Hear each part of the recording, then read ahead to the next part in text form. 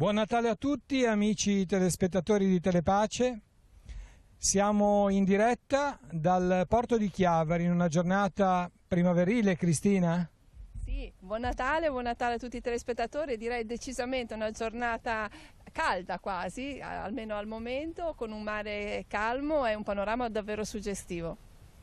Stiamo preparandoci a vivere il pomeriggio di Natale insieme con voi e come nostra tradizione, soprattutto per quelli che sono a casa da soli, per trascorrere il Natale insieme. In questo giorno di luce la liturgia cristiana ci ricorda che oggi è il giorno nel quale è sorta la luce vera, Cristo che illumina ogni uomo. E questa luce oggi la vediamo anche nel simbolo del sole, così radioso e splendente, e ci stiamo preparando a fare un pomeriggio diverso dagli altri anni perché saremo in trasferta sulla motovedetta della Guardia Costiera, la quale ci porterà nel Tigullio colpito dalla mareggiata, dalla furiosa mareggiata che si è abbattuta alla fine di ottobre qua nella parte occidentale del Tigullio. Ma mentre stiamo attendendo la motovedetta della Guardia Costiera abbiamo il nostromo del porto di Chiavari. Benvenuto Marco Zolezzi. Benvenuti a voi, buon Natale a tutti, sono il nostromo del porto, praticamente capo degli ormeggiatori. Noi tramite Marina Chiavari gestiamo gli ormeggi, i disormeggi delle imbarcazioni. Stiamo aspettando anche noi la motovedetta per le operazioni di imbarco vostre. Si lavora anche di Natale? Sempre, 365 giorni all'anno, 24 ore su 24, quindi per noi è lavoro e lo facciamo volentieri perché comunque ci piace anche farlo. Il turno di oggi com'è? Turno di oggi siamo 2 persone per turno, quindi 14-22, 22-06, poi c'è chi ha fatto la mattina, pomeriggio tranquillo, qualcuno a bordo ha mangiato, adesso magari sta riposando e ci aspettiamo un po' più di movimento verso il tardo pomeriggio. Perché il porto è una piccola porzione di città che ha una sua autonomia. Come funziona un porto come quello di Chiavari? Un porto, direi che Chiavari è l'eccellenza come porto perché comunque è integrato molto bene con la città. Chi viene dal mare in 10 minuti, come sapete, può raggiungere il centro storico e questo non è da tutti i porti. È molto fruibile anche a livello di trasporti, noi abbiamo utenti anziani soprattutto di Milano che ormai vengono in treno, quindi il connubio città, trasporti, divertimento, diciamo che Chiavari è fortemente agevolata. E offre dei servizi anche per chi è in questo caso diciamo residente temporaneamente nel porto? Soprattutto per esempio sulle piccole imbarcazioni fino a 6 metri noi abbiamo classici pensionati che magari insieme in coppia o 3 persone si organizzano con pesca e magari d'estate vanno a fare semplicemente il bagno, ma diciamo che l'utenza sui 6 metri è quasi totalmente chiavarese. Il giro che vi proponiamo quest'oggi e che potrete seguire attraverso le nostre immagini toccherà i luoghi maggiormente colpiti dalla mareggiata di fine ottobre. A Chiavari ci sono stati dei danni, cos'è accaduto in quel pomeriggio e notte? Chiavari fortunatamente non è stata colpita così come Rapallo, devo dire che le strutture di Chiavari sono strutture importanti, c'è una massicciata con dei tetrapodi, quindi comunque c'è una difesa a mare molto importante, però bisogna anche essere fortunati e quindi noi lo siamo stati. Eravamo qua tutti il turno di notte, qualcosa abbiamo fatto, abbiamo recuperato anche noi qualche marinaio che imprudentemente è rimasto a bordo malgrado le nostre indicazioni che doveva scendere, qualche ormeggio rotto, ma fortunatamente tutto abbastanza nella norma. C'è stata anche una casetta dei pescatori distrutta? Sono andate distrutte definitivamente, erano già state deteriorate nel dicembre dell'anno scorso e con questa che è stata la più devastante, io ho 22 anni che sono qua, non ho mai visto una cosa del genere, 11 metri d'onda, sono andate perse totalmente. E era qua quando è accaduto? Sì, eravamo. Come si è passato quel tempo lì? Come si è vissuto?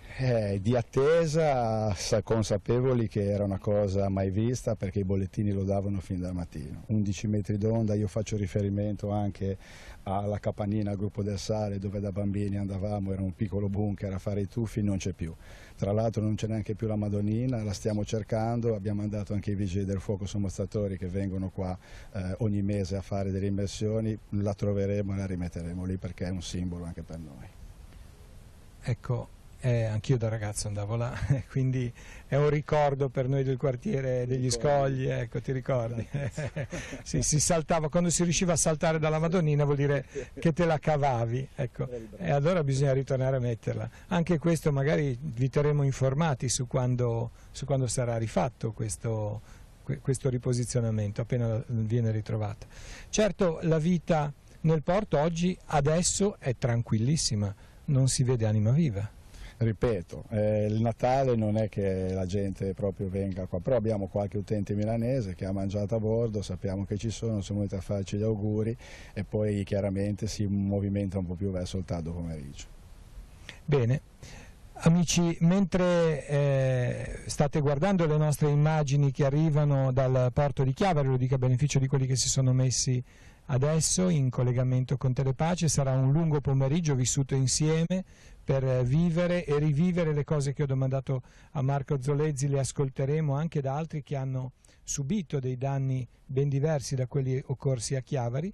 Adesso, nell'attesa che arrivi la pilotina della Guardia Costiera a qualche minuto di ritardo, chiedere alla regia se possiamo mandare la prima delle telefonate che abbiamo realizzato con i nostri amici in missione in giro per il mondo. Quindi Maurizio, penso che tu sia collegato, intanto ti saluto, buon Natale anche a te e a chi sta lavorando in televisione, e siamo pronti per poter fare una telefonata? Aspettiamo, il bello della diretta. Eccoci Don Fausto, mi senti? Don Fausto, Cristina, buongiorno, un saluto, eccolo. un saluto Scusa, a Maurizio, tutti, buon Natale. Ti ho preso un po' di sprovvista magari. Ma Grazie, no, tranquillo, eravamo qui che siamo in regia a controllare, insomma, che funzioni tutto, vi vediamo bene, sono belle immagini da fuori. Allora, cosa dici? Sia una bella giornata e insomma adesso aspettiamo quindi l'arrivo della motovedetta. Se sei d'accordo allora possiamo ascoltare la prima telefonica di Natale dalle missioni. Ed è l'occasione per sentire, questo è anche l'orario giusto, diciamo, come orario di chiamata, per ascoltare padre Mauro Armanino dal Niger. Gli abbiamo chiesto che anno è questo, un anno particolare vissuto con, come tutti sanno, con il rapimento di padre Pierluigi Maccalli, che è un confratello di padre Mauro, di cui non si hanno ancora notizie purtroppo. Però, sentiremo poi anche padre Mauro dirlo, ci sono tante altre persone che sono state rapite, almeno una cinquantina, forse persone che, come dire, non hanno alcuna importanza, sono persone nigerine, contadini, che però sono stati rapite anche loro, quindi sono tante persone che in questo momento sicuramente stanno vivendo un Natale difficile. Allora chiedo a Paolo di farci ascoltare le parole di padre Mauro dalla capitale del Niger, da Niamey. Padre Mauro, qual è la situazione attuale in Niger? Come è stato questo 2018 soprattutto, che ha visto la brutta notizia anche del rapimento di padre Maccalli, e come state vivendo dunque questo periodo di Natale? Viviamo il periodo di Natale come l'hanno vissuto all'epoca del Natale originario, e cioè sotto una dominazione. La dominazione non è quella romana, ma è quella dell'impero comunque, che si manifesta in vari modi. C'è l'impero economico, l'impero ideologico e anche l'impero del male, che in parte si rivela anche, ma non solo, attraverso i rapimenti.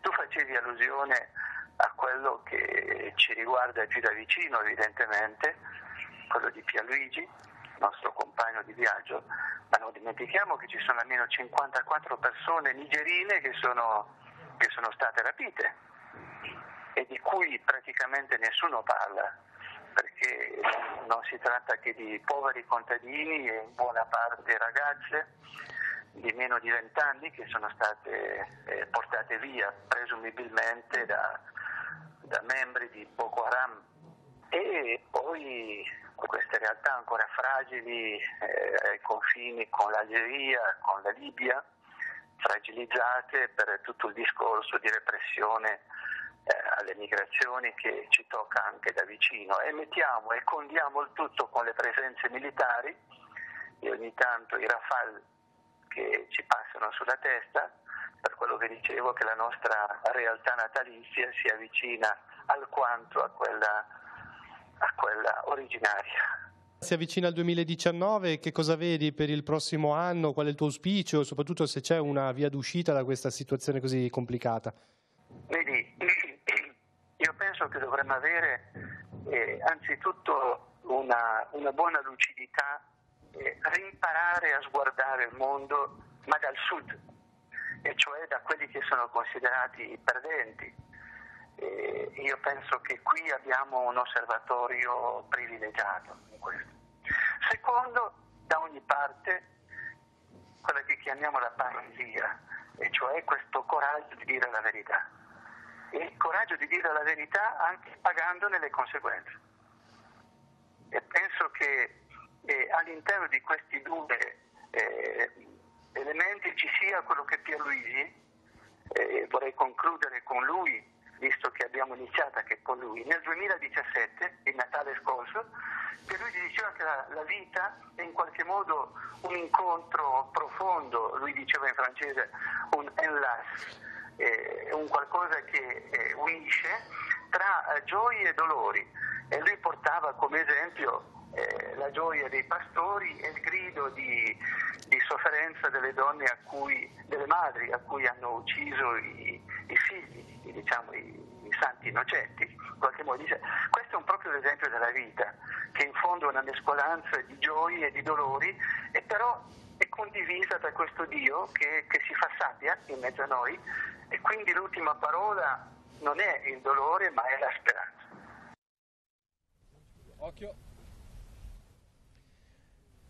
Grazie a Padre Mauro. Il Niger è uno dei paesi di frontiera per l'immigrazione, da dove partono molte delle persone che poi si fermano, attualmente si fermano in Libia nella speranza poi di partire per l'Europa, per un paese dove offrire la speranza per i figli, per un futuro diverso. E vi terremo aggiornati ancora sulla situazione del Niger, in modo particolare per il fatto che Padre Mauro ci dà la possibilità di avere, come abbiamo sentito ora, notizie di prima mano, non filtrate dal mainstream abituale, che purtroppo fa tanto filtro alla verità dei fatti.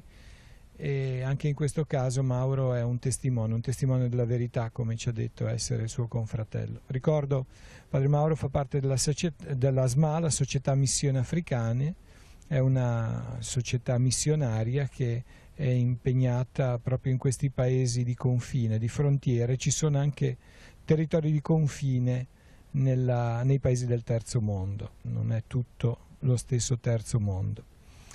Ritorniamo con il collegamento qua dal porto di Chiavari, siamo in attesa della motovedetta, intanto vediamo il mare che sembra essere in buone condizioni. Chiediamo a Marco, com'è il mare oggi? Ottimo, per essere Natale penso che sia uno dei più bei Natali a livello di mare che ci siano mai stati. Il sole è anche caldo, finché c'è sole si sta anche bene, poi quando magari va giù il sole bisogna coprirsi. E il mare oggi è buono anche per pescare? Sì, è buono anche per pescare. È uscito qualcuno? No, oggi no. Chi doveva fare il pranzo e prendere i pesci ci è andato ieri. Cosa si pesca in questo tempo? Ma comunque è il tempo anche delle seppie, comunque branzini, saraghi, dipende uno che tipo di scelta vuol fare, però è ancora un mare abbastanza pescoso il nostro.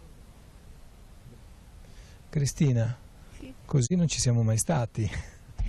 No, quando veniamo qua di solito è perché c'è qualche evento atmosferico o qualche situazione così, un po' di pericolo. Tra l'altro siamo proprio di fronte alla torretta dove un tempo c'era la sede di Navi Meteo e dove ci trovavamo la sera del 2014, l'11 novembre 2014, quando poi ci fu quel grande temporale che provocò i danni, gli eventi alluvionali che colpirono pesantemente anche qua a Chiavari. Chiavari. Tra l'altro adesso anche Navimeteo è qua alle nostre spalle, ha cambiato sede, però insomma prosegue la sua attività. Sì, ha cambiato sede, ma ritornerà anche nella Torretta perché è un'eccellenza che abbiamo, conoscete bene Meggiorin e la sua professionalità, fanno anche le previsioni del tempo a livello locale su TG3, quindi siamo onorati di averlo, è un servizio in più che comunque danno anche agli utenti del porto. Ecco, la struttura del porto quindi si articola anche di tanti servizi. Qua davanti a noi abbiamo anche il distributore, per esempio, perché ogni tanto bisogna fare anche carburante. Sì, purtroppo come vedete è stato inaugurato l'estate scorsa, ma l'ultima mareggiata l'ha in parte divelto, però è un altro servizio che il porto di Chiavari dà e sicuramente è una cosa che fa piacere perché oltre a Lavagna e adesso purtroppo Rapallo non c'è più, c'è anche Chiavari come distributore. E qui alle nostre spalle c'è anche la piattaforma dove in caso di necessità atterrano gli elicotteri. Sì, è una piattaforma che viene usata solo in caso di necessità, hai detto bene, abbiamo il costante contatto con i vigili del fuoco per pronto intervento in caso sanitario. In quanti siete in Marina Chiavari a lavorare, a collaborare?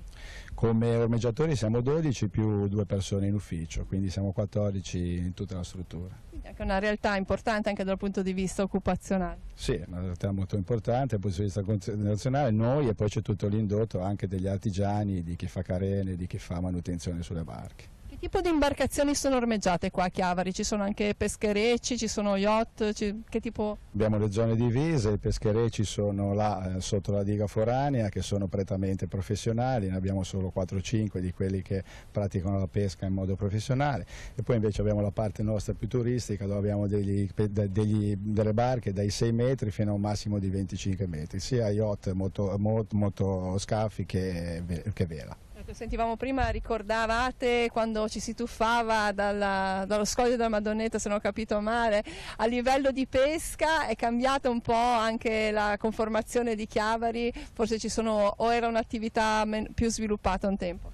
No, era sicuramente come altre attività più sviluppata, ora forse in mare c'è un po' meno pesce, anche se devo dire che qua quando tornano i pescherecci sono abbastanza carichi, quindi comunque e c'è anche più un hobby come dicevo che la pesca sui 6 metri così, anche il classico pensionato va a buttare un palamito per divertimento. Peraltro parlando di pesca mi viene in mente che proprio in occasione della mareggiata c'è stato un pesante danneggiamento alla struttura di maricoltura qua proprio davanti allo specchio acqua di Lavagna.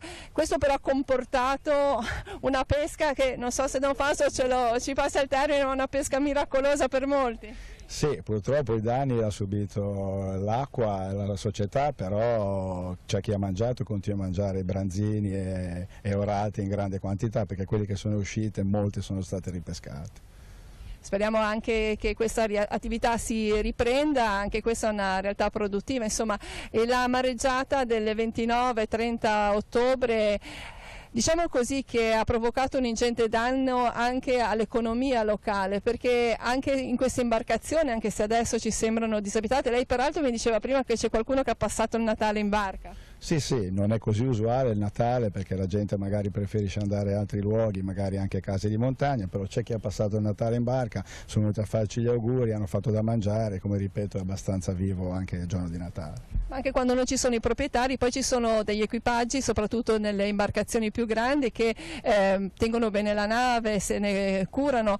Anche proprio in occasione della mareggiata stessa, molti erano a bordo per cercare di salvare quello che si poteva salvare. Sì, noi tra l'altro abbiamo fatto un intervento forse più pericoloso su quel veliero d'epoca dove il marinaio, anche se era stato avvertito al mattino, non ha voluto lasciare assolutamente la barca perché ha detto che non se lo può permettere. Poi col protrarsi del peggioramento a l'1 di notte ci ha chiamato e ci ha pregato di andarla a prendere, siamo andati mettendo anche a rischio la nostra vita, però chiaramente una richiesta di soccorso non si rifiuta mai. Però succede anche questo, che poi chi fa il marinaio sulla barca la sente viva, la sente sua e quindi prima di mollarla ci pensa 10 volte. Come siete riusciti a raggiungere l'imbarcazione e a trarlo in salvo?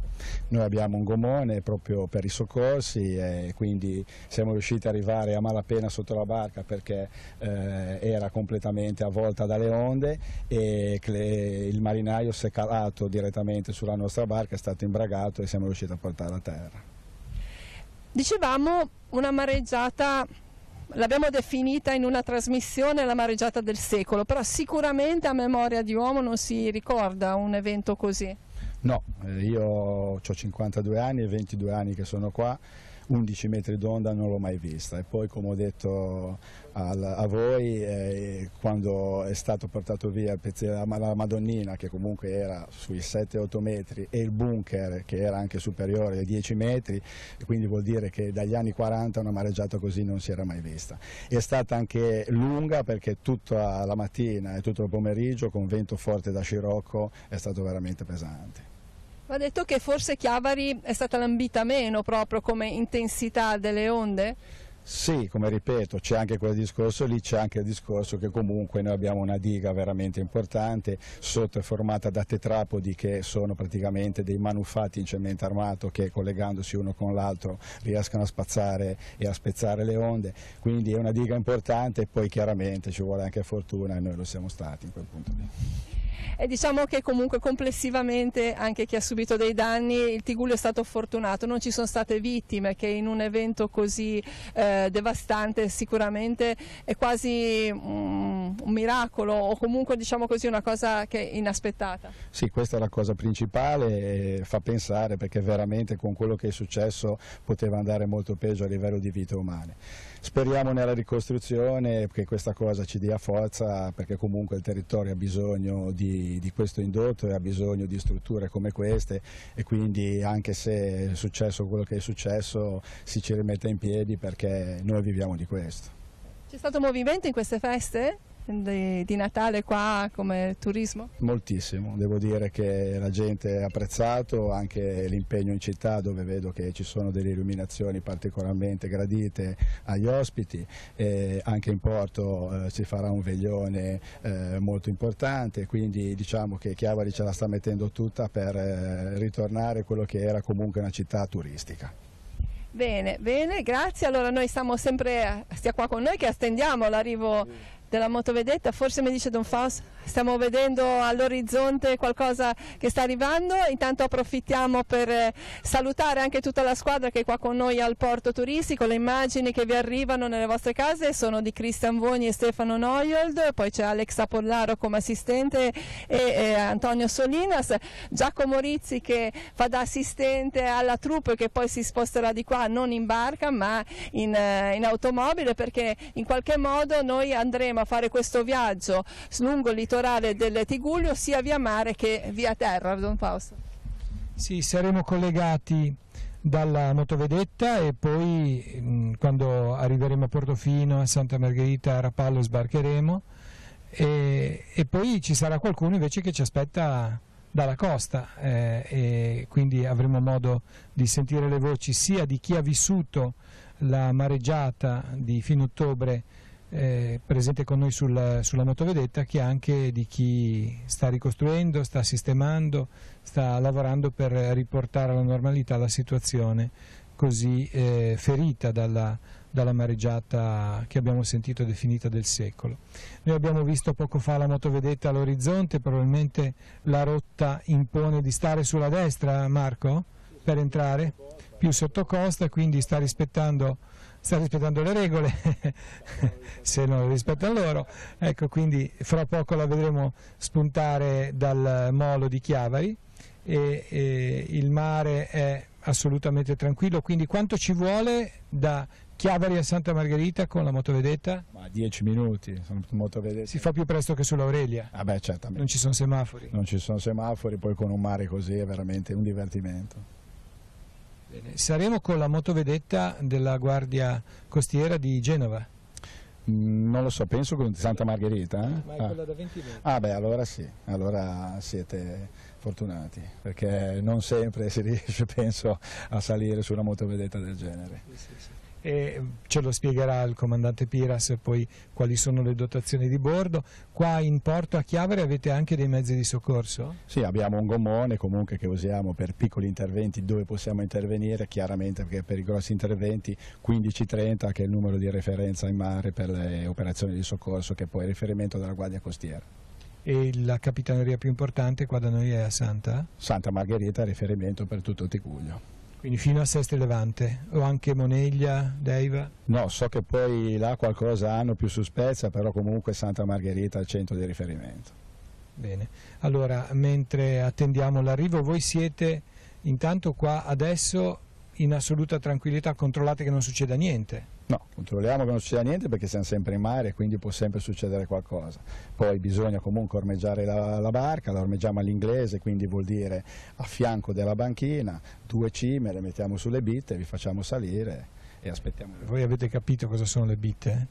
Beh, le bitte sono quelle cose lì dove si legano le barche, si ormeggiano, ma io dico si legano così ci capiamo. Allora, attendiamo che arrivi la motovedetta che dovrebbe spuntare. Stefano, è sparita dallo schermo? Non si vede ancora. Non si vede? Troppo lungo costa. È troppo lungo costa. Nel percorso, nel mare, ci sono delle vie segnate, ci sono come delle rotte come quelle degli aerei, oppure uno può regolarsi come meglio crede? Ma ora, ci sono certamente delle rotte dove le navi, diciamo, professionali da crociera le seguono, poi invece a livello locale con la piccola barca sta sempre a buon senso mantenere la destra e rispettare comunque chi fa il bagno, una boa di segnalazione per non creare problemi. Bene, ci raccontavi del centro meteo, navi meteo che verrà riposizionato sulla torretta. Sì, verrà riposizionato perché è la loro sede naturale, perché mi dispiace che non potete magari venire, una volta faremo una trasmissione sopra, è veramente un ponte di comando di una barca, come essere in mezzo al mare. Abbiamo una visione completa da Portofino a Sestri Levante, Punta Manara, e quindi è anche una collocazione per loro molto importante a livello visivo. La dotazione è una dotazione anche per tenere in sicurezza le barche che sono qua presenti?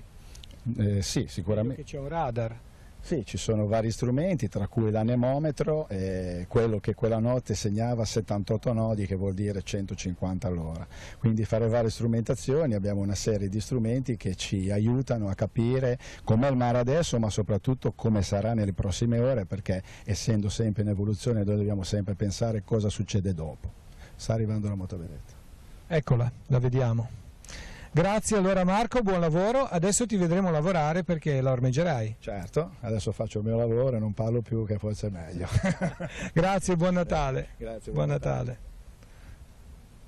Ecco, vediamo che sta avvicinandosi la motovedetta, vedremo poi il nome, ogni barca ha il suo nome. Sta avvicinandosi a velocità prescritta, un tempo ricordo c'era scritto ecco sì, vediamo la scritta, probabilmente c'è il limite di velocità scritto sul muro di protezione. Ecco, seguiamo, lascio il microfono a Cristina. Cristina, ci fai da cronista per questo attracco? Beh, insomma, ho fatto tante cronache in vita mia, ma forse l'arrivo di una motovedetta mi mancava. Comunque stiamo vedendo l'arrivo della motovedetta che, come abbiamo ascoltato, è la motovedetta che arriva dalla Capitaneria di Porto di Genova, 20 metri di lunghezza, quindi diciamo così possiamo considerarla l'ammiraglia forse della flotta della Guardia Costiera, e sta viaggiando alla velocità di 3 nodi perché è la velocità indicata proprio lungo la diga del porto, quella con la quale le imbarcazioni devono viaggiare per entrare in sicurezza all'interno della struttura portuale. Aspettiamo, ecco, vediamo che c'è già una certa mobilitazione anche a bordo della motovedetta proprio per ancorare l'imbarcazione qua al molo di Chiavari. Intanto si prepara anche il personale da terra per agganciare, per l'aggancio, e intravediamo già il comandante della Capitaneria di Porto di Santa Margherita Ligure, che sarà con noi per tutto il pomeriggio, Antonello Piras. Ecco, vediamo la manovra che sta compiendo in questo momento, la virata, immagino che si dica. Ora i termini tecnici non sono così consueti, però vediamo che stanno raggiungendo il molo. Vediamo il momento dell'attracco e poi sarà anche interessante vedere il momento in cui saliremo a bordo con tutta la nostra strumentazione. Salutiamo il comandante e ci avviciniamo alla motovedetta. Per chi si fosse messo all'ascolto solo adesso, siamo in diretta, nella diretta consueta del Natale con noi. Come vedete non siamo nello studio, ma siamo al porto di Chiavari. È arrivata ora la motovedetta della Guardia Costiera, sulla quale viaggeremo per tutto il pomeriggio per documentare un Natale visto dal mare, un Natale che ci porterà in prima battuta a Portofino e poi a Santa Margherita Ligure, Rapallo, toccheremo tutto il Tigullio occidentale e poi raggiungeremo Sesti Levanti. Ora vediamo la salita a bordo di Don Fausto. Adesso, siccome dovrei salire anch'io, direi, se Maurizio riesce a prendere la linea da studio nel frangente della salita a bordo, noi ci sistemiamo all'interno della motovedetta della Guardia Costiera, poi richiamiamo subito la linea non appena siamo a posto, siamo in grado comunque di comunicarvi. Attendo indicazioni dallo studio. Sì, mi senti, Cristina?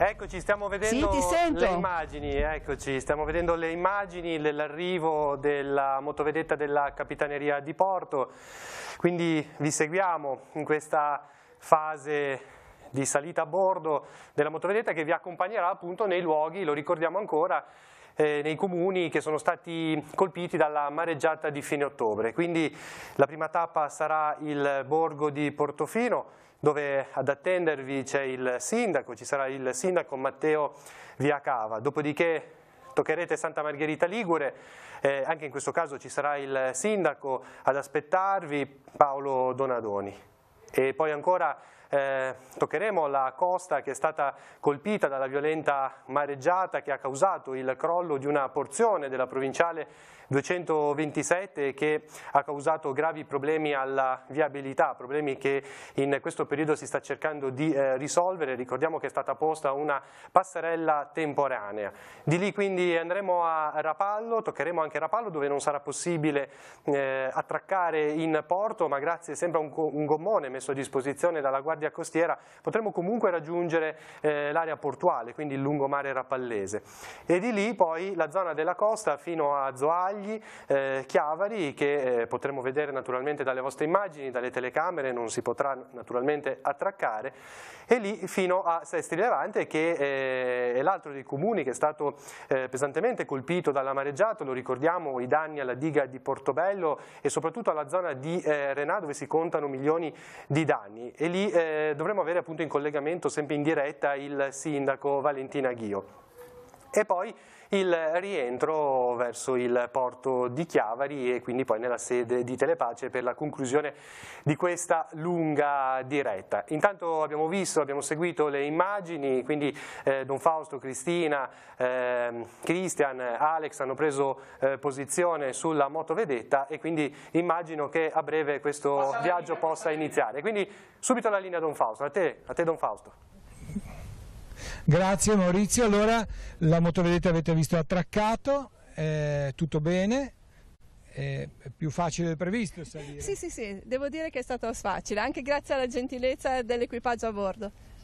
Allora, adesso incontriamo il comandante Antonello Piras. Buon Natale, comandante. Buongiorno e buon Natale anche a voi e benvenuti a bordo. Allora, grazie intanto, glielo dico a nome di tutti i nostri telespettatori, di questa opportunità che ci è offerta di vedere il Tigullio e quello che è stato colpito del Tigullio da un punto di vista assolutamente unico. Ma credo che l'opportunità sia reciproca, perché sarà sicuramente un modo per trascorrere insieme un momento nel quale ricordare appunto ciò che è successo, ma soprattutto quello che è stato fatto, e quindi vedere anche il grande cambiamento rispetto alla notte tra il 29 e il 30 ottobre. C'è stata anche una mobilitazione di solidarietà Assolutamente sì, diciamo che è stata un'attività intensa, una macchina oserei dire che si è messa in moto nell'immediatezza, di cui la Guardia Costiera ovviamente ha fatto parte. Penso ad esempio ora la prima tappa sarà il porto di Portofino, proprio con questa motovedetta abbiamo garantito tutti i collegamenti di emergenza nella prima giornata e poi successivamente è stata avvicendata con un'altra motovedetta che appunto è stata ridislocata dal comando generale proveniente da Civitavecchia, che ha consentito tra le varie cose il trasferimento quotidiano dei bimbi residenti a Portofino ma che frequentano le scuole a Santa Margherita Ligure. Quindi invece che prendere l'autobus prendono la barca. Esatto, è stata un'esperienza differente, tra l'altro devo dire molto apprezzata, tant'è vero che nella navigazione successiva già dal secondo giorno abbiamo avuto diversi doni che custodiamo gelosamente, cioè tanti disegni di loro appunto che si trovano a bordo della vedetta, e mi ricordo ancora proprio la prima navigazione, la prima mattina, qualcuno arrivati a Santa Margherita Ligure mi ha chiesto se c'era la possibilità di proseguire la navigazione. Magari saltando la scuola. Assolutamente. Bene, magari ci uscirà qualche marinaio da questa esperienza. Ma chissà, io ho visto che da parte loro sicuramente c'è stata una grande attenzione, grande entusiasmo, e credo che sia stato anche un modo per conoscere la Guardia Costiera da un altro punto di vista, non quello diciamo tra virgolette terrestre, con la prospettiva terrestre, ma proprio dal bordo, quindi avere la possibilità di vivere la nostra unità, ma soprattutto l'entusiasmo dei nostri equipaggi dall'interno, e credo sia un qualcosa non facile da provare tutti i giorni. Insomma. Bene comandante, adesso noi stiamo facendo credo le procedure di partenza. Come funzionano queste cose? Ci spieghi per noi profani come si fa? In questo momento l'equipaggio sta provvedendo al disormeggio dell'unità, ci troviamo all'interno del porto di Chiavari, stanno facendo le ultime verifiche e dopodiché appunto verranno sciolte le cime che ci tengono praticamente ormeggiati alla banchina, e a questo punto a lento moto attraverseremo il canale di ingresso e uscita dal porto per poi raggiungere la destinazione di Portofino.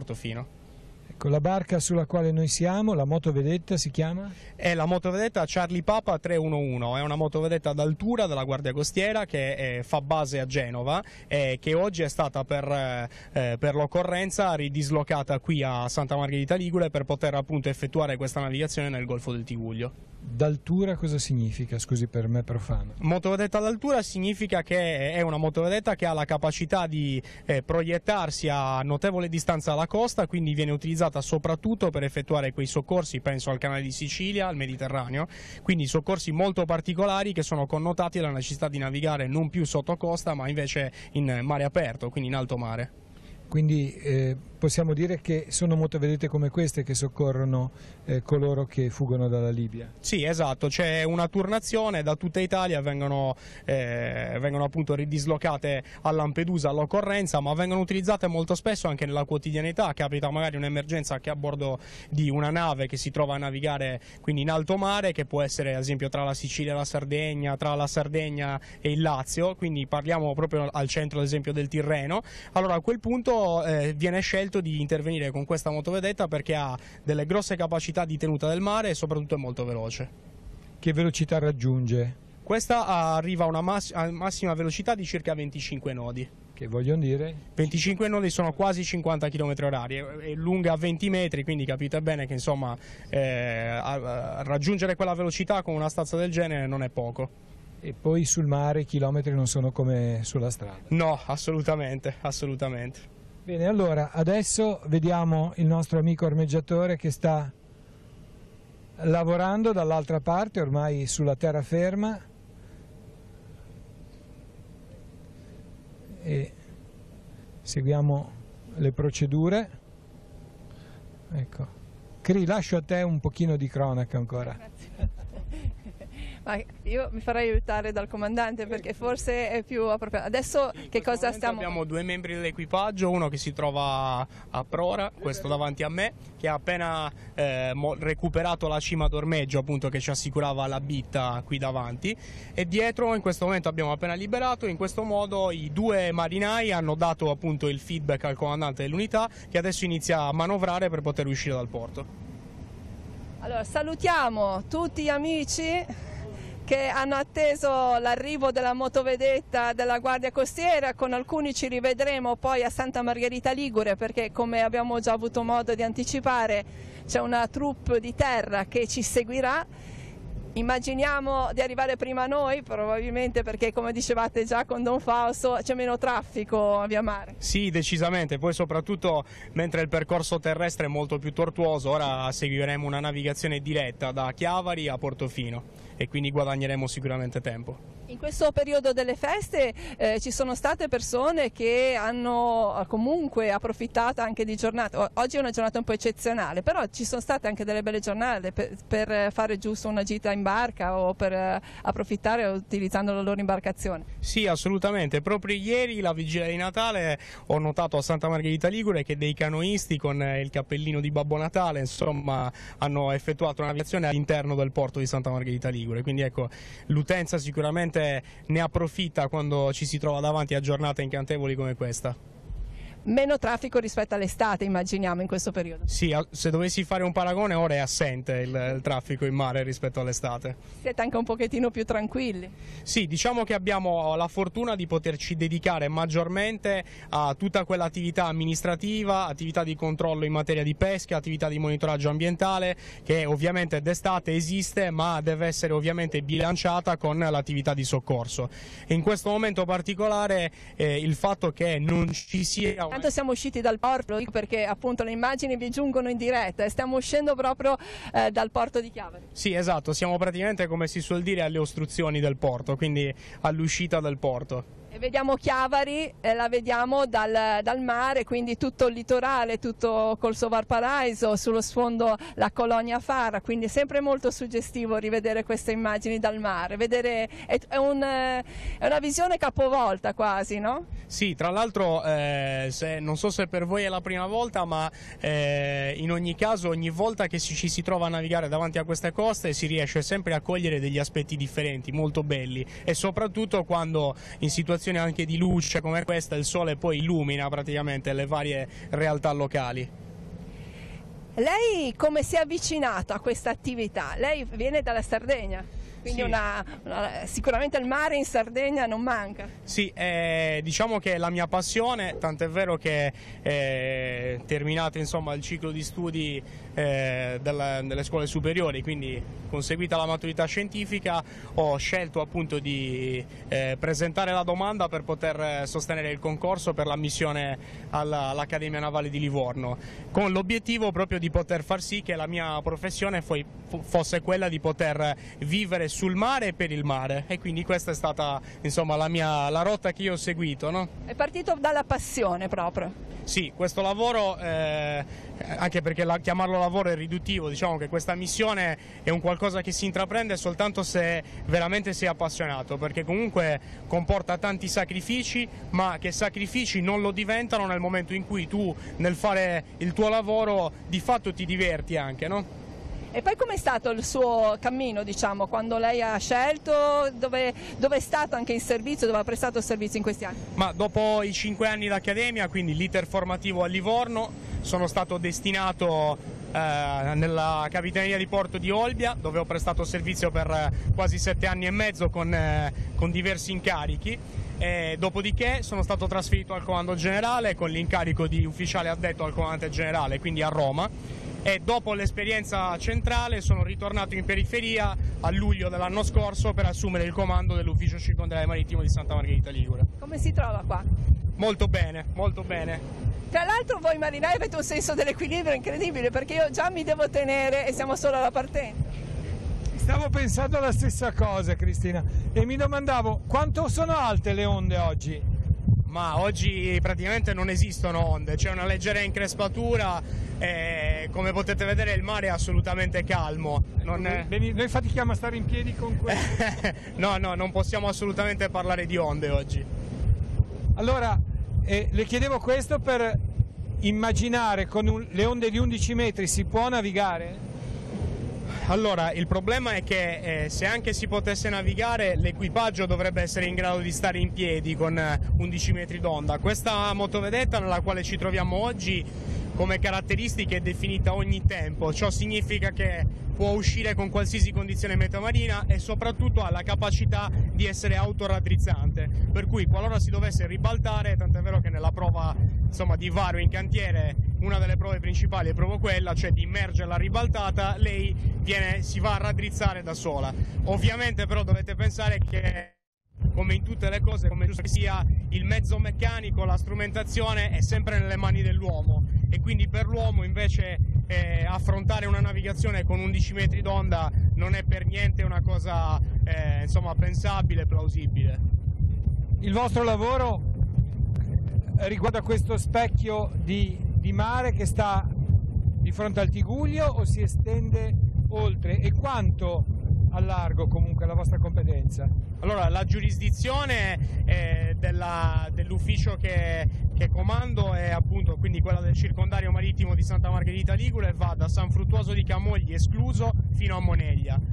Poi però invece per quanto riguarda la proiezione, insomma, che si può avere in termini di distanza dalla costa, quella è differente, perché dipende dal comando che poi ha la competenza a coordinare il soccorso. Diciamo che, come sapete, abbiamo il limite delle acque territoriali delle 12 miglia, e quindi se si dovesse verificare un soccorso, ovviamente la Guardia Costiera è organizzata in maniera tale da impiegare mezzi che siano funzionali a svolgere il tipo di quel soccorso in base alla distanza dalla costa stessa. Adesso a che velocità stiamo andando? Ora dovremmo essere intorno ai 18 nodi.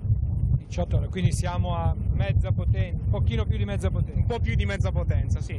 Ecco, ai nostri telespettatori vorrei restituire la sensazione di bellezza che stiamo vivendo qua davanti al Tiguglio Rocks. Ormai siamo, quindi fra Chiavari e Zoagli, il vento nei capelli è una sensazione bellissima, il mare è incantevole, c'è un sole splendido, e poi il senso di libertà che si avverte in mare. Mi ha anticipato, stavo per dire proprio questo, che è una delle caratteristiche proprie del mare, di chi ha il privilegio e la fortuna di vivere in zone costiere, è proprio quello, no? Di avere la possibilità di poter godere non soltanto del paesaggio montuoso, ma anche di quello marino, che poi dà quel senso di apertura e di unione e di grande libertà, ovviamente vista l'immensità del mare. C'è un orizzonte che si allarga costantemente, vediamo, forse la nostra telecamera può seguire, noi vediamo oltre la punta di Sestri Levante, cosa si intravede lontano? Beh, dall'altra parte, dopo Moneglia, come dicevo prima, entriamo nel compartimento marittimo di La Spezia, e quindi abbiamo tutta la costa spezzina e toscana proseguendo. Oggi si vedeva anche lontanamente la costa francese. Sì, perché oggi, come dicevo prima, siamo in una condizione ottimale, nel senso che oltre ad avere assenza di vento, quindi il mare è assolutamente calmo, quello che vedete è soltanto una leggera increspatura, la cosiddetta termica, cioè durante da mezzogiorno in poi solitamente si alza una leggera brezza che fa sì che ci sia questa sorta di increspatura, e poi il mare va a ricalmarsi completamente. Abbiamo anche una condizione ottima di visibilità, perché le giornate precedenti hanno fatto sì che le nuvole siano state spazzate via, e anche il clima piuttosto favorevole fa sì che non ci siano escursioni termiche, quindi la presenza, insomma, di nebbia che poi va a diminuire la visibilità. Il mare, nel punto in cui siamo, che profondità all'incirca? In questo momento dovremmo vedere nella strumentazione di bordo, però se non sbaglio qua siamo intorno ai 40-50 metri. Non particolarmente profondo? No, non particolarmente. Il Tiguglio quanto arriva di profondità? Beh, il Tiguglio è, diciamo che il mare ligure in generale è caratterizzato da grosse profondità. Basti pensare che basta allontanarsi già di poco dalla costa per poter già avere delle profondità importanti, quindi superiamo poi come massimi superiamo i 100 metri. Pensiamo poi a diverse zone nelle quali abbiamo diversi relitti che poi sono anche oggetto di attenzione da parte dei diving, penso alla Haven, insomma, quindi abbiamo diverse zone dove la profondità è molto elevata rispetto, ad esempio, volendo fare un paragone al mare Adriatico, questo mare è caratterizzato invece da dei fondali molto profondi. Stiamo andando a Portofino. A Portofino voi avete svolto un'operazione di soccorso il giorno successivo alla mareggiata. Sì, allora Portofino è una delle realtà che ricadono nella giurisdizione del circondario di Santa Margherita Ligure, che è stata colpita più sotto il profilo della protezione civile, nel senso che non sono stati molto ingenti i danni alle strutture portuali, ma ha subito tantissimo l'isolamento a seguito del crollo della strada principale, della strada provinciale 227 che la collega a Santa Margherita e quindi a Rapallo. Quindi questo ha comportato che cosa? Che già dalle prime ore del giorno 30 è stato necessario, tra l'altro proprio con questa motovedetta, intervenire per consentire innanzitutto i collegamenti di emergenza, quindi trasporto di viveri, generi di conforto, ma soprattutto fare in modo che anche i turisti che erano presenti lì potessero poi raggiungere la propria destinazione attraverso il treno, la nave o l'aereo che avevano magari già prenotato al termine delle proprie vacanze. Quindi di fatto c'è stata una grossa attività molto impegnativa, che è servita anche a far sì che gli stessi tecnici, penso all'Enel, Italgas, che poi dovevano effettuare i sopralluoghi funzionali a ripristinare le principali utenze che erano state interrotte, i trasferimenti sono avvenuti con questi mezzi. Anche i volontari della protezione civile, diciamo venuti un po' dappertutto dal nord Italia, abbiamo fatto diversi viaggi con questa motovedetta trasportando anche i mezzi meccanici necessari per poter poi intervenire e quindi prestare soccorso alla popolazione, liberando magari i locali che erano stati invasi da detriti trasportati dal mare. Il Portofino, per la conformazione propria del porto, è rimasto protetto sostanzialmente? Sì, diciamo di sì, diciamo che le strutture portuali hanno retto bene. Di fatto la direzione del mare e del vento sud-sud-est investivano direttamente Santa Margherita e Rapallo, mentre invece Portofino, che ha un po' questa sua insenatura naturale, è rimasta protetta. Però, come avete visto, prima dell'insenatura abbiamo appunto la costa, che invece si affaccia proprio sulla direzione dalla quale proveniva il mare, e quindi l'impeto della mareggiata. Abbiamo avuto il crollo appunto della sede stradale. Allora ci avviciniamo proprio al bordo della motovedetta per vedere il borgo di Portofino che la nostra telecamera sta inquadrando. Dobbiamo immaginare che il mare arrivasse proprio dalla direzione da cui stiamo provenendo noi. Esattamente, la direzione era proprio quella, per cui ha investito frontalmente tutto il tratto di costa che conduce a Portofino, e Portofino stessa invece, come dicevo, è stata protetta un po' da questo promontorio. Quindi parliamo dopo l'insenatura della baia di Paraggi, che è questa che abbiamo proprio ora davanti a noi.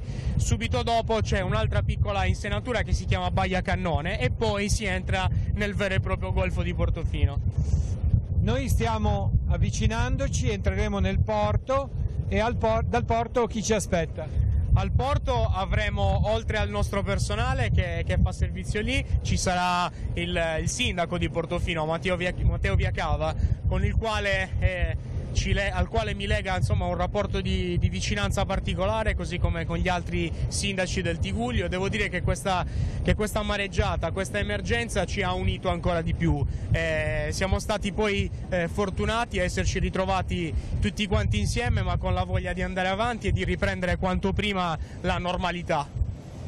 Questa è una delle cose belle della gente ligure: nella difficoltà nascono le amicizie. Assolutamente sì, infatti devo dire che sebbene sia qua poco tempo, perché come dicevo prima ho assunto il comando il 28 luglio del 2017, non nascondo il fatto di sentirmi parte di questo territorio e parte di questo popolo straordinario che in silenzio, senza fare troppo clamore, già dalla mattina del 30 era pronto a riprendersi in mano la propria vita, la propria attività lavorativa, la propria quotidianità. Siamo intanto in avvicinamento a Portofino, vediamo sulla nostra sinistra il Castello Brown e gli scorci di Portofino che normalmente da terra non si vedono. Ecco, vediamo delle piccole cale che sono rimaste protette, abbastanza protette, e abbiamo la velocità, questa è la velocità d'ingresso. Sì, esattamente, ogni qualvolta, come abbiamo fatto prima all'atto dell'uscita dal porto di Chiavari, ogni qualvolta ci si avvicina in acque cosiddette ristrette, quindi come quelle portuali, è sempre fondamentale procedere a bassissima velocità, quindi la velocità è essenziale per poter poi manovrare, proprio per evitare che già la stessa navigazione crei del moto ondoso che sia pericoloso per gli altri utenti che si trovano in prossimità. Allora, possiamo ipotizzare che guardando la costa, ecco, chiedo al nostro regista, al nostro cameraman se può inquadrare sulla nostra destra, l'acqua, le onde, tanto per dargli l'idea, arrivavano oltre la strada. Assolutamente sì, la sede stradale è stata praticamente aggredita dall'impeto delle onde, tant'è vero che poi lo vedremo nella navigazione di trasferimento da Portofino a Santa Margherita Ligure, ha di fatto strappato via, come se avesse mangiato il manto stradale stesso, proprio perché arrivava con tutta la sua forza la mareggiata a quell'altezza. Vedremo poi le conseguenze anche a Capo Nord e al Covo di Nord-Est di tutto quello che è stato devastato, di quanto non esiste più. Assolutamente, vedremo appunto che la prospettiva dal mare dà una visione differente, molto più ampia del fenomeno, così come si è abbattuto quella notte tra il 29 e il 30 ottobre. Abbiamo la chiesa di San Giorgio che è dinanzi a noi, qua sopra il porto, e anche qua a Portofino dobbiamo dire che non c'è gran vita oggi. No, oggi immagino sia una giornata nella quale ognuno stia trascorrendo felicemente il Natale con le proprie famiglie, però ripeto, devo dire che Portofino si è già rialzata, anzi oserei dire che non si è mai fermata, perché ho visto nei giorni scorsi anche a bordo dei traghetti che poi viaggiano per collegare Portofino stessa con Santa Margherita Ligure, ho visto diverse persone appunto salire a bordo per venire a visitare Portofino. Questa è la sede della Guardia Costiera di Portofino, qua sulla nostra destra. Sì, esattamente, questa è la sede dell'ufficio locale marittimo di Portofino, adesso ad accoglierci ci sarà il sottufficiale che appunto presta servizio qui, come vedete è proprio all'ingresso del porto e quella notte anche la nostra sede è stata assolutamente nel piano terra invasa dalle onde. Sì, vediamo che è stato strappato l'intonaco. Sì, assolutamente, ha aggredito la parte esterna, tra l'altro arrecando anche diversi danni agli infissi, motivo per cui si sono create delle vie d'acqua. Ci sono ancora i segni della mareggiata e i negozi che sono chiusi alla belle meglio per riuscire a rimettere a posto qualche portone divelto. Sì, i titolari degli esercizi commerciali hanno di fatto apposto appunto delle protezioni di fortuna proprio per sostituire poi gli infissi che sono stati divelti dalla mareggiata e creare quindi una sorta di protezione del proprio locale. Ecco, vediamo sulla piazzetta di Portofino, la piazzetta più famosa del Tigullio, la stella di Natale. Questo è l'albero, questo segno di speranza comunque che i portofinesi hanno voluto subito ergere e accendere. Sì, l'8 dicembre ho avuto la fortuna e il privilegio di essere qui presente all'atto dell'accensione dell'albero con Don Alessandro, c'erano tanti bimbi che poi hanno intonato delle canzoni natalizie, è stato un po' il simbolo dell'illuminazione, della riaccensione di questo bellissimo territorio. Vediamo anche un'ambulanza che è stata portata qua per garantire un presidio sanitario. Sì, questa è un'altra delle attività che sono state poste in essere nell'immediatezza, nel senso che inizialmente i turni di reperibilità, di presidio del personale medico del 118, gli avvicendamenti avvenivano attraverso il trasferimento con le nostre vedette, e dopodiché grazie a una grande disponibilità anche della Regione Liguria, dell'assessorato alla sanità, è stata imbarcata questa ambulanza sul traghetto che poi è lo stesso che garantiva l'approvvigionamento dell'energia, del gas in particolar modo. È stata appunto trasferita qui un'autoambulanza in maniera tale da far sì che al verificarsi di un'emergenza, magari per un residente di Portofino che magari non sta proprio sulla calata del porto, possa essere tempestivamente trasferito in banchina e molto spesso con i nostri mezzi, come già accaduto, essere poi sbarcato a Santa Margherita Ligure per essere poi trasferito al pronto soccorso. Bene, adesso abbiamo il momento dell'attracco, vedo il sindaco che è venuto ad accoglierci. Buon Natale signor sindaco. E stiamo aspettando che avvenga la procedura di ormeggio. L'abbiamo vista dall'altra parte quando eravamo a Chiavari, adesso la viviamo da sopra. Perfetto,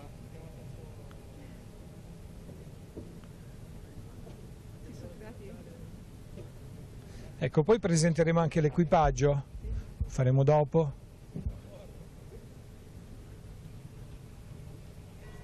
Ecco, abbiamo intanto, potete vedere le immagini dell'arrivo dell'ambulanza a Portofino, la nostra regia ha inviato prontamente quanto abbiamo registrato.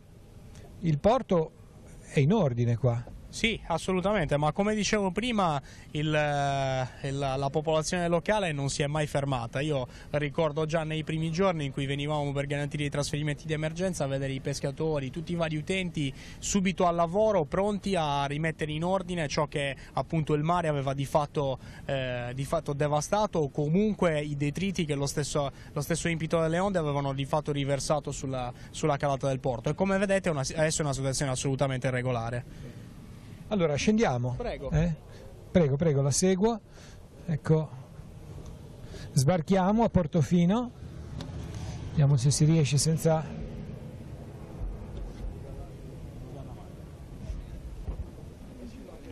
Ecco, grazie. Signor Sindaco, buon Natale. Benvenuto. Benvenuto. Grazie, benvenuti noi. Allora, siamo arrivati in pochissimo tempo senza passerella. Via Mare è la via più rapida, però la passerella è sempre affascinante. È affascinante e aspettiamo che venga sostituita al più presto. Sì, sicuramente al più presto. Poi ci sarà la strada di nuovo, verrà ripristinata la strada 227 che collegherà di nuovo come prima Portofino con Santa Margherita. Com'è il Natale di quest'anno qua da voi? Devo dire la verità che dopo il mese che abbiamo passato, il mese e mezzo, 2 mesi, oggi è una giornata magnifica, è un bel Natale. Siamo tutti sereni, tranquilli, perché comunque sia chi doveva venire a Portofino, sia chi da Portofino doveva andare a raggiungere l'altra parte delle famiglie a Santa Margherita, Rapallo, hanno avuto la possibilità con la passerella che abbiamo inaugurato proprio in questi giorni di poter andare a festeggiare in serenità con le famiglie il Natale. Poi ieri sera abbiamo fatto una bellissima fiaccolata che veramente ci ha fatto entusiasmare, fare una vigilia di Natale, la messa di Natale qua con Don Giosso è stata veramente una cosa incredibile, con un'affluenza di pubblico impensabile, veramente è stata una serata emozionante che siamo rimasti molto contenti e soddisfatti delle emozioni che ci ha regalato la piazzetta, la messa della mezzanotte con la nascita del bambino, il bacio del bambino, che è stata una serata meravigliosa. Si può dire che questo vi ha fatto riscoprire di più come comunità? Assolutamente sì, adesso io poi sentivo un pochettino anche, il primo mese è stato duro perché eravamo io sempre di corsa, tutti a lavorare, a cercare di creare e eliminare tutte le problematiche, però poi sentendo le persone adesso, che ieri sera in fiaccolata dicevano comunque ha creato un pochettino poi di aggregazione, cioè anche i trasferimenti con i battelli sulle navette, le persone sono state insieme, hanno parlato, si sono riscoperti ancora più uniti di quello che era, perché poi qua a Portofino, come penso in tutto il mondo, adesso ci sono le simpatie e le antipatie, poi nei momenti di grande difficoltà le persone si uniscono e tutti insieme si fa squadra per uscire dall'emergenza. Io devo dire la verità che in questo periodo, subito dopo la grande mareggiata, col crollo della strada, che per noi era quello che tutti non volevamo mai vedere, ecco, il crollo dell'unica strada che porta a Portofino. C'è stata una grande collaborazione, da in primis la Capitaneria che l'indomani mattina era qua a farci servizio, cioè ci hanno fatto sentire veramente, eravamo isolati ma non soli. Una grande presenza, una grande vicinanza da parte di tutti e c'è stata una grande collaborazione poi anche delle persone di Portofino, ecco, veramente è stato un periodo duro ma ne stiamo uscendo bene e il Natale comunque già con l'accensione dell'albero ieri sera ha portato veramente nel nostro cuore una grande serenità, siamo più tranquilli, più rilassati, finalmente anch'io dormo sereno la notte, che non è una cosa da poco, ecco. Cristina, tu hai vissuto dall'altra parte, da giornalista, la vicenda, e allora lascio a te il microfono per ripercorrere un pochino quello che è accaduto in quelle ore qua. Intanto direi un sentimento anche di grande incredulità. Noi stessi la mattina successiva, quando ci siamo svegliati, abbiamo cominciato a vedere le foto che giravano, era veramente, non si pensava a un evento così drammatico. Sì, è stato un evento veramente drammatico. Io quella sera eravamo qua nel porto, che c'era la furia del mare, contattori che prendevano fuoco, onde pazzesche che arrivavano in piazzetta. E poi sono andato all'1:30 perché un po' nella testa l'avevo, un po' di paura. Sono arrivato a Paraggi, da Paraggi poi siamo arrivati verso il castello di Paraggi e a un certo punto abbiamo visto una crepa nell'asfalto. Sono sceso dalla macchina, siamo andati lì a controllare, purtroppo c'era già un primo buco. Poi non ci siamo andati oltre, l'abbiamo visto all'indomani mattina alle 6. Va detto che lei col sindaco anche di Santa Margherita Ligure precauzionalmente avevate chiuso la strada nel pomeriggio, è stata veramente una profezia, perché visto anche quello che è successo dopo. Sì, veramente, col senno di poi abbiamo preso questa decisione insieme all'amico Donadoni, che è una bravissima persona, una grande persona.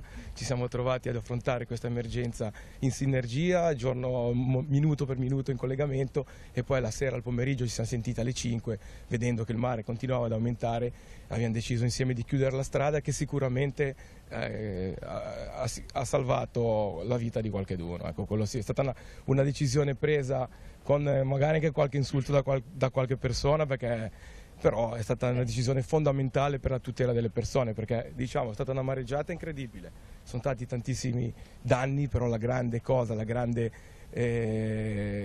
nota positiva è stato che non c'è stato né un infortunio, né un ferito, né nessun morto, che poteva succedere anche quello. Infatti siamo andati con l'amico Donadoni a Roma, dal Papa alla messa all'incontro con la protezione civile di sabato mattina, proprio in segno di ringraziamento, perché non c'è stato nessun morto, nessun ferito. È vero, anche incredibile che non ci sia stato neanche un ferito, perché magari era facilissimo anche farsi male in quelle condizioni. Assolutamente, è stato un miracolo, si può dire veramente. Noi qua qualcheduno è volato, abbiamo passato nella serata anche dei brutti momenti per cercare comunque di tutelare il Portofino, il paese di Portofino. C'erano dei contattori che bruciavano, barche in mare che insomma se la sono vista brutta, però come sempre qua i portofinesi nei momenti di difficoltà tirano fuori tutta la loro forza, la loro tenacia per cercare di non creare nessun danno, e fortunatamente nessuno si è fatto male, ecco. Siete tutti sindaci molto giovani, Rapallo, Santa Margherita, Portofino. È un'esperienza così, sicuramente è un'esperienza di vita importantissima. Avere a che fare con un evento così forte, ma al tempo stesso dover anche amministrare, trovare delle soluzioni per le tante persone che si rivolgono poi al primo cittadino per avere una risposta. È stata un'esperienza che adesso possiamo dire anche da un punto di vista di vita, che sicuramente ci ha forgiato, ci ha tirato fuori anche delle caratteristiche in più che dentro avevamo, che non sapevamo magari riconoscere. La grande unione comunque che c'è tra noi sindaci giovani, con Donadoni, con Bagnasco, le istituzioni comunque hanno permesso di poter affrontare questa emergenza e uscirne, perché noi dobbiamo dire la verità, che noi abbiamo fatto la passerella, abbiamo fatto una strada sul monte di collegamento nell'immediato, eravamo senza gas, eravamo senza luce, senza acqua, cioè in 6 giorni abbiamo riattivato tutti i servizi vitali per le persone, perché noi volevamo avere i servizi da dire che le persone rimanessero su Portofino, perché Portofino d'inverno già un pochettino si svuota, dovevamo assolutamente impedire che morisse. E poi vedere comunque i primi turisti che arrivano, insomma è motivo di soddisfazione e di orgoglio avere una passerella che porta vita ai residenti, ma che porta anche i turisti a Portofino, e ci stiamo preparando al meglio per accogliere da domani i turisti. Ci sono già sono stranieri, c'è pieno di stranieri. Devo dire, io qualche anno fa avevo fatto il collegamento di Natale qua proprio dalla piazzetta di Portofino, e benché fosse una bella giornata non c'è molto movimento nel periodo invernale a Portofino, questa è un po' una caratteristica. Devo dire che oggi veramente è bello vedere che ci siano turisti che fanno le foto, che si fermano, vuol dire che in qualche modo oltre ad aver lavorato bene c'è stato anche un richiamo, comunque c'è una onda solidale che vuole aiutare queste località colpite. Sì, penso proprio di sì, io penso proprio che si è lavorato bene, però si è data anche un'immagine del Tiguglio, parliamo di Tiguglio perché è stato colpito tutto il Tiguglio, veramente positiva, ecco, è stato passato un segnale che qua si è lavorato, si sono creati i presupposti per poter accogliere i turisti, e i turisti stanno dando una risposta. Consideriamo che oggi è Natale, è vero, c'è più gente del solito. Oggi, che di solito a Natale eravamo 4-5 di Portofino, che uscivamo dopo il pranzo a fare 2 passi, a prendere un caffè. Invece oggi, a dire la verità, che cominciano a girare i turisti, e perciò fa ben sperare per i prossimi giorni. Sicuramente è uscito fuori un segnale positivo anche da questa disgrazia. Ecco, siamo soddisfatti, io oggi sono contento, siamo molto felici, ecco, abbiamo lavorato per questo. Possiamo dire che è un po' il suo regalo, vedo dei pacchi dono sotto l'albero di Natale, possiamo dire che questo è un po' il suo regalo di Natale, il fatto che siamo arrivati al 25 di dicembre a quasi 2 mesi dall'evento calamitoso, e la città, il paese sta vivendo un Natale tranquillo, allegro, gioioso, sereno. Sì, è quello che ci eravamo prefissati subito il giorno dopo del crollo della strada. Ecco, cercare di lavorare nel modo più veloce possibile, nel modo migliore possibile, per cercare di regalare a Portofino, regalarci a noi anche un Natale sereno, con l'accensione dell'albero dell'8 di dicembre, poi gli amici di Canazè che ci hanno mandato la stella, il fiocco di neve qua in piazzetta, che è stato un segnale molto gradito, apprezzato da tutto il paese, e avere un po' di serenità per Natale. Il Natale ci ha portato veramente un po' di serenità, tanta serenità, siamo molto sereni. Visto che ci ha raggiunto anche il comandante, possiamo dire che in questo evento si è riscoperta anche una solidarietà estesa, cioè si è diventati familiari, anche sindaco, comandante della Capitaneria di Porto, al di là dei ruoli istituzionali, che quelli, diciamo così, venivano già rispettati un tempo, ma penso che tra di voi vi siate sentiti parecchie volte, sia nell'immediatezza dell'evento sia nei giorni successivi. Sì, infatti questa domanda mi dà l'opportunità di confermare quello che vi dicevo prima, che poi anche al sindaco di Portofino mi lega un rapporto di amicizia che va al di là del ruolo istituzionale, e ne approfitto per Natale per confessarvi una cosa. In realtà noi facciamo già parte di un'unica squadra, nel senso che in tempi non sospetti abbiamo costituito una piccola squadra di calcetto, della quale tutte e due facciamo parte, insieme al sindaco di Santa Margherita Ligure, comandante dei Carabinieri, della compagnia dei Carabinieri di Santa Margherita Ligure, e al parroco di Santa Margherita. E ora in questa emergenza abbiamo avuto l'opportunità di trasformare quel feeling, quell'affinità che prima avevamo attorno a un pallone, ora ce l'abbiamo avuta intorno all'emergenza. E quindi ora, come dicevo prima, io la ritengo assolutamente una fortuna, è un'esperienza che nella sua negatività ci ha dato l'opportunità di metterci alla prova, mettere alla prova noi stessi, ma soprattutto dimostrare all'altro quanto siamo uniti, e questo credo che sia un valore aggiunto non soltanto per noi ma anche per la cittadinanza, perché poi vedere che le istituzioni lavorano in sinergia proprio per far star bene i cittadini credo che sia la cosa più bella che possa esistere. È vero, poi bisogna anche ricordarsi che il giorno prima era stata diramata l'allerta rossa. Ecco, io voglio fare un plauso alla Protezione Civile, all'assessore alla Protezione Civile Giacomo Giampedrone, perché veramente sono stati fantastici anche loro.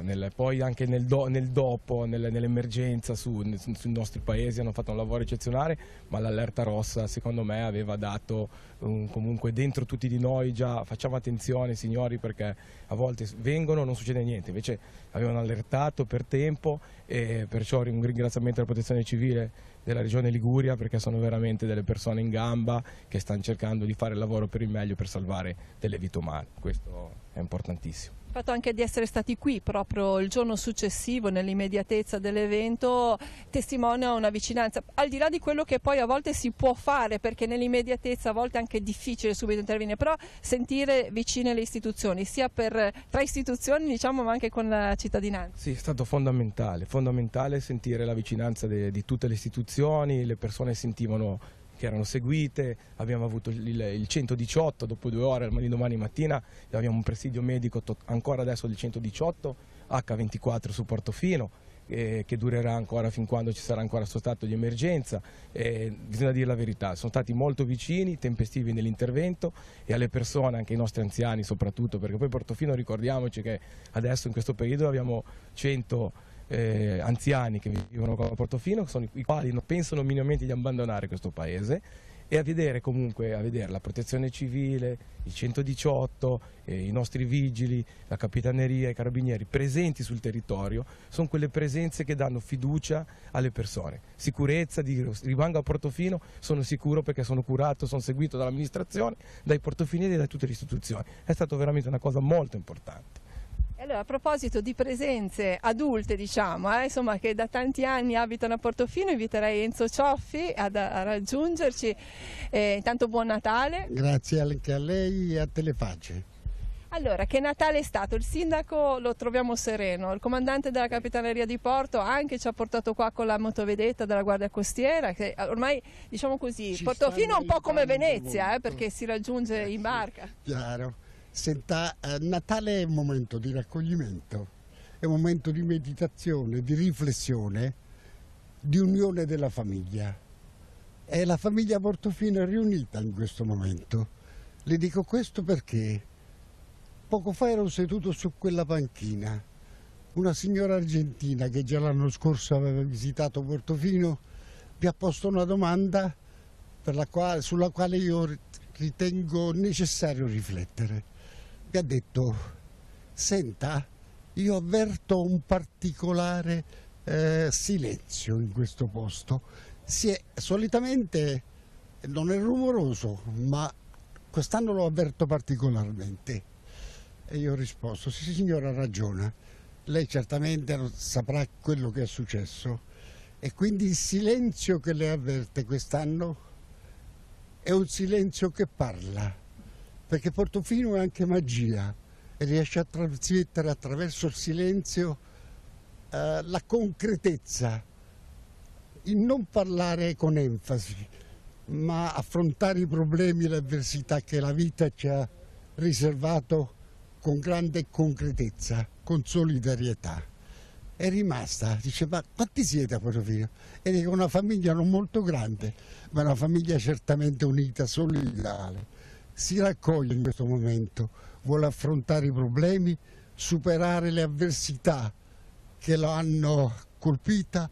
Però se pensiamo a quello che è successo a Genova, pensavo fra me, diciamo che possiamo essere tranquilli e felici. E comunque diciamo che la vita è ripresa, vediamo gente in piazzetta, vediamo movimento sicuramente. Il silenzio vuole dire anche questo, che si sta operando, che si lavora sottovoce, senza enfasi, senza voler fare dei boom, fare dei paroloni. Che Portofino poi è una grande famiglia, se vogliamo, perché tolta diciamo l'immagine un po' pattinata delle riviste, delle grandi marche, però voi vi conoscete tutti, siete un grande paese, un borgo marinaro. E proprio perché siamo un borgo marinaro in questo momento, proprio per affrontare i problemi, siamo a bordo di una barca che io la chiamo Gioiello. A bordo ci sono tutti i portofinesi che stanno navigando, si stanno portando verso il futuro, timonati responsabilmente da persone dell'amministrazione, devo dire, ai quali dico veramente grazie,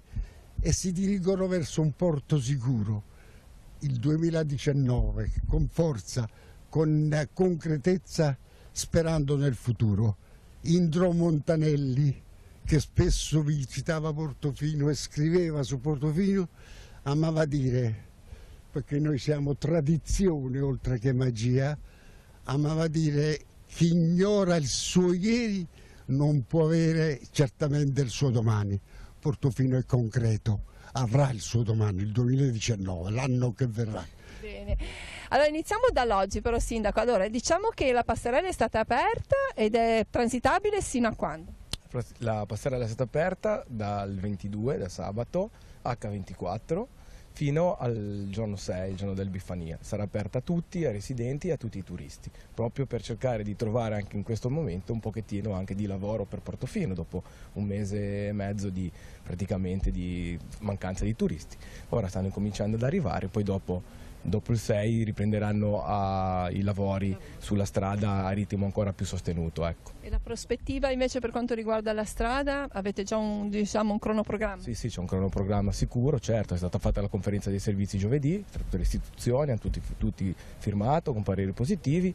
Il 4 verranno sorteggiata l'azienda che farà il lavoro, la ditta, e di lì in poi dal 7 di gennaio si partirà a tutta forza, perché la strada deve essere pronta perlomeno con una corsia alternata di marcia con un semaforo per aprile. E poi dicevamo, Portofino come Venezia si può raggiungere via mare, abbiamo qua il nostro capitano che ci dà rassicurazioni, si naviga benissimo anche in velocità, perché comunque si evitano tutte le curve. Ah sì, con loro è proprio un lampo, veramente, sono bravissimi, hanno fatto un servizio poi con i bambini eccezionale, subito ce l'hanno portati a scuola dal giorno dopo del crollo della strada, e col battello comunque c'è un ottimo servizio, è stato intensificato anche in questo periodo qua delle feste, perciò ci sarà praticamente il battello ogni ora che collega Portofino con Santa Margherita, perciò c'è tanta fiducia, si sono fatte tante cose in questi mesi, e ora siamo qua a cercare di portare avanti quello che è stato seminato, ecco. E direi che penso il 7 di gennaio inaugureremo anche una piccola specie di scuola per i nostri bambini qua del teatrino di Portofino, che con l'assessore alla cultura Ilaria Cavo, che ha fatto un po' da regia insieme con la signora Betty Tassara di Santa Margherita,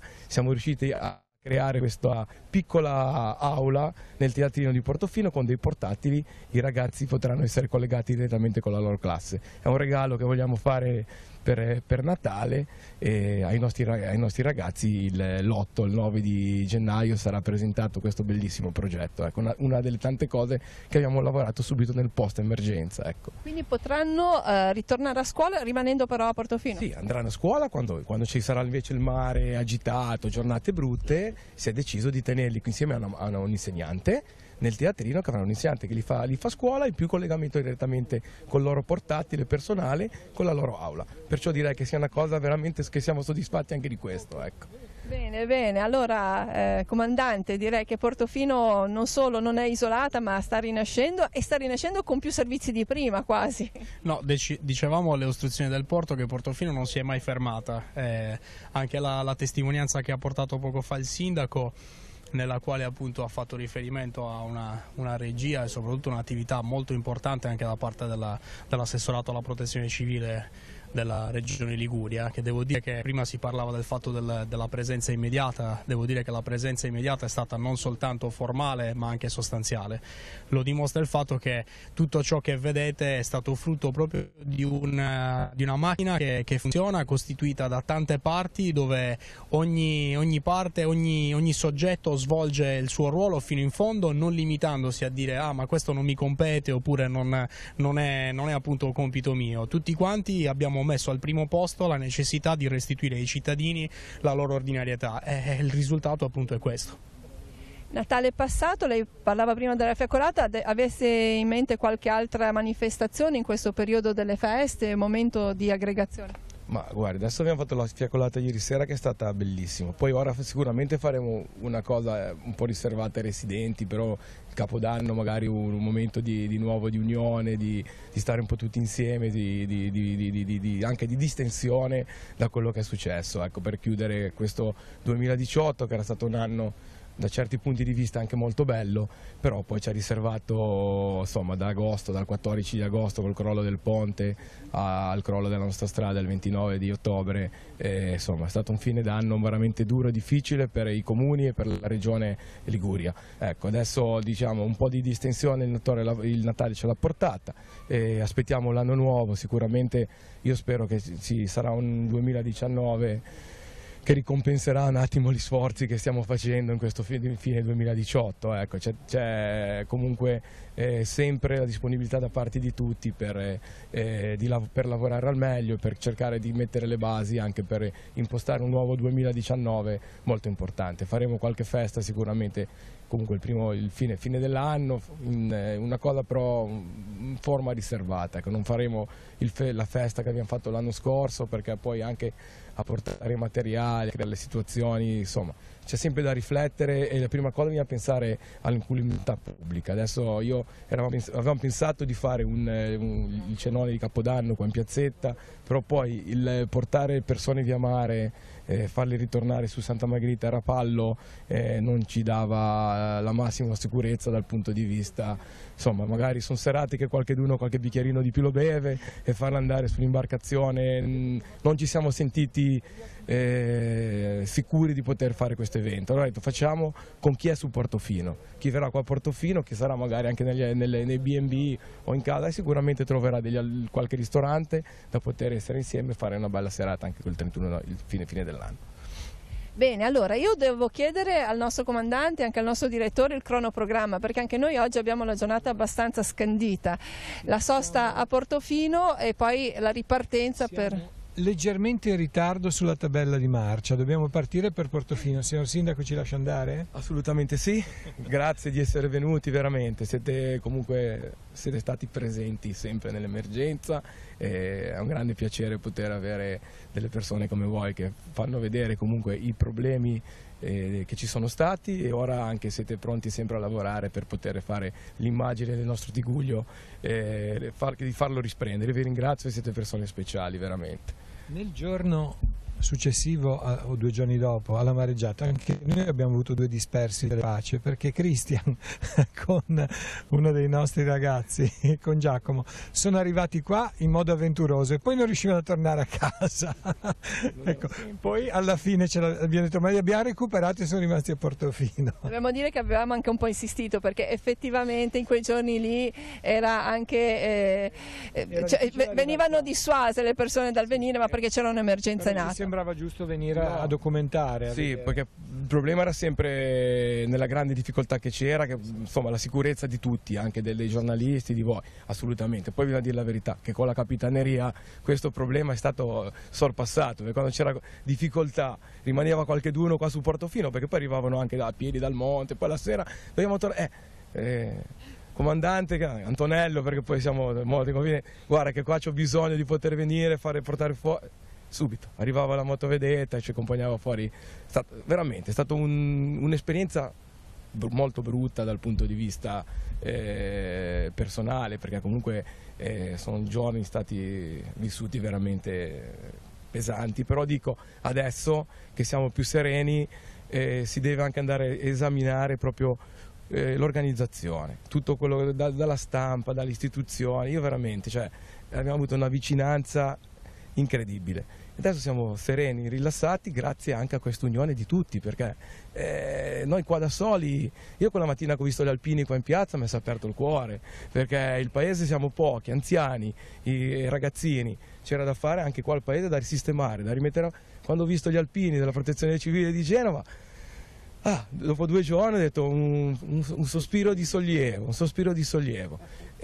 però poi veramente siamo stati seguiti bene da tutti veramente, perciò non si può essere che grati del sistema diciamo regionale della nostra regione, del nostro Tiguglio. Veramente siamo tutti una squadra, la stampa, veramente è stata un'emozione, adesso si può dire veramente una scoperta forse anche, perché non si pensava di essere così tutti uniti, così tutti insieme per un obiettivo. L'obiettivo è quello comunque di levare un paese dall'emergenza e di dare la comunicazione al mondo che Portofino c'è, che è vivo. È stato fatto dalla stampa e dalle istituzioni, questo è stato fatto in modo, perciò non posso essere che grato veramente a tutti, perché ci siamo sentiti veramente il mondo vicino a Portofino e questo è importante, ce lo ricorderemo sempre. Ecco. Allora, grazie, salutiamo Portofino, grazie. Grazie. E noi auguri a tutta la famiglia e a tutto il paese, da parte di Telepace. Arrivederci. Arrivederci. E ora, amici, riprendiamo non la strada, ma il mare, e lasciamo che la telecamera ci preceda. Comandante, ora andiamo a Santa Margherita, però per andare a Santa Margherita vedremo prima la zona di cui parlavamo ora, dove è stata realizzata la passerella, perché la strada 227 è distrutta. Sì, esattamente. Ora attraverso una navigazione sottocosta ne approfitteremo per vedere appunto dal mare il danno che la mareggiata ha provocato alla strada provinciale 227, ma anche a diverse zone simbolo, insomma, del Golfo del Tiguglio, parlo di zone ad alta attrattiva turistica, penso ad esempio al Covo di Nord-Est, e quindi vedrete appunto come vedendo appunto via mare si può notare come lo scenario sia quasi quello di un bombardamento, quindi vedrete proprio come l'effetto delle onde, l'impeto del mare quando poi arriva a determinati livelli diventa veramente devastante.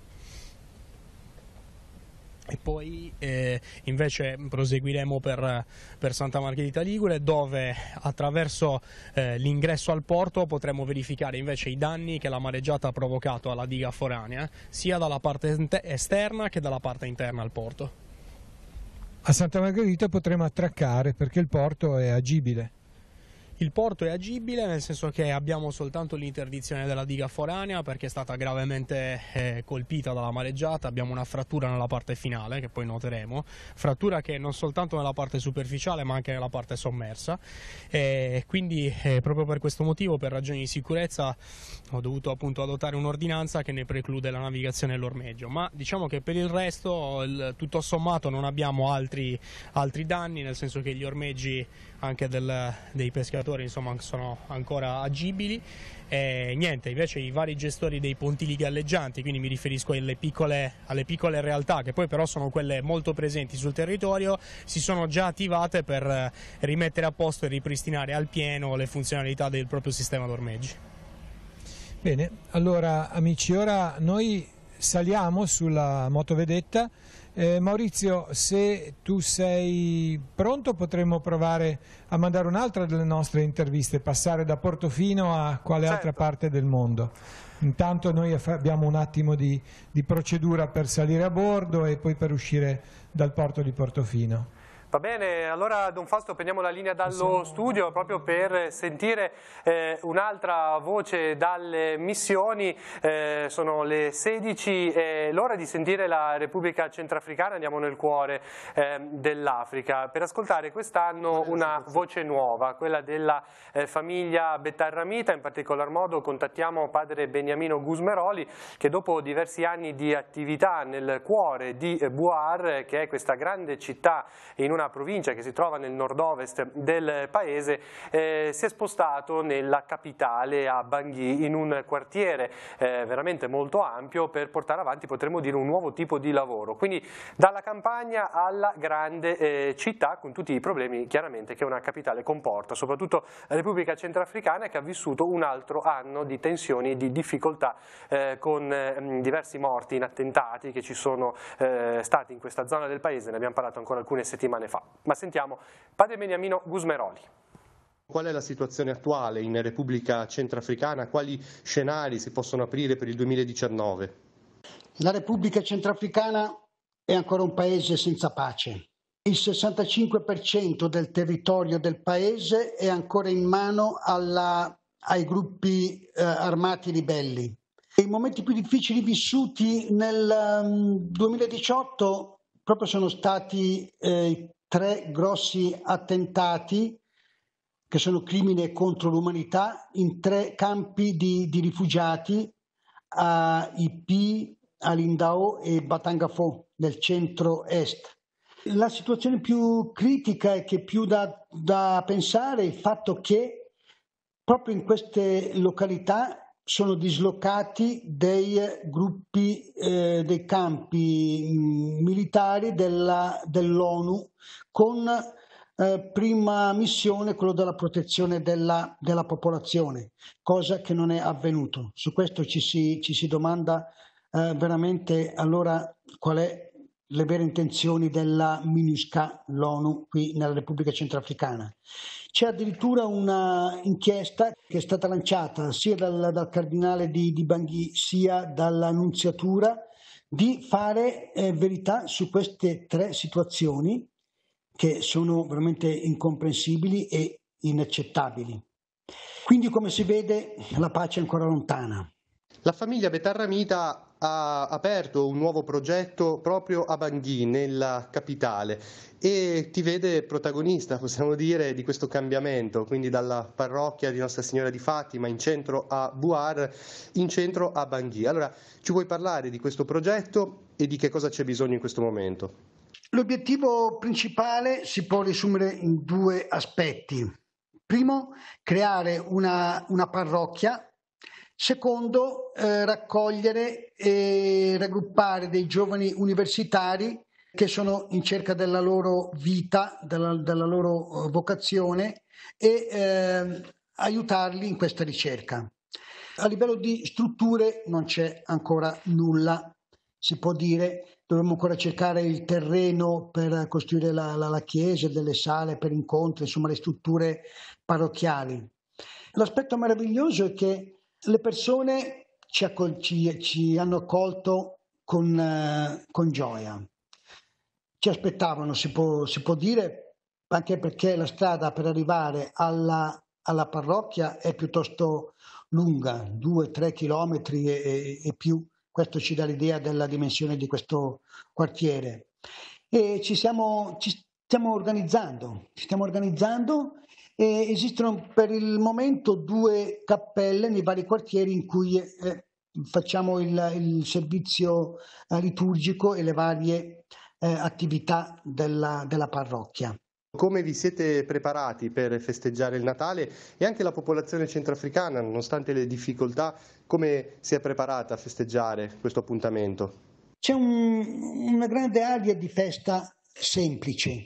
Nelle nostre 2 cappelle che abbiamo nel nostro quartiere qui, gran parte dei nostri cristiani si stanno muovendo, si stanno preparando per preparare la messa della notte di Natale, del giorno di Natale, con battesimi di bambini, e addobbando la cappella, allargando, mettendo dei tendoni e delle luci fuori, perché si sa che a mezzanotte a Natale ci sarà più persone di quelle che la cappella può contenere. Se la cappella può contenere grosso modo un 200 persone, dovremo preparare posti per circa 300-400 persone.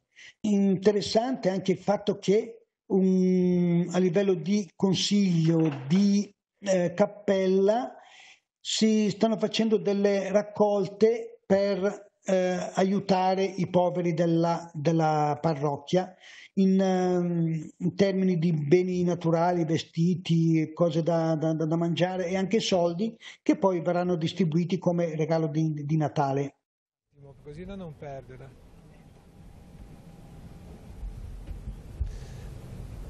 Cari amici, riprendiamo la linea. Abbiamo sentito padre Beniamino dalla Repubblica Centrafricana a Portofino. Repubblica Centrafricana, ricordo che c'è una nostra sorellina, Radio Siriri, una radio nata grazie a Telepace, e che saremo giù il prossimo mese a dare ancora una mano in vista dei 25 anni. Siamo all'uscita del porto di Portofino. Ci può descrivere ora lo vedremo, le nostre immagini ci mostreranno dal fronte mare quello che è accaduto. Ci può mostrare intanto quello che normalmente non vediamo, la strada, e là sopra dove vediamo i pedoni?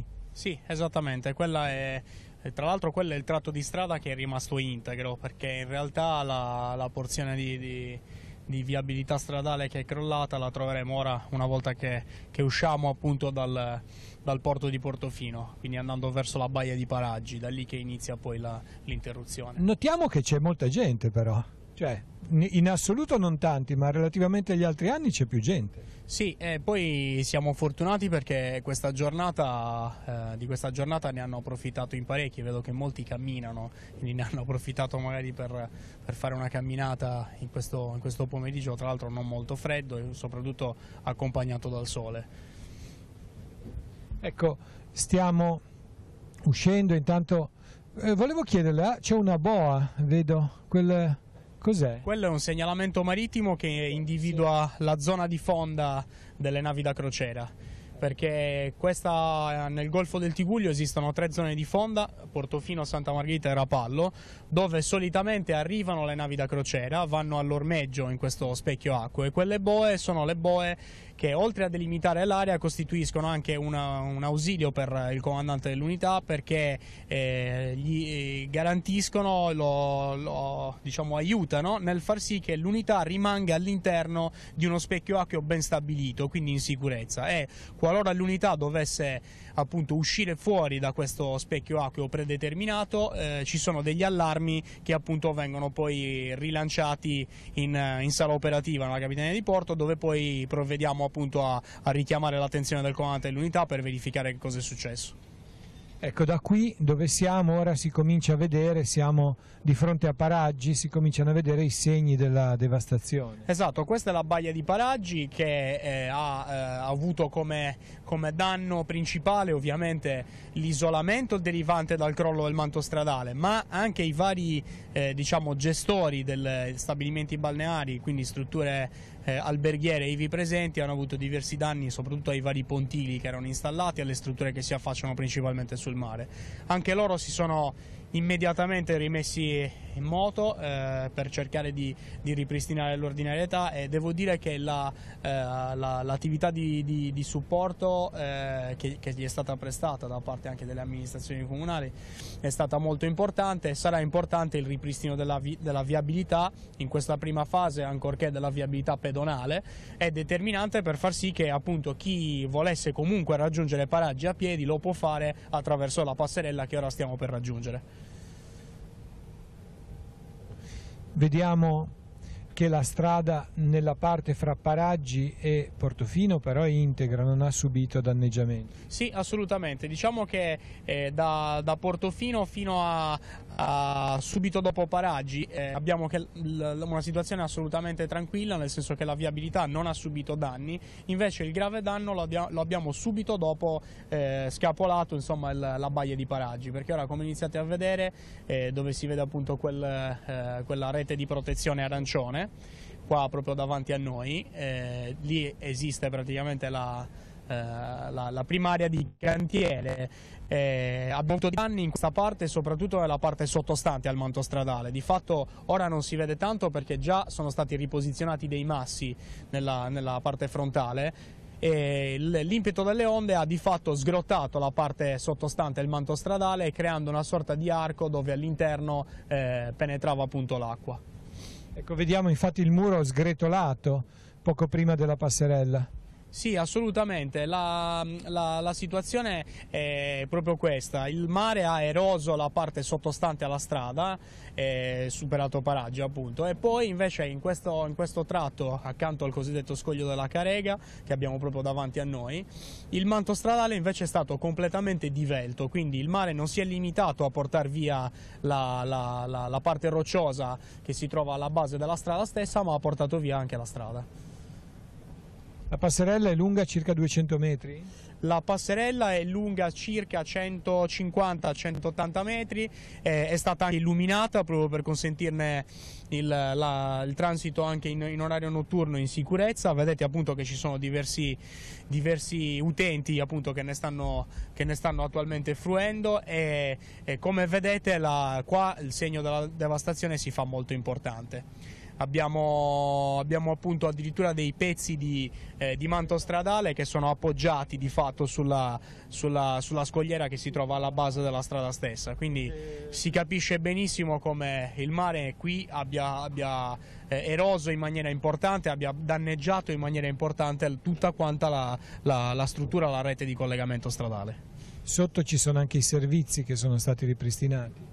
Qua ci sono i servizi che sono stati ripristinati, in particolar modo qua c'era anche il transito della condotta del gas, che è stata praticamente per motivi di sicurezza interrotta, creato un bypass in maniera tale da garantire l'approvvigionamento della fonte del gas appunto a Portofino, perché vedete ora ci sono i cavi che sono stati messi comunque in sicurezza ma che di fatto sono appoggiati sulle rocce, e quella sarà nell'attività di rifacimento del manto stradale, sarà un'altra opera che dovrà essere posta in essere, cioè quella di risistemare e rimettere in sicurezza anche la parte che assicura le fonti di approvvigionamento di energia al comune di Portofino.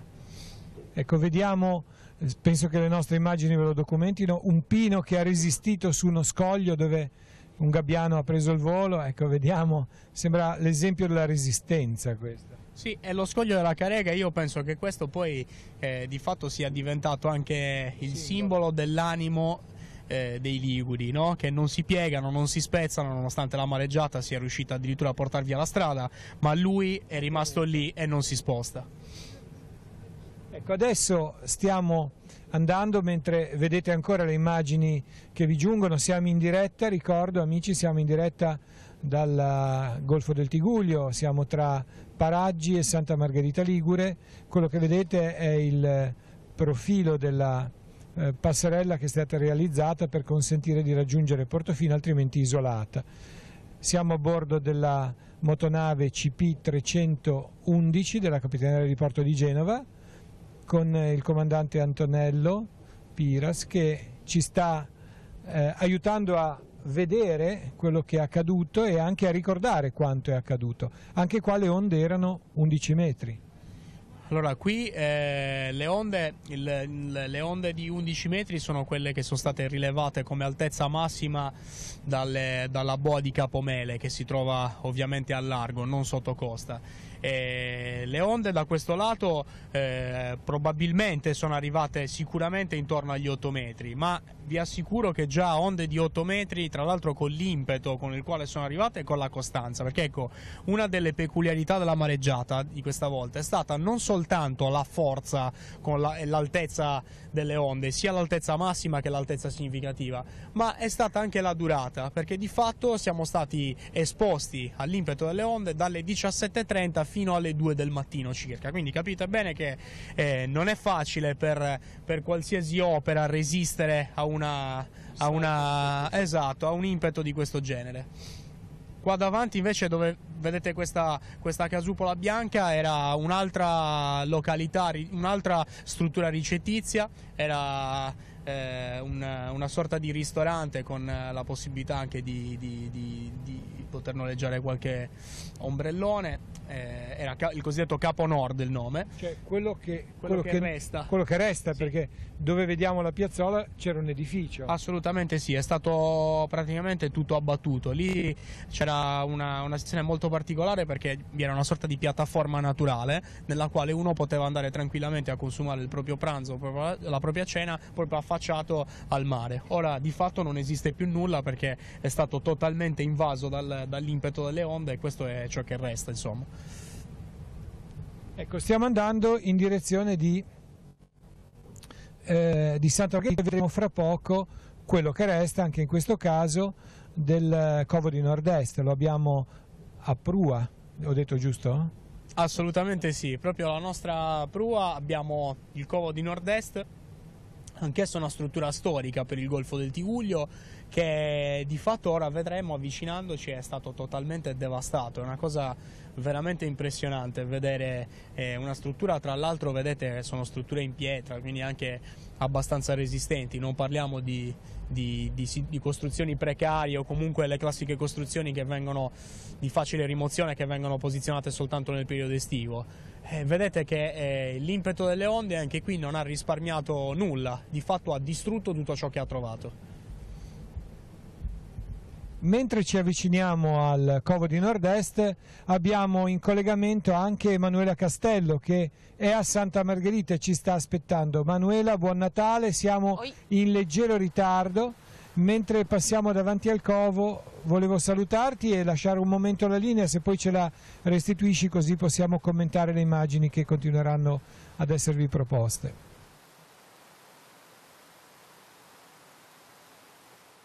Sì, grazie. Ciao Don Fausto, buon Natale a tutti i nostri telespettatori. Come dicevi tu, ci troviamo a Santa Margherita, siamo nel cortile del convento dei frati Cappuccini, una zona non solo bellissima ma anche strategica per quello che è lo scopo della nostra trasmissione, perché da qui si vede benissimo il porto di Santa Margherita e soprattutto, per quello che riguarda la nostra trasmissione, la diga che è crollata nella notte della mareggiata del 29 e 30 ottobre, proprio il punto della diga che è crollato, quindi credo che poi fra poco vi vedremo anche arrivare da questa zona, ecco, perché questa è proprio l'imboccatura del porto di Santa Margherita. Da questo punto quindi possiamo documentare molto bene quelli che sono stati appunto i danni che sono capitati in questa zona durante quella mareggiata. Santa Margherita, lo ricordiamo, ha avuto circa 41 milioni di danni quella notte. Dobbiamo ringraziare i frati, la famiglia dei frati Cappuccini di Santa Margherita, padre Teobaldo, il padre guardiano che in questo momento è impegnato, può darsi che dopo ci raggiunga, per l'ospitalità di questo pomeriggio, di questo Natale. Loro avranno più tardi la celebrazione della messa e apriranno dunque le porte del loro convento, che peraltro è aperto tutti i giorni ai poveri del comprensorio, dove tutti i giorni appunto attorno a mezzogiorno viene servito un pasto caldo a circa 30-40 persone qui proprio all'interno del convento dei frati. Lo scorso 16 dicembre tra l'altro c'è stato anche il pranzo di Natale proprio per i poveri, altra tradizione storica di questa famiglia di frati. Dunque da qua probabilmente fra poco, Don Fausto, vi possiamo vedere arrivare all'ingresso qui del pod. Per ora, come dicevamo, ti restituisco la linea e poi ci risentiamo più tardi. Grazie. Grazie Emanuela, siamo davanti al Covo di Nord-Est e a quello che resta del Covo di Nord-Est, possiamo dire, diceva il comandante, sembra bombardata questa zona. Sì, diciamo che vedere a posteriori ciò che rimane di una struttura così importante, se non si sapesse che qualche mese fa c'è stata appunto questa grande mareggiata, è impensabile che appunto sia dovuto all'effetto del mare. Questa massicciata di pietre è stata apposta dopo? No, questa massicciata di pietre era già presente, ovviamente è stata leggermente mutata il suo posizionamento dall'impeto delle onde, ma ora vedremo che ci stiamo avvicinando appunto al porto di Santa Margherita Ligure e vedremo la diga foranea dove nella parte esterna ha appunto la scogliera Frangiflutti, dove di fatto la situazione è molto simile a quella di quella scogliera, cioè abbiamo i massi che servivano a far frangere le onde che sono state totalmente accatastati alla diga stessa, quindi, e alcuni addirittura sbalzati nello specchio acqueo interno al porto. Quindi pensate un po' quale poteva essere la forza alla quale appunto è stata sottoposta quella struttura portuale. Ecco, quello che vediamo davanti a noi sulla spiaggia. Questi sono gli stabilimenti balneari, o meglio ciò che resta degli stabilimenti balneari, alcuni asserviti alle strutture alberghiere insistenti sul litorale di Santa Margherita Ligure. Ci sono appunto dei cumuli di sabbia perché ora la situazione è cambiata, nel senso che si sono già rimessi al lavoro per cercare di ripristinare la spiaggia, quindi hanno prima fatto un lavoro di raccolta e di raggruppamento per categorie omogenee del vario materiale di risulta che è stato riportato dalle onde sulla spiaggia, hanno portato via, quindi cercando di differenziare sostanzialmente i rifiuti, e sono pronti praticamente per riposizionare la sabbia così com'era e quindi procedere previa appunto autorizzazione da parte del comune o della regione la spiaggia e quindi effettuare il cosiddetto ripascimento. Stiamo avvicinandoci alla diga del porto di Santa Margherita, vediamo lo squarcio. Sì, esattamente, qua anche i massi che ora vediamo che di fatto coprono la diga non erano così. Prima a vista c'era la diga del porto, questi massi erano in parte immersi in acqua o semisommersi per consentire appunto alle onde di frangere là e quindi scaricare tutta la loro forza sulla massicciata stessa e non sulla diga paraonde.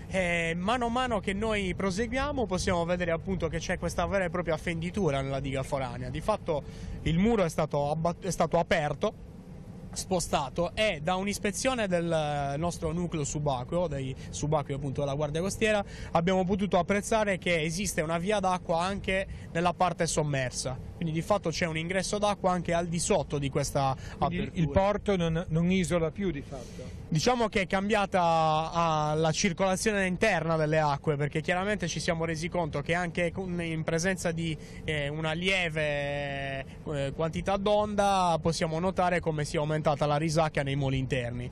È evidente che anche i massi non posizionati come erano originariamente svolgono la loro funzione di frangere le onde in maniera differente. Vedete anche che la diga praticamente qua è totalmente abbattuta, ma vedete che anche nella parte iniziale è gravemente pregiudicata dalla mareggiata stessa, quindi ora dovremmo insomma vedere di far iniziare i lavori quanto prima.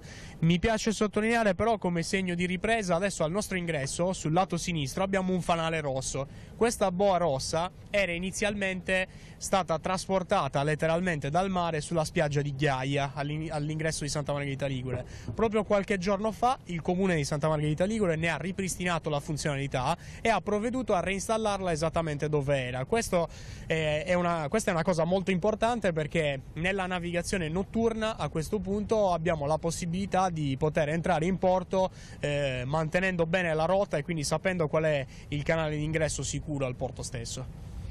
Amici, è impressionante vedere come ci siano le pietre, gli scogli che abbiamo qua davanti, pensare che siano stati tirati su e siano veramente accatastati in modo così casuale, e poi i blocchi di cemento armato che sono stati divelti, spostati via, e le crepe, non so se riuscite ad apprezzarle, anche le crepe nella struttura del porto. C'è la torretta che è in punta del porto, che è stata deformata dalla forza del mare, ha resistito ma ha pagato anche lei il suo scotto. Ecco, adesso vediamo, guardate che cosa ha fatto il mare, che cosa ha combinato. C'è una chiatta che è quella, presumo, che sta operando adesso il lavoro. Allora, questa chiatta è momentaneamente ormeggiata qui, ma di fatto sta lavorando in assistenza alle varie strutture alberghiere che devono risistemare la porzione di litorale pregiudicata dalle onde. Quindi è di fatto ormeggiata qui soltanto perché la zona, tra virgolette, è più ridossata, più protetta dal mare, ma quando poi deve lavorare si sposta all'esterno del porto, negli alberghi che sono appunto qua di fronte, perché stanno procedendo con la risistemazione del litorale. Ecco, intanto Manuela, passerei la linea a te, dovreste essere in vista di noi, credo. Vedo, se non sbaglio, siete lassù dalla Chiesa dei Frati, è vero Manu? Sì, ci vedete? Sì. Sì, credo che le immagini che stanno andando in onda, almeno in parte, ora chiaramente non posso dirlo con certezza, siano quelle di Stefano Neuhold, proprio qui dal cortile del convento dei Frati Cappuccini di Santa Margherita. Vi vediamo benissimo, vi abbiamo visto diciamo così, attraversare l'ingresso del porto di Santa Margherita, e vi vediamo mentre vi dirigete appunto all'attracco. Vedevamo già da diversi minuti alcuni uomini della Guardia Costiera Circomare di Santa Margherita Ligure che erano lì appunto anche a monitorare, io credo, la zona della diga, e li vediamo operativi mentre vi attendono ad attraccare. Io ho sentito poco fa il sindaco Paolo Donadoni che stava arrivando, ecco, non ho certezza ma credo di vederlo, se non sbaglio dovrebbe essere da quelle parti ad attendervi proprio per poter raccontare insieme a voi quanto è accaduto quella notte, la notte della mareggiata, e quanto si sta facendo in queste prime settimane dopo la mareggiata per riportare Santa Margherita alla normalità, in un periodo tra l'altro, quello di Natale, che ovviamente oltre che essere portatore di gioia è anche un periodo interessante sotto il profilo commerciale e turistico, in un comprensorio che vive sempre di più sulla base appunto del turismo e delle sue attività commerciali. Vediamo che ecco, noi siamo, Manuela, siamo all'attracco, c'è il sindaco che ci sta aspettando e la motovedetta sta facendo l'ormeggio. Esatto. Sono state calate le cime, vengono attaccate alle bitte. Esatto. Ecco, qualcosa ho imparato oggi, e direi che ci siamo e ora possiamo scendere a terra. Non vedo il nostro cameraman, eccolo Christian, siamo prossimi a scendere, allora possiamo avvicinarci.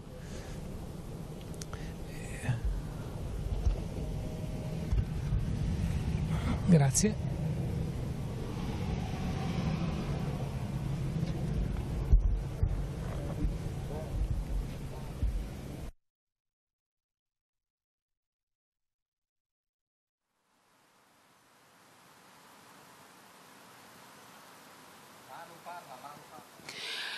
Siamo sempre collegati in diretta da Santa Margherita Ligure, siamo collegati dal cortile del convento dei Frati Cappuccini di Santa Margherita. Quelle che state vedendo sono immagini che vi giungono appunto da questa zona che è immediatamente alle spalle del porto di Santa Margherita, e stiamo seguendo appunto questo lungo pomeriggio che ci accompagna lungo le coste del nostro Tigullio per tenervi compagnia in questa pomeriggio di Natale, per raccontarvi quanto è accaduto qui nel nostro Tigullio nella notte fra il 29 e il 30 ottobre e capire come si sta ripartendo effettivamente in tutto il nostro territorio a seguito della grave mareggiata che l'ha danneggiato. cantiere è ora attraccato, la nostra troupe ora scenderà a terra per poter raccontare il nostro viaggio. Noi qua ci troviamo all'interno del cortile del convento dei frati, che ringraziamo per l'ospitalità in questo pomeriggio di Natale, e ringraziamo padre Teobaldo, il padre guardiano, per averci accolto appunto nella loro casa. Poi sostanzialmente questa casa che è un punto di fede importante per Santa Margherita Ligure, il punto dove viene celebrata l'Eucarestia ovviamente quotidianamente e la domenica, un convento che apre le sue porte tutti i giorni a 30-40 persone per offrire loro un pasto caldo, e da qua, come vedete, si vede appunto la zona del porto di Santa Margherita, un punto nevralgico per la città, perché è la zona del porto dove attraccano i diportisti, ma è anche la zona dei pescatori, dei pescherecci. Santa Margherita aveva una flotta importante per quanto riguarda appunto l'attività della pesca, che ha subito pesantissimi danni a seguito della mareggiata, e quindi è una città che ha nel mare una parte molto consistente della sua economia. Da qui si vede quello che è ancora agibile del porto a seguito della mareggiata, e da qui si vedono i danni pesantissimi che la zona del porto ha subito proprio quella notte, con la diga che è in parte crollata, questo squarcio che si è generato appunto nella parte della diga, e che sarà una delle voci più importanti di spesa per l'amministrazione comunale, da dover ripianare appunto, occorre appunto ripristinare questa diga per poter riportare il porto alla sua completa operatività. Noi, Don Fausto, possiamo darvi la linea per proseguire il vostro racconto. Benissimo, allora riprendiamo la linea dal porto di Santa Margherita, e qua dal porto di Santa Margherita abbiamo il sindaco Paolo Donadoni. Paolo, buon Natale.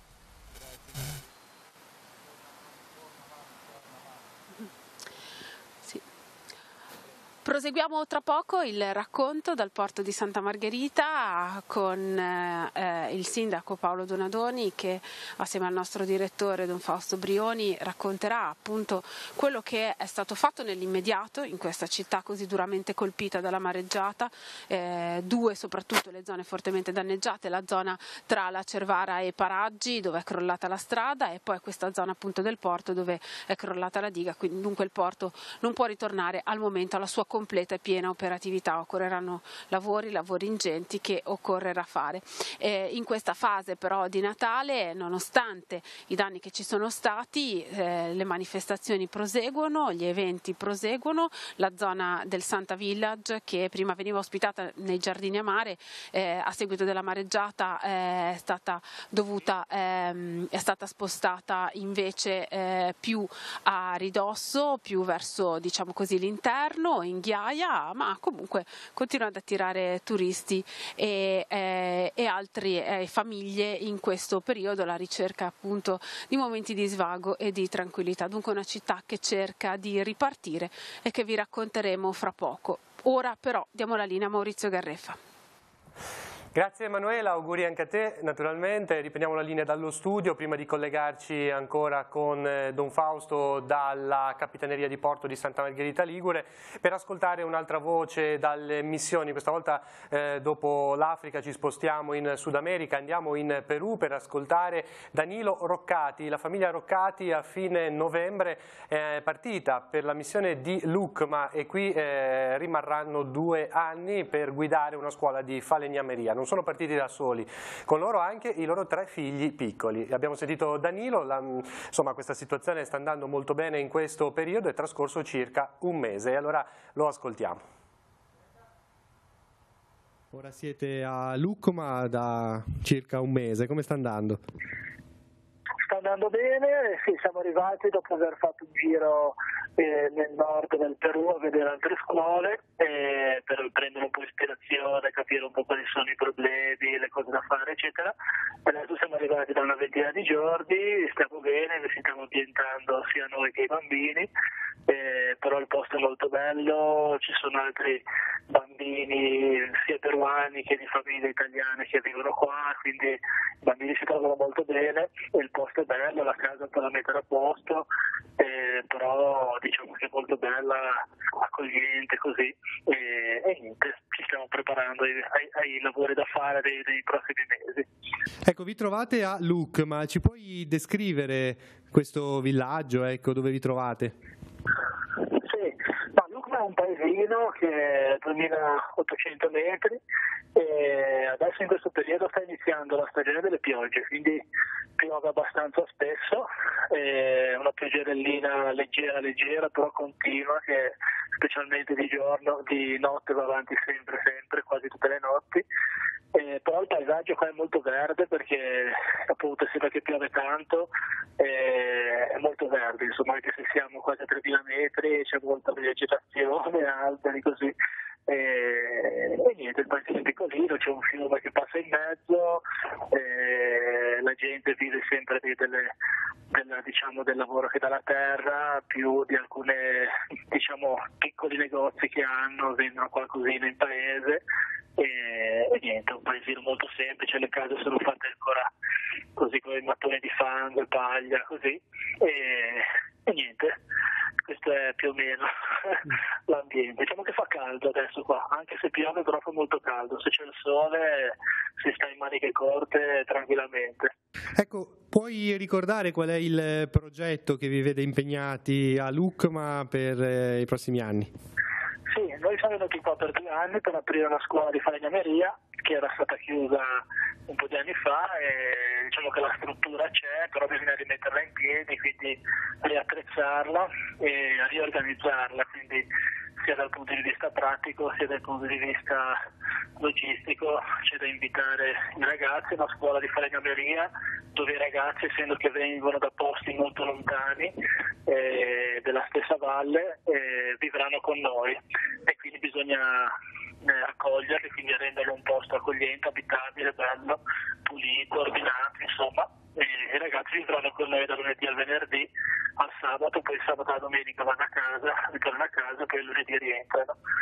Ed è una scuola di falegnameria, quindi ci sono le ore di teoria e ci sono le ore di pratica, che sono più o meno la metà, e poi appunto questi ragazzi, quando finiranno di fare questa scuola, se vorranno, avranno la possibilità di venire a lavorare nella cooperativa che c'è invece nella missione appena sopra la nostra di Lucma, che è una missione che già da tanti anni che c'è, dove i lavori vanno avanti già da parecchi anni, appunto con il lavoro dei mobili, con la cooperativa eccetera, che poi si vendono in Italia e anche qua a Cusco, in molti posti si stanno vendendo adesso. Quali sono le caratteristiche della gente di Lucma? Come vi trovate con loro? Loro come si stanno preparando al Natale? Loro si preparano a Natale in maniera molto diversa dalla nostra, diciamo che si vedono molte meno luci in giro, ci sono molto diverso da noi, infatti diciamo che in questi giorni non ci sembra neanche Natale, però per certi versi invece lo si sente di più dal punto di vista più religioso, così, perché la gente è ancora molto attaccata, ancora una fede molto semplice, così. E adesso per esempio stasera ci sono delle attuazioni, cioè ci sono delle piccole attuazioni in chiesa che faremo per la Noche Buena, si chiama qua, cioè sarebbe per la notte di Natale appunto, dove si faranno appunto vedere la nascita di Gesù Bambino come fosse un piccolo presepe vivente, tra virgolette, fatto in chiesa, così. Poi domani ci sono le messe, diciamo che siamo preparati al Natale più che altro con i bambini dell'oratorio che vengono qua la domenica, gli si sono regalati panettoni, viveri, così. Abbiamo fatto una giornata per gli anziani, per le persone più anziane, le abbiamo fatto una messa nella loro lingua, nel quechua, che è il loro dialetto, e poi abbiamo fatto dei giochi così, e poi abbiamo regalato anche a loro un po' di viveri, un panettone, così.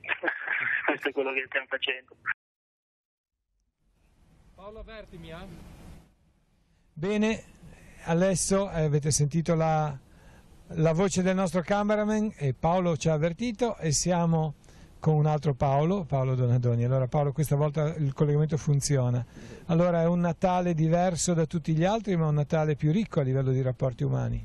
Sì, davvero, credo che questa esperienza intensa di calamità naturale che ci ha visto sul campo lavorare tutti insieme a livello cittadino, come istituzioni, come forze civili e militari, protezione civile, associazioni, cittadini, davvero tutti hanno dato una mano, ha creato anche un forte legame di solidarietà. Peraltro devo dire anche intercittadino, perché è stata molto forte la collaborazione anche con gli enti sovraordinati, Città Metropolitana e Regione Liguria, e anche e soprattutto tra il Comune di Santa Margherita e il Comune di Portofino. C'era già un bel legame di amicizia che in questo frangente è anche diventato un fare squadra insieme per reagire all'emergenza. Dunque nella difficoltà di questa calamità naturale il dato positivo è stato senz'altro il dato umano. E questo credo che sia un tesoro che vale più di tutto il resto, visto che non c'è stato nessuno che si è fatto male. Davvero, qui è stato in parte merito, in parte fortuna. Possiamo parlare di danni materiali anche davvero molto ingenti, ma non di decessi, e questo credo che sia un elemento che ci può dare, come dire, serenità. Danni materiali molto ingenti, dicevo, perché in effetti Santa Margherita in particolare ha avuto danni a strutture pubbliche rilevanti economicamente, perché il conteggio complessivo monta circa 41 milioni di euro e abbiamo 3 strutture fortemente danneggiate. Una è la strada che collega Santa Margherita alla frazione, sempre di Santa Margherita, Paraggi, e poi a Portofino, che è crollata per un tratto molto ampio, circa 150 metri. Un altro è stato il depuratore, che ha avuto danni sia interni che esterni, anche in questo caso parliamo di circa 6 milioni di euro di danni, come per la strada dei Paraggi. E il terzo è il porto in cui siamo, che ha avuto danni stimati da principio di circa 15 milioni di euro, ha avuto un cedimento strutturale importante, ha una breccia con la spezzato in 2, ha cedimenti strutturali anche nella parte sott'acqua, pertanto sono situazioni gravi come danni pubblici. Però mi pare che abbiamo cercato di reagire subito con rapidità e con fermezza per riuscire a ripristinare la bellezza e l'accoglienza del nostro territorio.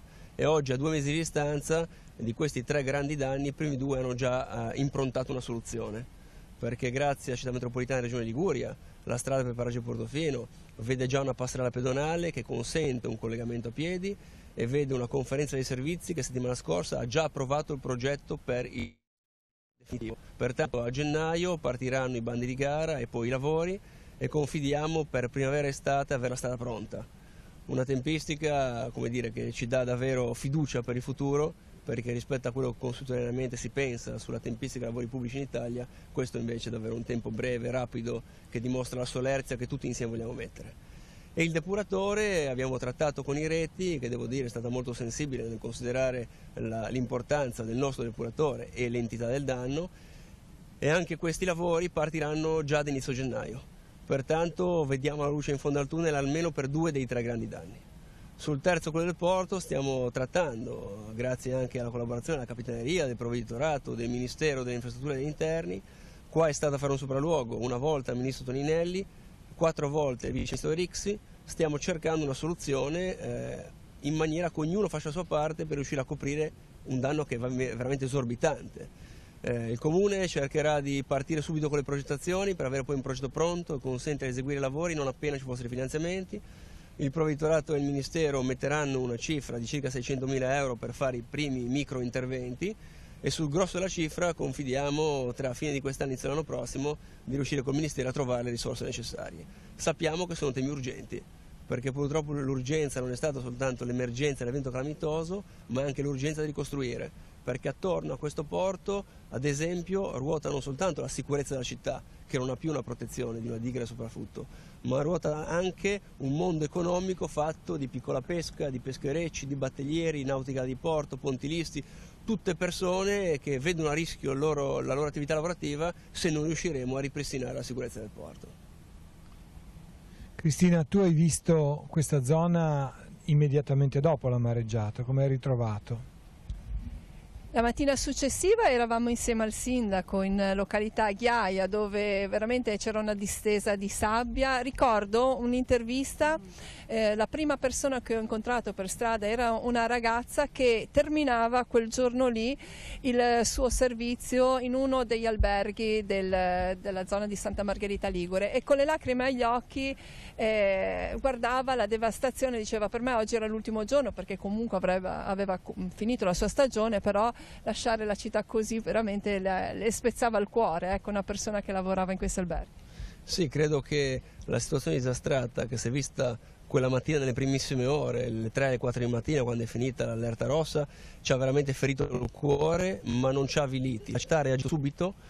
Già a quelle ore della prima mattina avevamo le ruspe che stavano pulendo la passeggiata a mare, la quale strada carrabile era già usufruibile alle 9 di mattina, quando la gente si è risvegliata, non per tutti ma soltanto per i mezzi di soccorso e di servizio, ma questa testimonianza del fatto che la città ha reagito immediatamente. E quella mattina in spiaggia, per ripristinare le condizioni pregresse del nostro territorio, c'erano tutti. C'erano anche i ragazzi delle scuole che venivano a aiutare per raccogliere i rifiuti e differenziarli, c'erano le associazioni, c'erano i cittadini, come dire, davvero tutta la città si è mossa per poter far vedere che non volevamo essere succubi di questo evento, ma che volevamo subito ricostruire un percorso che oggi, a 2 mesi di distanza, ci fa dire che la città è vivibile, porta ancora alcuni segni evidenti di questa calamità, però una città vivibile che ha ripristinato la sua qualità di vita. Allora noi ci avviciniamo adesso piano piano e poi andremo a visitare alla sede della Capitaneria di Porto, della Guardia Costiera di Santa Margherita Ligure, perché è stata una delle strutture che ha subito ingenti danni insieme alla diga del porto. Sì, devo dire che la Capitaneria di Porto, il comandante Piras e i suoi uomini sono stati quella sera colpiti veramente da un dramma terribile, perché l'acqua entrava in Capitaneria, ha distrutto tutti i locali, rendeva impossibile anche le comunicazioni interne. Eppure, nonostante questo, hanno saputo anche loro essere presenti sul territorio, svolgere la loro attività con professionalità e forse potremmo dire tratti anche con eroismo, salvando delle vite umane e consentendoci oggi di parlare soltanto di danni materiali. Io credo che questo sia qualcosa che va riconosciuto e di cui l'amministrazione, ma la cittadinanza intera, è molto riconoscente. Qual è stato il momento in cui vi siete resi conto, visto che siete anche vicini, che l'evento era un evento di portata così significativa? Ricordiamo che era stato diramato l'allerta rosso, quindi un grado che già dava al massimo di allertamento, però il momento in cui veramente vi siete detti la situazione qua è grave. Beh, quando nel tardo pomeriggio abbiamo iniziato appunto a vedere i primi danni alla struttura portuale, e con il sindaco eravamo in costante contatto telefonico, e quando lui poi mi ha anche rappresentato il discorso del crollo della viabilità ordinaria, lì ci siamo resi conto che ormai la situazione non era più sotto controllo. È fondamentale però dire che il fatto di essere stati capaci, mi riferisco soprattutto ai sindaci, di valorizzare poi l'allerta meteo, no? Quindi anche lì quel famoso gioco di squadra, ma soprattutto di organizzazione coordinata che funziona, forse è un altro di quei fattori che è stato determinante per evitare che qualcuno potesse poi non soltanto morire, ma anche semplicemente farsi male, perché aver chiuso tempestivamente quella strada, aver svolto quell'attività preventiva in porto per far sì che molti non si trovassero a bordo, è stato un ulteriore fattore che ci ha consentito poi di prestare sì soccorso, ma soltanto a coloro i quali per tutta una serie di motivazioni comunque hanno voluto andare a bordo. Mi riferisco ai pescatori, probabilmente per salvare anche il proprio luogo di lavoro, non soltanto il bene peschereccio in sé per sé. Ma pensate se tutti quanti si fossero trovati a bordo o se la strada non fosse stata chiusa, probabilmente ora staremmo piangendo delle vite umane. Ecco, anche il provvedimento di chiusura tempestivo della strada, ne parlavamo prima col sindaco di Portofino, è stato un provvedimento provvidenziale, col senno di poi. Sì, davvero, nell'imminenza è stata una decisione molto difficile, perché chiudere a quell'ora la strada del collega Santa Margherita Portofino vuol dire arrecare disagi a tutti i lavoratori che stanno per smontare al posto di lavoro, quindi l'abbiamo assunta insieme con molta difficoltà, però ci eravamo resi conto che la situazione poteva davvero peggiorare ed era già di livello grave, e abbiamo detto conviene non rischiare. Ci siamo presi qualche strale sul momento, ma a posteriori devo dire che è stata una decisione benedetta, perché davvero è uno di quei piccoli tasselli che messi insieme hanno formato un mosaico di protezione civile, di attenzione, che poi ha determinato un risultato positivo. Tra l'altro diceva il sindaco di Portofino che proprio già nel pomeriggio si aprivano i primi fornelli lungo la strada strada litorale. Sì, io a un certo punto del pomeriggio ero appena rientrato in comune, ero passato alla polizia municipale e sulla videosorveglianza ho visto le barche che arrivavano lungo la strada di Vittorio Veneto. Ho detto, cosa sta succedendo? Però già si avvertiva prima, c'era un vento fortissimo, c'erano stati alcuni episodi.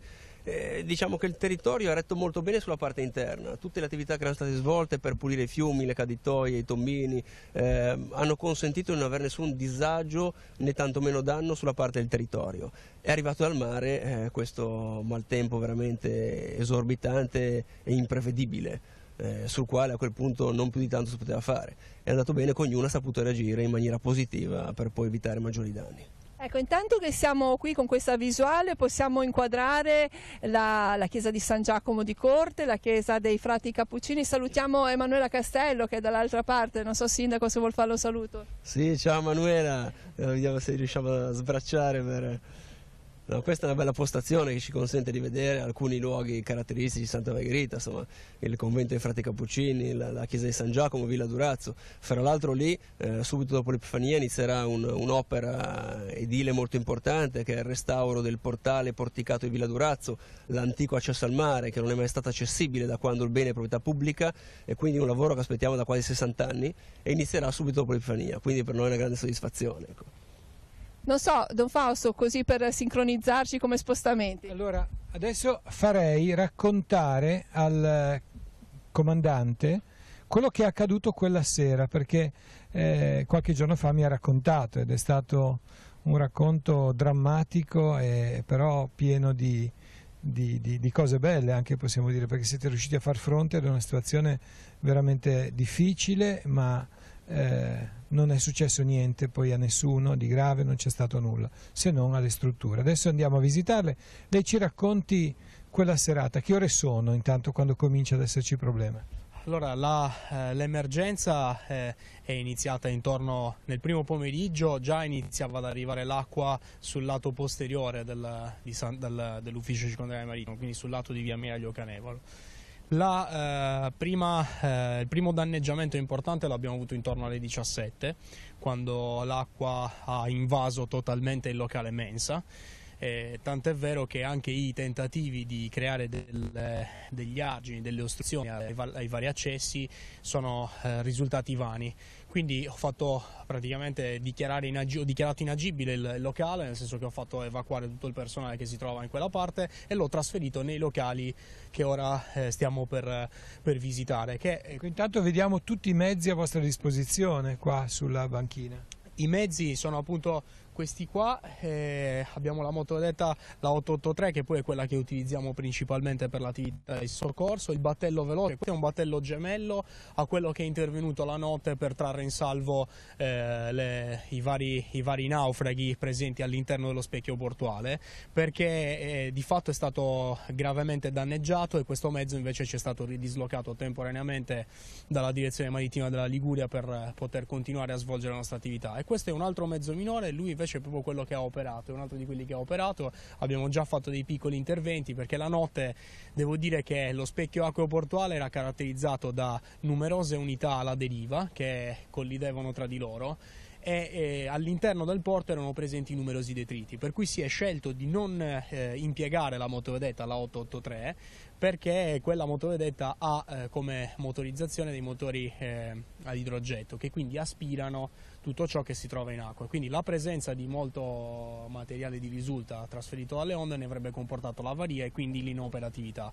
Era molto più funzionale invece utilizzare dei mezzi più piccoli come questi, perché ci hanno consentito di fatto di fare una sorta di slalom tra le unità che collidevano tra di loro e poter arrivare sotto bordo e quindi far sì che venissero tratti in salvo le 6 persone in difficoltà. Questo è il personale oggi in servizio. Buon Natale a tutti. Buon Natale a tutti. Che ringrazio personalmente, oltre a ringraziare le famiglie che quotidianamente li supportano in un lavoro che non è facile, ma che nel momento in cui ti porta a risultati come quelli che abbiamo ottenuto la notte, quindi di trarre in salvo delle persone, ti gratificano di qualsiasi tipo di sacrificio venga posto in essere. Allora entriamo in capitaneria. Eccoci, allora questo è l'ingresso principale. Da questo lato, questo è il lato diciamo meno colpito dall'impeto della mareggiata. Peraltro anche qua vediamo i segni dell'invasione. Sì, potete vedere che praticamente l'acqua è entrata dai locali che si trovano appunto su questo lato per poi sfogare sul lato interno al porto. Questo, ora vedete una situazione piuttosto tra virgolette regolare, perché abbiamo già provveduto a ripulire i locali della sabbia, perché era totalmente invaso da sabbia e detriti. Qua ad esempio è ciò che rimane dell'ufficio. Abbiamo ripulito tutto, di fatto però, ripeto, questa è la zona che è stata meno colpita dalla mareggiata, perché alle nostre spalle abbiamo delle altre strutture che di fatto hanno costituito un argine per la nostra struttura e quindi ci hanno protetto dall'impeto delle onde. Ora invece, mentre ci spostiamo dall'altro lato, potrete vedere invece qual è stata la forza e qual è stata la devastazione che ha subito la sede. Sembra di vedere un locale che ha subito un'alluvione, ricorda quello che è accaduto con il Rupinaro, ci sono i segni sul muro, ancora i segni dell'umidità, le porte divelte. Vedete qua appunto, qua esistevano delle porte, la prima emergenza l'abbiamo avuta perché le onde hanno di fatto divelto le finestre e quindi si sono create diverse vie d'acqua. In una prima fase avevamo pensato appunto di poter sopperire a questa situazione mettendo delle tavole per richiudere le finestre che erano state divelte, ma di fatto questo non è stato possibile. Ecco, ora vedete, queste sono delle altre tavole che abbiamo riposizionato, ma se entriamo all'interno possiamo vedere che di fatto l'acqua è riuscita anche a portare via la controsoffittatura e ripeto, questa è ancora una parte non gravemente danneggiata, perché invece proseguendo sulla struttura possiamo vedere addirittura che sono stati portati giù anche dei muri interni, la parte appunto di suddivisione tra un ufficio e l'altro. E questo accadeva alle? Questo eravamo dalle 17:30 in poi, è stato un continuo, sembrava di assistere a una sorta di bombardamento, perché le onde hanno praticamente devastato tutto. Ecco, guardate qua, questa è la zona dove poi abbiamo avuto la principale via d'accesso d'acqua. Ecco, vedete. Scusate, ci sono i servizi con la sabbia dentro. Sì, pensate che la sabbia arrivava proprio al livello dei servizi, quindi avevamo tutta questa parte invasa di sabbia che abbiamo provveduto a ripulire, i muri stessi sono stati praticamente lesionati e anche quasi sgrottati, no?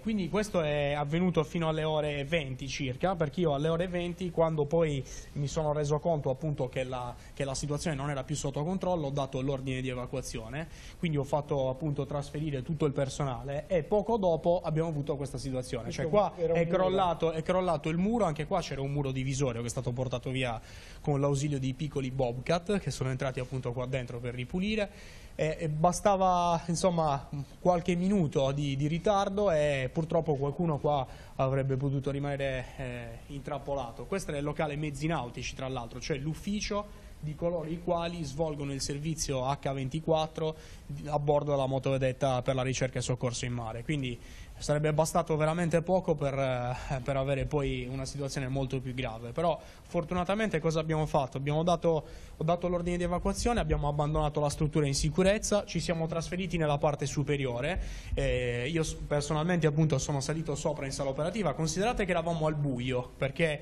la mareggiata ha di fatto non soltanto interrotto l'energia elettrica principale, ma anche divelto il generatore d'emergenza, quindi siamo rimasti al buio con l'ausilio di un VHF portatile e del telefono cellulare. Sono salito sopra in operativa e poi da lì ho coordinato insomma sentendomi anche con la Capitaneria di Porto di Genova tutta la catena di soccorso. Ecco, qua invece saliamo sopra che è la parte non colpita. Usciamo da questo lato. Niente, quindi in una situazione del genere pensate che ovviamente la preoccupazione non era soltanto quella di gestire l'emergenza esterna, ma di gestire quella interna, cioè quella di garantire l'incolumità delle persone che si trovavano all'interno, perché ovviamente avere anche soltanto dei feriti ci avrebbe precluso la possibilità di salvare gli altri, quindi era determinante porre in essere ogni azione utile per poter poi intervenire in maniera efficace. Questo è stato possibile anche perché qualcuno ritengo ci abbia assistito dall'alto, perché vi assicuro che una situazione del genere, per quanto si possa essere tempestivi, bravi, coraggiosi, non è un qualcosa di gestibile con le doti umane. Io su questo non mi nascondo assolutamente a dirlo, anzi lo dico a gran voce, tant'è vero che ringrazio ancora Sua Eccellenza Monsignor Alberto Tranasini per il grande dono di essere stato presente per Santa Barbara per celebrare la Santa Messa, perché quello è stato un momento nel quale,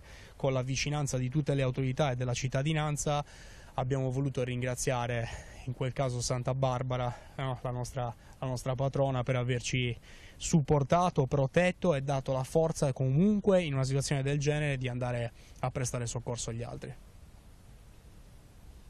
Abbiamo visto, amici, cosa c'è ora che è stato rimesso a posto, perché possiamo immaginare, avete visto la ghiaia, il livello dove era la sabbia, non la ghiaia, la sabbia, e questa zona quindi era assolutamente di là, abbiamo il mare. Questo presumo fosse uno sfogo delle onde. Di fatto il mare ha fatto ingresso dal lato posteriore della struttura per poi... Possiamo andare? Certo, per poi sboccare nella parte interna al porto. Devo dire che anche il fatto di aver aperto le varie finestre all'interno della struttura ha consentito che il mare poi uscisse dall'altro lato senza fare pressione sui piani superiori e quindi senza dover poi... interdire anche la parte superiore della struttura. Considerate che anche questa strada era totalmente piena di detriti. Anche qui devo dire ci siamo sentiti con il sindaco per cercare anche di ricreare questa sorta di viabilità tra virgolette alternativa, cioè nella prima fase era anche necessario accedere ai quadri elettrici per ripristinare l'energia elettrica di tutta Calata Porto e grazie all'amministrazione comunale abbiamo avuto già intorno alle 9:30, alle 10 del mattino del giorno 30 c'erano già le ruspe pronte in azione per creare appunto un passaggio e quindi consentire di poter accedere anche ai quadri elettrici per ripristinare l'energia di tutta la Calata Porto che era stata totalmente interrotta. Qui davanti dove vedete la sabbia vi erano dei un massicciato di cemento armato, ancora si vedono le tracce, dove nel periodo estivo venivano appoggiate le casette, insomma, le strutture degli stabilimenti balneari. Ora non esiste più nulla, in mare c'erano dei pontili che sono stati totalmente divelti e, ripeto, già adesso vedere ora questa situazione è completamente differente rispetto a ciò che c'era la mattina, perché, ripeto, qua era impossibile transitare, perché era pieno di detriti, pezzi di strada, perché anche la strada è stata di fatto erosa dalla forza delle onde. Quindi già adesso abbiamo una situazione che fa capire quanto è stato fatto. C'è ancora da fare, ma vi assicuro che tanto è stato fatto per i danni che sono verificati. Beh, insomma, vedendo questa situazione davvero c'è da dire che il danno è stato enorme, ma voi siete stati graziati, perché la casa, ci sono le case che hanno strappate le cose, quindi pensare che erano abitate, ci lavorava qualcuno, sì. Allora io direi che da Santa Margherita potremmo ripartire. Adesso andiamo alla volta di Rapallo, dove vedremo il porto che ha subito il maggior danno del Tigullio. È una situazione differente, nel senso che su Rapallo abbiamo un grave danneggiamento del porto Carlo Riva, del porto in concessione, e l'affondamento di numerose unità, quindi vedremo anche lì una situazione diversa rispetto alle prime giornate conseguenti all'evento, perché sono state rimosse circa 200 unità, ne rimangono circa 130 da rimuovere, quindi capite bene un lavoro molto importante quello in corso, grazie alla collaborazione degli armatori, innanzitutto gli armatori proprietari che poi hanno incaricato le ditte di procedere alla rimozione in sicurezza, e ovviamente un lavoro di coordinamento molto importante anche ai fini della tutela ambientale, perché ovviamente tutti questi eventi hanno come risvolto non soltanto quello della limitazione della sicurezza, ma anche quello di un pericolo per l'ambiente marino.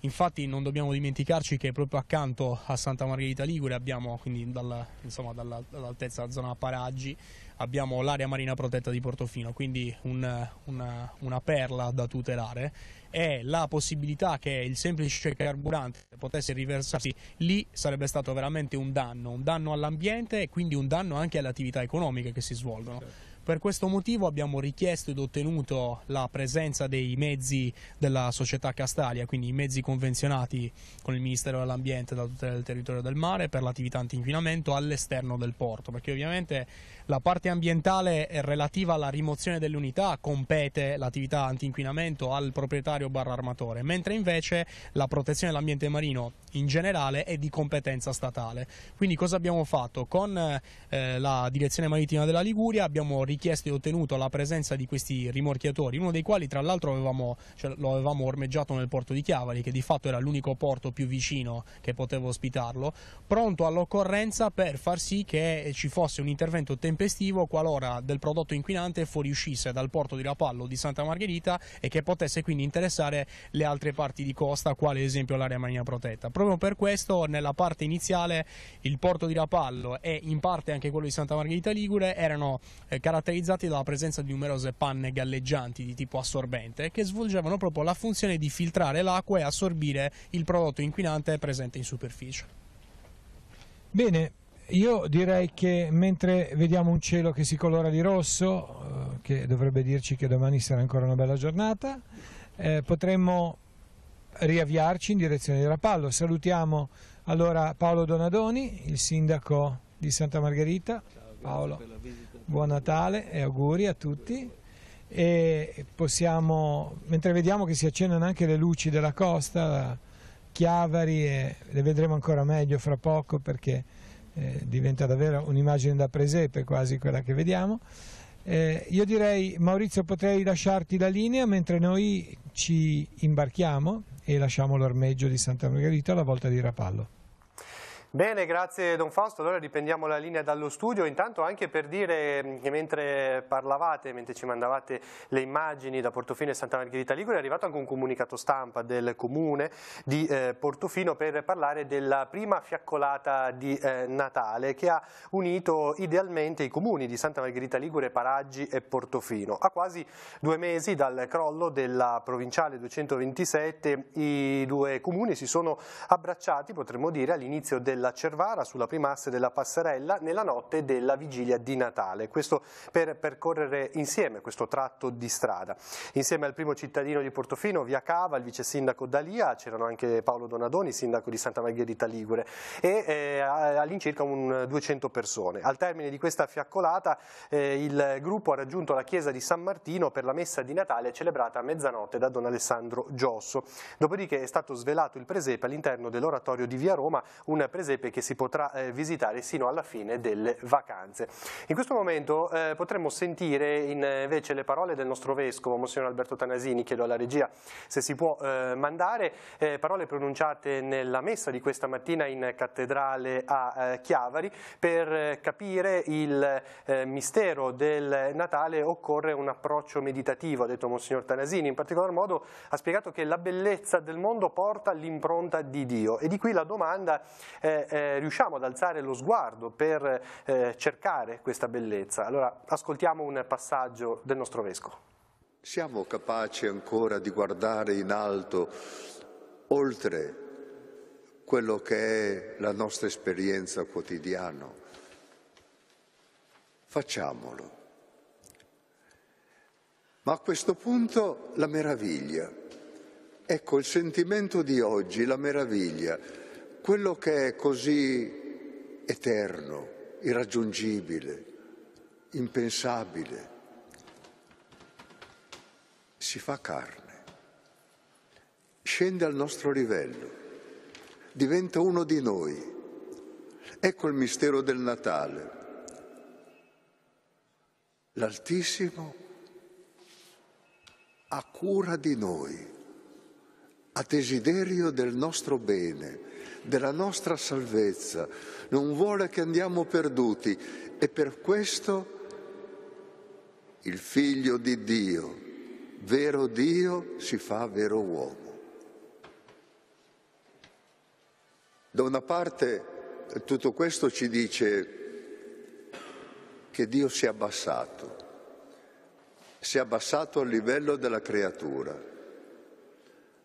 ma nello stesso tempo ci dice che l'uomo si è alzato.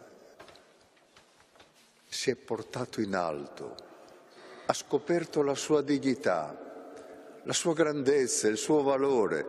Noi, l'incarnazione del Figlio di Dio ci dice quanto valiamo. E allora la richiesta è: lo accogliamo? Perché questa è la domanda.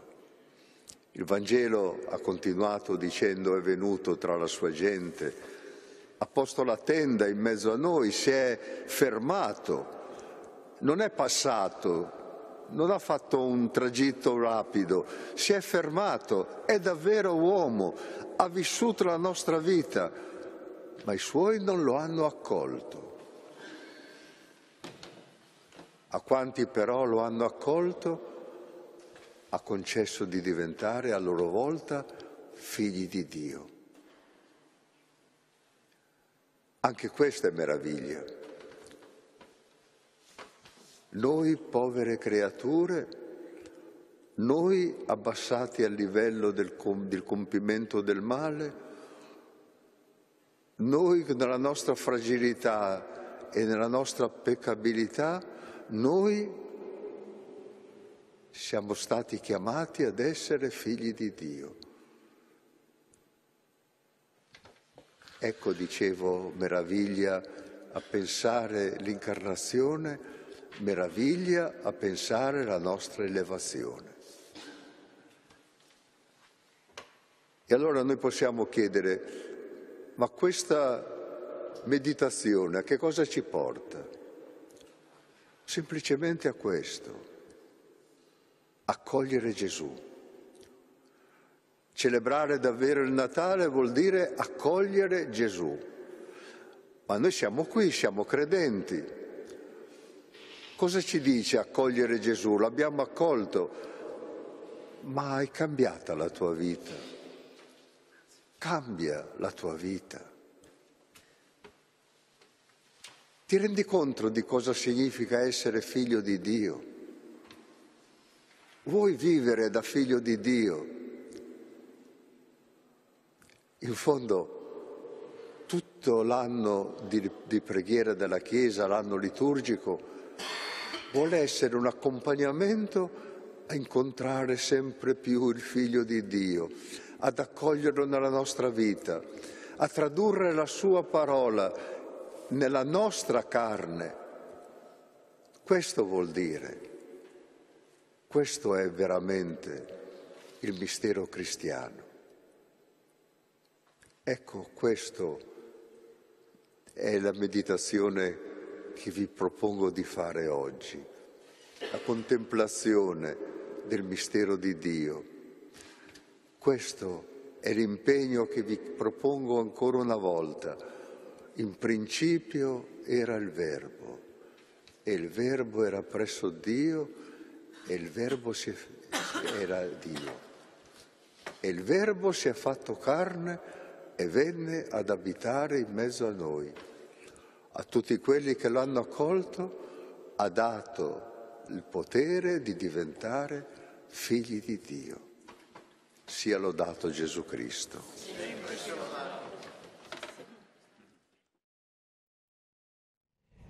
Amici, dopo il passaggio dell'omelia del Vescovo di quest'oggi, ritorniamo in diretta dalla motovedetta della Capitaneria di Porto di Santa Margherita. Stiamo uscendo dal porto di Santa Margherita, abbiamo visto quello che è accaduto all'interno della Capitaneria di Porto, ora stiamo andando in direzione di Rapallo. Questa zona ha subito danneggiamenti? Questa zona, ora stiamo uscendo dalle ostruzioni del porto di Santa Margherita Ligure e troveremo durante la navigazione il primo punto è San Michele di Pagana, nel comune di Rapallo. Lì ci sono stati dei danni anche lungo la passeggiata verso il mare, tant'è vero che fino a poco tempo fa c'è ancora un cantiere aperto volto al ripristino della stessa.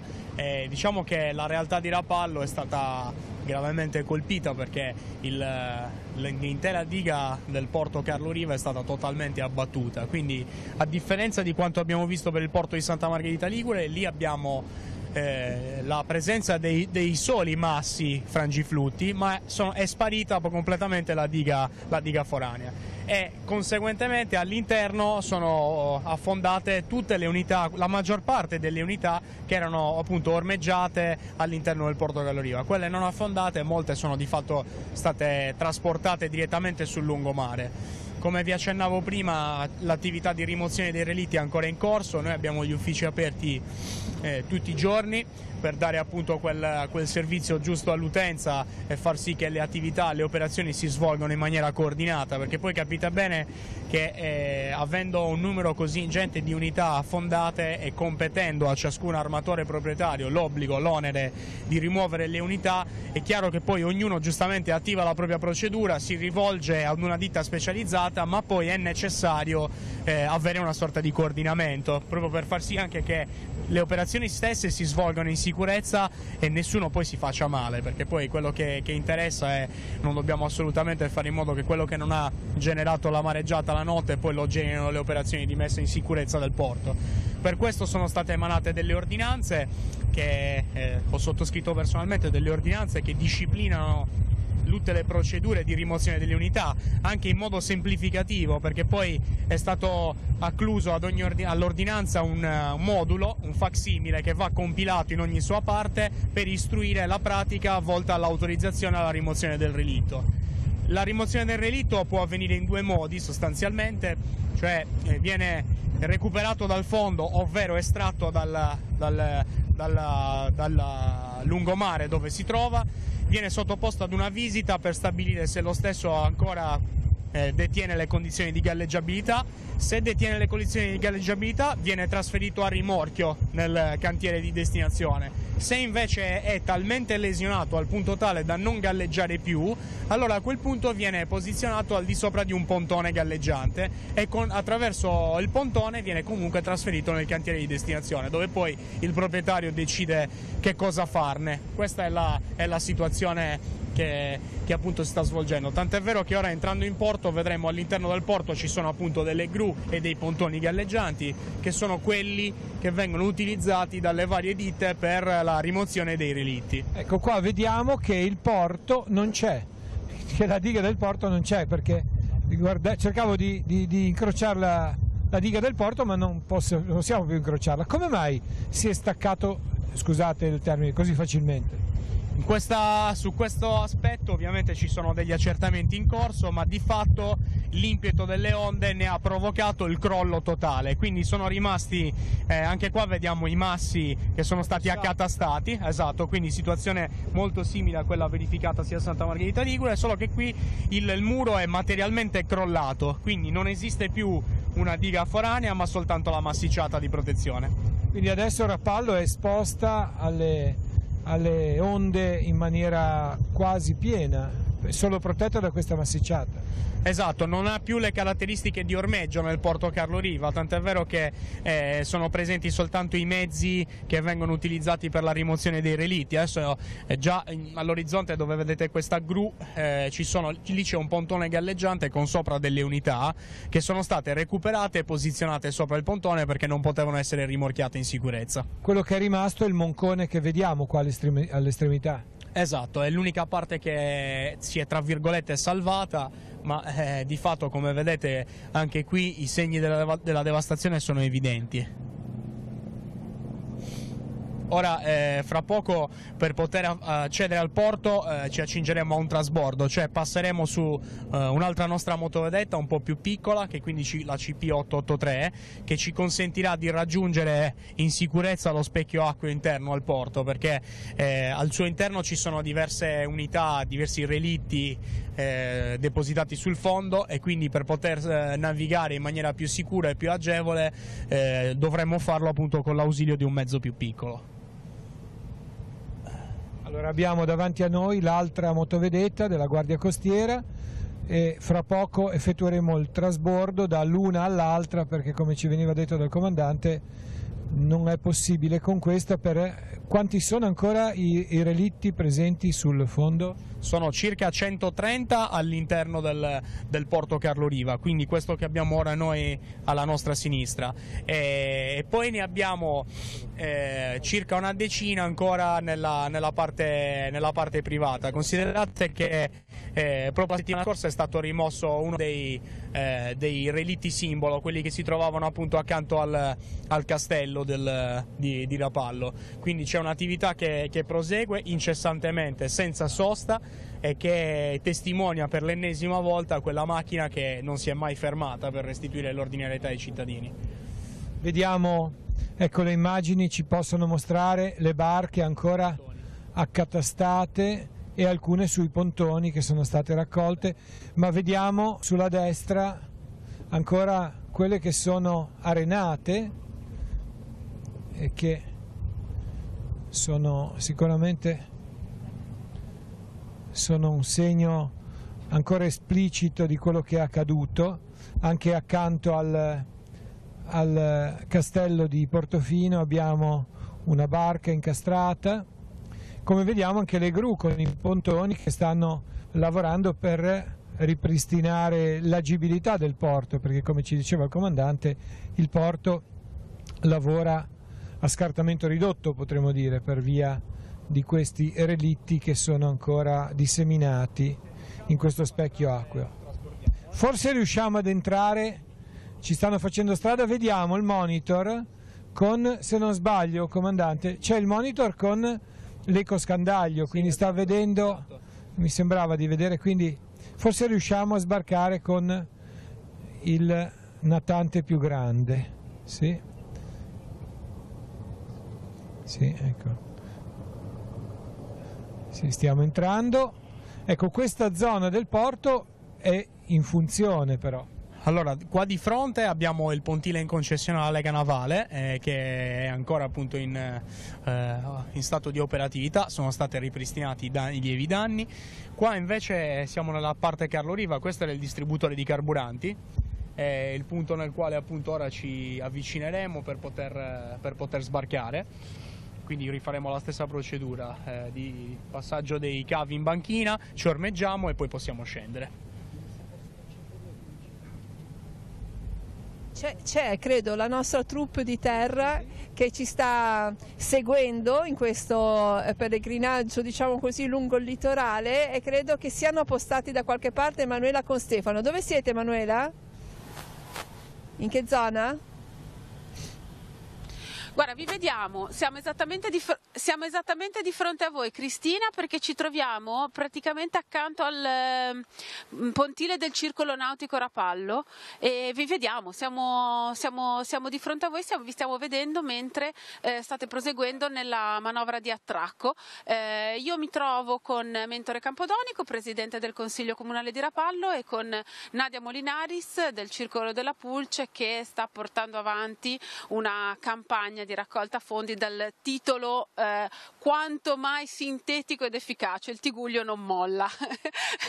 Quindi quando volete siamo pronti per raccontarvi anche questo pezzo di storia di questo 2018 del nostro territorio. Eccoci qua, siamo pronti per raccontarvi appunto il punto di vista di Rapallo e le iniziative per riprendere, per ricominciare. Quindi lascerei la linea a te, Manuela. Manu, noi siamo nella fase di attracco e perfetto, dobbiamo benissimo. Scendere, allora, poi ci vediamo. Mentre la motovedetta della Capitaneria di Porto sta attraccando, mentre la nostra troupe che si muove via mare quest'oggi prosegue le sue operazioni, Mentore Campodonico, intanto buon Natale. Buon Natale a tutti i telespettatori di Telepace, e un Natale di serenità, di pace, e un Natale che dia proprio l'augurio, un messaggio di speranza per la ripartenza, per riportare Rapallo e il Tiguglio ancora più bello e più forte di prima. Ecco, allora Allora, dicevamo appunto che già da qui si vede un messaggio davvero di speranza e di ripartenza, perché nonostante le barche ancora spiaggiate, nonostante i relitti che si trovano sul fondo del mare, Rapallo è bellissima ed illuminata e sta accogliendo così i primi turisti che stanno arrivando per queste festività natalizie. Assolutamente, c'è stata veramente una reazione di una città coesa, di una città unita, compatta e anche di una città solidale, che soprattutto con quelle persone che sono tante che hanno perso lavoro o che sono state duramente colpite nella loro attività. Ecco, ci troviamo appunto in questa zona portuale che è una parte importantissima dell'economia di Rapallo. Ci sono attività economiche all'interno del porto, questa è la parte del porto pubblico che non ha subito gravissimi danni, dove ci sono le imbarcazioni dei diportisti, delle associazioni, di tutti i gruppi sportivi che sono anche un po' l'anima di questa zona. Però questo crea anche un indotto, è un polmone economico importantissimo per la città, dunque ripristinarla, riportarla alla piena operatività è fondamentale. Certo, danni ce ne sono stati ingenti, indubbiamente, anche in questa parte, e sicuramente è fondamentale ritornare alla normalità il prima possibile, proprio per consentire di dare una risposta efficace alle tante aspettative di coloro che sono stati colpiti e di mettere in condizione la nostra città di poter ospitare al meglio i tanti turisti che abitualmente, e auspichiamo saranno tantissimi anche sin dalla prossima stagione, sin dalla Pasqua. Allora si prosegue con la rimozione delle imbarcazioni e questo è un po' quello che è sotto gli occhi di tutti, è quello che si vede. Dietro le quinte c'è un lavoro certosino anche di reperimento fondi per poter... Avete dovuto riscrivere il bilancio sostanzialmente. Ma indubbiamente c'è stata, ripeto, una risposta di grande coesione, di grande unità, una risposta per taluni versi commovente, se pensiamo anche ai tanti giovani, ai tanti studenti che si sono messi subito volontariamente a disposizione, alle tante associazioni. C'è stata una reazione veramente collettiva e per ripulire al più presto e per dare appunto un segnale forte di ritorno alla normalità di reazione, all'insegna proprio della rappallinità, della nostra caratteristica, dell'orgoglio ligure che non si piega, non è emblematica l'albero da Carena, che nonostante tutto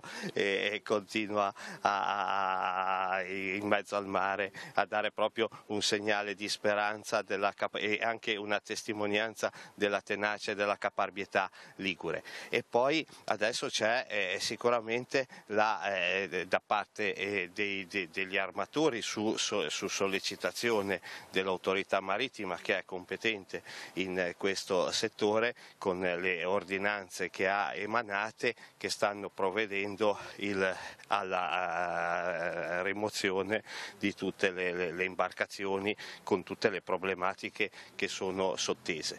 È chiaro che ci sono tantissimi aspetti e problematiche, a cominciare dalla bonifica e poi tutta una serie di interventi che stiamo apprestando e per i quali c'è la necessità sicuramente della collaborazione e di contributi concreti in termini economici, finanziamenti concreti da parte di tutti gli enti sovraordinati, dal governo alla Comunità Europea, dalla città metropolitana alla Regione Liguria, nessuno escluso. Quindi una grande risposta da parte della gente, una risposta anche da parte delle istituzioni. Il sindaco recentemente chiedeva una possibilità maggiore di manovra sulla finanza locale, sostanzialmente. Il sindaco l'abbiamo invitato, avrebbe voluto essere con noi ma ha fatto Natale fuori, per cui insomma lo salutiamo. E sicuramente porta anche lui i suoi saluti e i suoi auguri a tutti i telespettatori di Telepace, che anzi colgo l'occasione per ringraziare Telepace per l'attenzione che ha dedicato dedicato per la professionalità, l'impegno e l'efficienza dei servizi che sono stati resi anche durante tutta la vicenda della mareggiata e nelle settimane successive. Quindi sì, sicuramente attendiamo segnali forti, concreti dal punto di vista normativo e anche dal punto di vista del finanziamento concreto, perché è chiaro che la ripartenza, oltre alla collaborazione la più stretta e c'è tra l'amministrazione e la città e la popolazione, anche questo è stato un segnale molto importante e positivo, tra le amministrazioni di Rapallo, di Santa Margherita, di Portofino, tutto il Tigullio occidentale, questa sinergia, perché dobbiamo veramente, mai come adesso dobbiamo essere coesi e fare squadra, e lo stiamo facendo, e anche questo è un bel segnale di fiducia e di speranza per il futuro. Grazie. Nel frattempo, Mentore Campodonico, ci siamo accerchiati, ecco, venite da questa parte della telecamera, è arrivato Don Fausto, il comandante Piras, Cristina Oneto, sono sbarcati, lo possiamo testimoniare, ci sono i nostri tecnici in forze che sono arrivati, così ci scambiamo gli auguri tutti assieme. Proseguo, vado avanti, dice che posso andare avanti, benissimo. Nadia Molinaris, il Tigullio non molla, un titolo di una campagna di raccolta fondi che è tutto un programma. Beh, certamente voleva essere sintetico, ma anche rappresentare quella che è la forza insita già nel nostro popolo, quindi proprio come una tradizione che noi non molliamo, ma soprattutto anche un abbraccio e un incitamento a non mollare a tutti quanti, perché io mi sono resa conto subito il giorno 30, quando sono entrata, io ho l'attività dentro il porto Carlo Riva, quindi quando sono entrata la prima persona che ho incontrato è stata la Maria Pia Riva, la figlia di Carlo Riva. Ci siamo abbracciate e ci siamo messi a piangere, era ovvio. Io ho buttato via 25 anni del mio lavoro, buttando via le cose che erano dentro la mia agenzia. Però mi sono anche resa conto che non bisognava fermarsi, bisognava rimboccarsi le maniche, fare qualcosa e soprattutto dare questo spirito a tutti, cioè ok, ingoiamo le lacrime e andiamo avanti.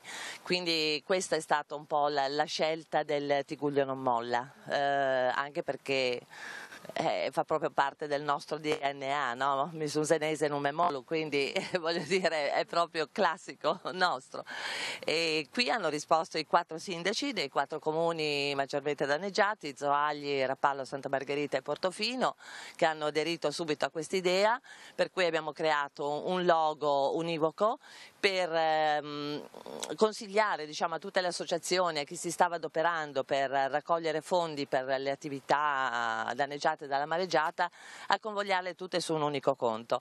Oggi ho fatto gli auguri pubblicando la cifra che oltretutto rappresenta le donazioni come se fosse un regalo in più che molta gente ha messo sotto l'albero e che hanno fatto al Tigullio non molla. Siamo arrivati a superare i 14.000 euro e questa è stata una bella cosa, andare a vedere insomma l'estato conto e vedere questa cifra, dove c'era addirittura una signora che ha detto: io ho versato 150 euro che erano i soldi che avevo bilanciato per i regali di Natale, però li voglio dare per le attività di Rapallo danneggiate.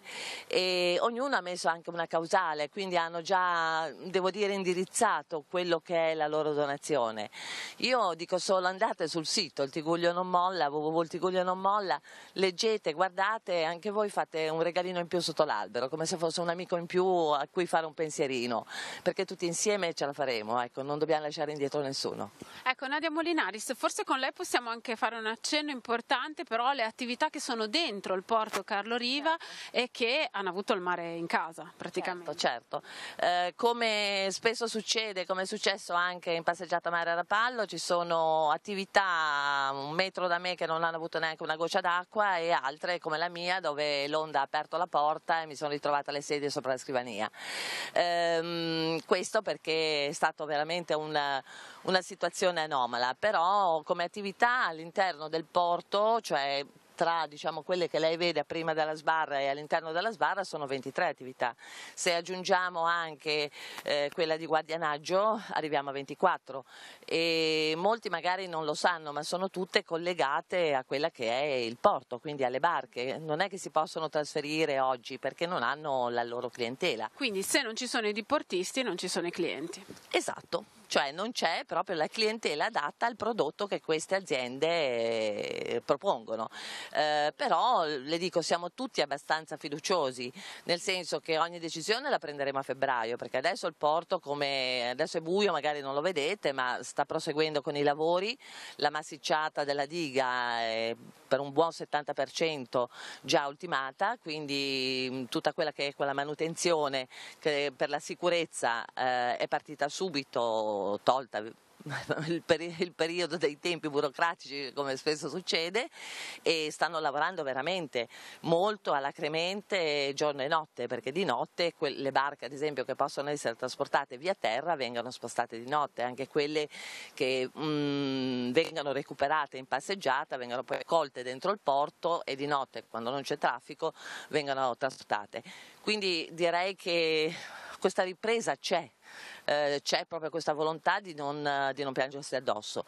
L'unica cosa, ecco, vorrei sottolineare per i turisti, intanto venite, perché Rapallo è accogliente, bellissima, anzi, visto che tutti le fotografano, c'è uno scorcio fotografico in più da fotografare, cosa che io mi auguro non succederà mai più, quindi fotografatela adesso se volete ancora, visto che c'è ancora qualche barca, perché poi non ci saranno mai più.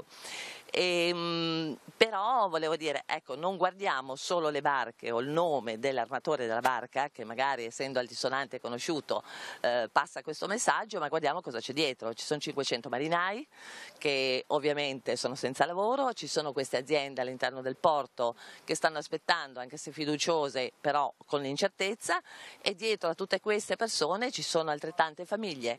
Quindi sì, mi diceva la direttrice Marina Scarpino tempo fa che per ogni imbarcazione all'interno del porto Carlo Riva bisogna calcolare 1, 2, a volte 3 posti di lavoro, e sono famiglie del nostro territorio, famiglie del Tiguglio che vivono proprio dell'indotto, anzi del posto di lavoro diretto proprio all'interno del porto, quindi è importantissimo ritornare a lavorare e ritornare operativi, ma a quanto si può capire la volontà c'è e il percorso è iniziato. Certo, il percorso è iniziato, non si è fermato, ma è iniziato sin da subito, proprio come diceva anche Mentore Campodonico, anche dai volontari, dai ragazzi che venivano fino alla sbarra, che volevano entrare per aiutare e non potevano farli entrare perché ovviamente non c'erano le norme di sicurezza per farli lavorare, perché erano giovani, però c'è stata una risposta immediata e l'abbiamo visto subito, perché il giorno dopo, voglio dire, tutta Rapallo era pulita e anche il porto all'interno era tutto pulito, cioè non sembrava neanche più lo stesso, quindi sì, non solo c'è, e c'è questa volontà, ma proprio si vedono anche i risultati. Ecco, non fermiamoci alle poche barche che ancora sono sulla passeggiata, ma lì sono soggette a norme ben precise per essere spostate, quindi ci sono dei tempi tecnici, mentre la volontà c'è tutta, insomma.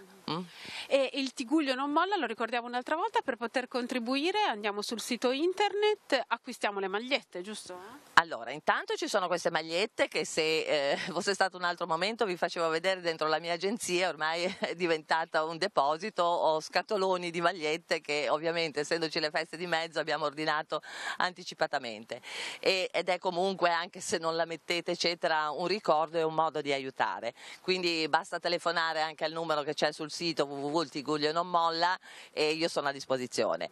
Poi a parte le magliette si possono anche fare una semplice donazione, anche solo 5 euro come dicevo prima, su questo conto corrente dove c'è l'IBAN, basta fare copia e incolla perché l'abbiamo scritto in modo tale che lo si possa fare, oppure come hanno fatto tante aziende sponsorizzare dei prodotti, dice io ti pago il costo di 200 magliette in modo tale che tu quando poi versi sul conto corrente non devi detrarre le spese, cioè possono essere 1000, ci sono stati non so 2 fumettisti, Spica e Machiavello, che hanno fatto una tavola originale firmata da loro, ispirata al Tiguglio non molla, che io metterò all'asta.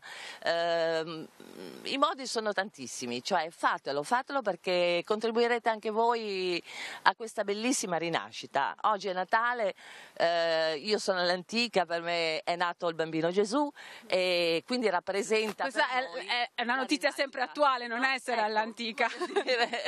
Nel senso, per me il Natale è quello, ecco, non è neanche l'albero, non è neanche Babbo Natale, è proprio questo rinnovamento di nascita. Quindi meglio di questo giorno per dire è il Natale anche di Rapallo, penso che non ce ne sia altro, e con questo faccio anche gli auguri a tutti e un grazie veramente di cuore a quei 14.336 mi sembra euro che sono stati versati.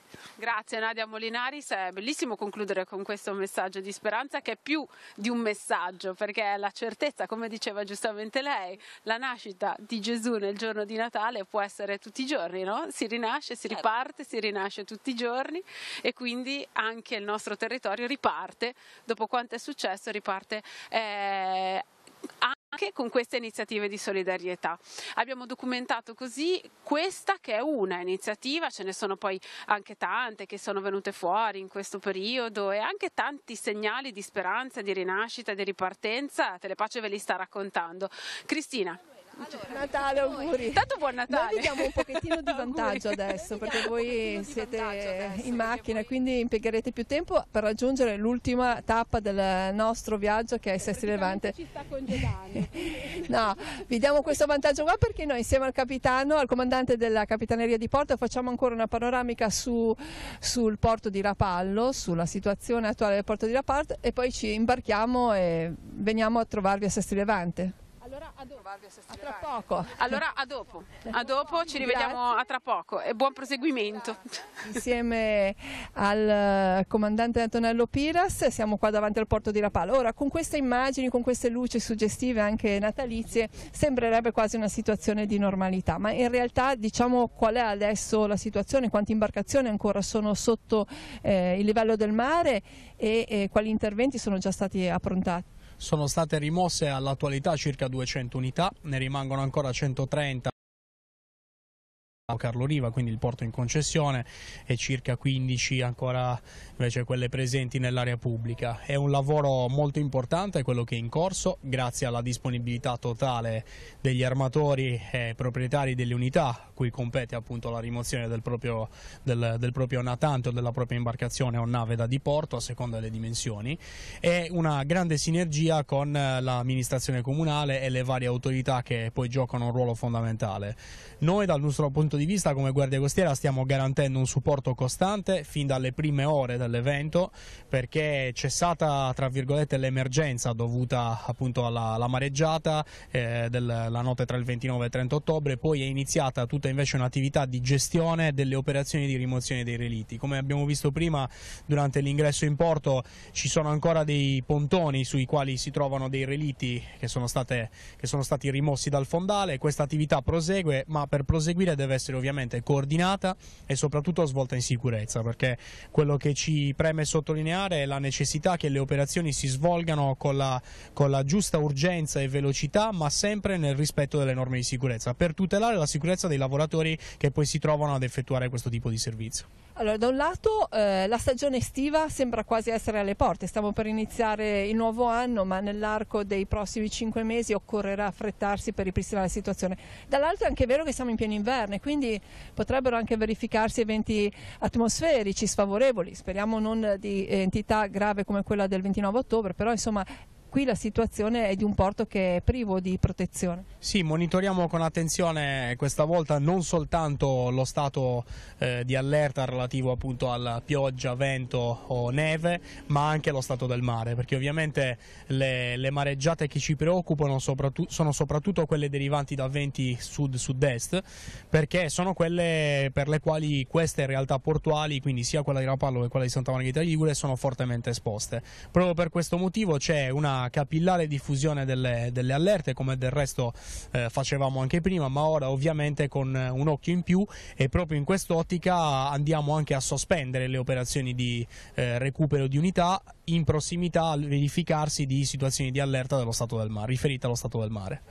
Ecco, per un uomo di mare come lei, come sono tanti anche dei membri degli equipaggi di questi natanti, anche di quelli che sono affondati, l'immagine di un'imbarcazione affondata, anche il fatto di doverla abbandonare a un certo punto, abbiamo ascoltato anche racconti di persone che comunque sino all'ultimo istante, finché hanno potuto, sono rimaste a bordo. Che cosa lascia? Che cosa si prova in quel momento lì? È un colpo al cuore, perché l'unità, l'imbarcazione, che sia per diporto, che sia per lavoro, diventa una parte di noi, no? Quindi vedere queste unità affondate, semi-affondate, spiaggiate è veramente ti lascia un po' di tristezza.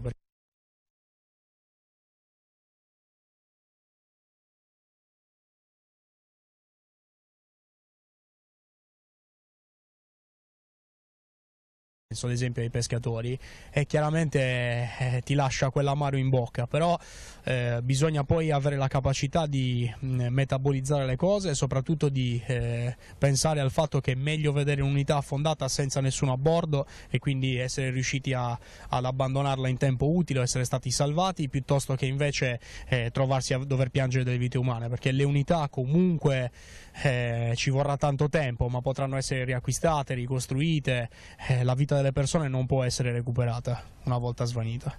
Allora noi intanto ci avviciniamo al resto del nostro equipaggio. Oggi è un equipaggio un po' sui generis, non so se le è mai capitato di viaggiare con operatori, giornalisti. Diciamo che ultimamente mi è capitato gioco forza per la situazione di emergenza che si è venuta a verificare. Non mi era mai capitato il giorno di Natale di avere un equipaggio così allargato, però è un piacere per noi perché costituisce sicuramente un'ulteriore opportunità per far sentire ulteriormente la vicinanza a questo territorio che ha bisogno della presenza anche dei media, perché i media sono uno strumento importante per poter trasmettere poi all'esterno ciò che si vive nel quotidiano. Saluto Mentore Campodonico, ne approfitto perché noi abbiamo alle nostre spalle questo panorama suggestivo, ma su tutti brilla una stella lassù sul colle di Montallegro. Allora vogliamo anche ricordare che proprio nell'imminenza anche dell'evento della mareggiata del 29 ottobre scorso Rapallo si è ritrovata di nuovo ai piedi della Vergine.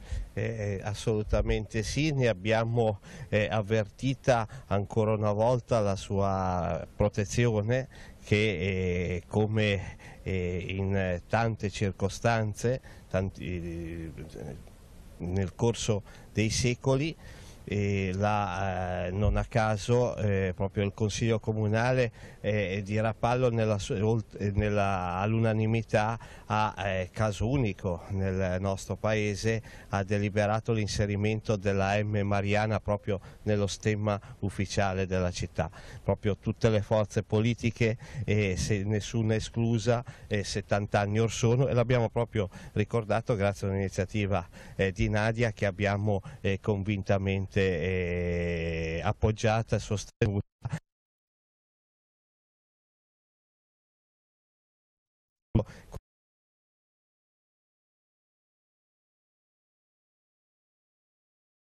Gravità di quanto è accaduto il 29 e il 30 di ottobre abbiamo avvertito proprio questa protezione che continua ad esserci per la nostra città, perché il fatto che non ci siano state vittime, che non ci siano state addirittura neanche feriti, qui il nostro comandante è un autorevole testimone della gravità della situazione nella quale versavano quei 22 marinai, e conferma ha del miracoloso. E quindi abbiamo proprio subito dopo, domenica 4 novembre, di concerto col rettore Don Gianluca Trovato e come amministrazione siamo stati su appunto a celebrare una messa di ringraziamento per aver preservato la nostra città da vittime, da feriti, e per continuare a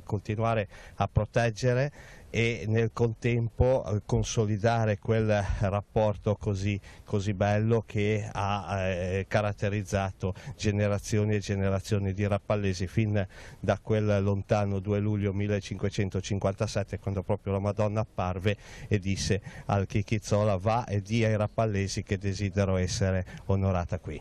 E quindi vediamo il santuario illuminato.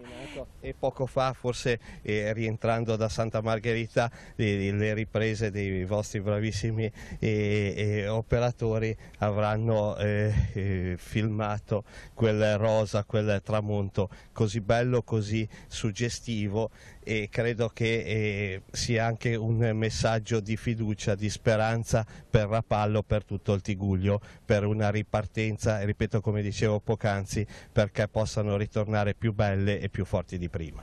Il comandante prima faceva riferimento a Santa Barbara perché proprio pochi giorni dopo è stata celebrata la patrona dei marinai. A Rapallo abbiamo fatto riferimento alla Madonna di Montalegro. In ogni caso direi che c'è un richiamo a un qualcosa che comunque ha preservato le città da qualsiasi sorta di danno umano. Certamente, poi se vogliamo allora aggiungere anche questo, io dalla mia attività che è dentro il porto Carlo Riva, la prima cosa che ho fatto ho alzato gli occhi e io davanti ho il santuario della Madonna di Montalegro e il grazie è stato spontaneo, ma non solamente mio, di tutti veramente, di alzare gli occhi verso quel santuario e dire ok, è stato un disastro ma ci siamo tutti. Bene, allora direi che adesso dobbiamo ritornare a bordo della motovedetta perché la prossima tappa è Sestri Levante, quindi ci sarà anche un tragitto piuttosto lungo. Se possiamo cedere la linea allo studio nel momento in cui saliamo a bordo, noi poi riprendiamo la linea per documentare quest'ulteriore tratto di strada che compiremo insieme alla motovedetta della Guardia Costiera, in maniera tale che possiamo così estendere l'augurio di buon Natale da Portofino a Sestri Levante. Abbiamo proprio lambito tutta la costa, tutto il Tigullio, anche dove non riusciremo ad approdare. Ricordiamo tra i comuni che hanno subito danni anche Zoagli, dove però non è possibile l'approdo, non si può entrare nell'approdo di Zoagli. No, esattamente, lì non abbiamo la possibilità di ormeggiare, per cui effettueremo una navigazione sotto costa proprio per verificare anche i danni e soprattutto portare un saluto nel giorno di Natale anche al sindaco e con lui tutta la cittadinanza di Zoagli. Poi Chiavari, da dove siamo partiti, anche a Lavagna ci sono stati dei problemi. Ricordiamo l'impianto di maricoltura, c'è stata anche nel porto di Lavagna un'imbarcazione che è affondata e poi giungeremo a Sestri Levante, anche lì si contano comunque dei danni e delle situazioni di difficoltà. Sì, lì i danni sono soprattutto sulla parte di Renà e la Baia del Silenzio, ora vedremo appunto durante la navigazione. Bene, allora se dallo studio sono pronti io cederei la linea e noi ritorniamo a bordo della motovedetta. Certo, grazie Cristina. È il momento allora di andare ad ascoltare un'altra voce dalle missioni. Questa volta torniamo in Africa e andiamo in Burundi. È l'occasione infatti per riascoltare la voce di Don Gratien Niuire, che è stato sacerdote per numerosi anni nella nostra diocesi e ora da qualche tempo è tornato in Burundi, è vice economo della diocesi di Bururi, insegna anche in una scuola e porta avanti diversi progetti. Tra questi c'è quello dell'agricoltura locale, che riguarda anche l'attività e l'utilizzo di un trattore che, se ricorderete, è stato acquistato grazie all'impegno e alla generosità di molte persone nella nostra diocesi e non solo. Gli abbiamo chiesto dunque come sta andando, qual è la situazione del paese e dei suoi progetti. Lo ascoltiamo. Qual è la situazione dei progetti che volevi avviare in Burundi, nella tua zona, anche quello che riguardava l'utilizzo del trattore e la possibilità di coltivare i campi? Ci puoi fare il punto, il quadro di questa situazione? La situazione dei progetti sta andando, non dico tanto velocemente o a un ritmo davvero sostenuto, ma piano piano. Una cosa è interessante, e una cosa comunque mi fa piacere raccontare, è che rispetto al primo anno che dovevo chiedere il terreno, che non sapevo da dove iniziare e cosa presentare e cosa fare, adesso ho trovato delle persone che mi danno delle indicazioni, almeno ho presentato tutti i documenti. Pensavo che già verso agosto di quest'anno mi avessero dato il permesso di cominciare il progetto proprio, invece mi hanno detto di aspettare qualche mesetto, che devono ancora riunirsi il ministero che si occupa dei terreni per poter decidere e concedermi questo terreno. Per cui ho qualche speranza di poter, penso marzo o anche prima, iniziare a fare il progetto come l'avevo sognato, quello di coltivare. Invece per quanto riguarda il trattore, in questo periodo, ecco, come l'anno scorso l'avevo dato a una fattoria della diocesi e quest'anno è rimasto sempre in questa fattoria, ma c'è un direttore che si occupa nel Ministero dell'Agricoltura che mi ha chiesto di poter utilizzare questo trattore in un centro di ricerca dove hanno tantissimi campi, coltivando tante cose per sperimentare alcuni semi. La comunità cristiana che ti è affidata, come si è preparata al Natale di quest'anno? Quali sono le iniziative che avete portato avanti? A livello diocesano abbiamo concluso dal punto di vista pastorale il tema triennale sulla gioventù come pilastro fondamentale, essenziale per la pace, la vita cristiana, le comunità cristiane e per anche il progresso, lo sviluppo. Il problema che noto sempre nei nostri, forse in Burundi, per non dire in tanti paesi dell'Africa, è che viene meno sempre il senso della responsabilità, il senso del dovere, anche cristianamente parlando. Per cui lavorare su questo per me è stata un'occasione propizia per dire: ragazzi, ora è il tempo di svegliarci. Il Natale prepararci al Natale come il tempo di svegliarci da questo sonno che ci immerge nell'irresponsabilità, nella mancanza di questa consapevolezza verso il dovere, anche il dovere civile, anche il dovere cristiano. Il dovere nel senso positivo non è una cosa che ci impongono, però quando uno matura la sua consapevolezza, la sua identità di quello che è, nasce anche questo senso del dovere di quello che deve fare per il bene di tutti. E allora in questo tempo di avvento abbiamo lavorato tantissimo su questo con i ragazzi. Il tempo di svegliarci da questo nostro sonno che ci toglie la consapevolezza della responsabilità. Quali sono anche le necessità della popolazione che tu segui, quindi come dire, i desideri di questo Natale, gli auspici anche per il 2019? Se parliamo di necessità, subentrano subito le necessità di come vivere, di come guadagnarsi la vita. Uno potrebbe dire che non è una necessità, ecco, però comunque fa parte del nostro sogno. E sognare a come vivere migliorando la nostra vita, migliorando la nostra situazione. Ecco, una cosa che ho notato è che comunque il Natale da noi viene vissuto soprattutto attraverso davvero delle belle celebrazioni.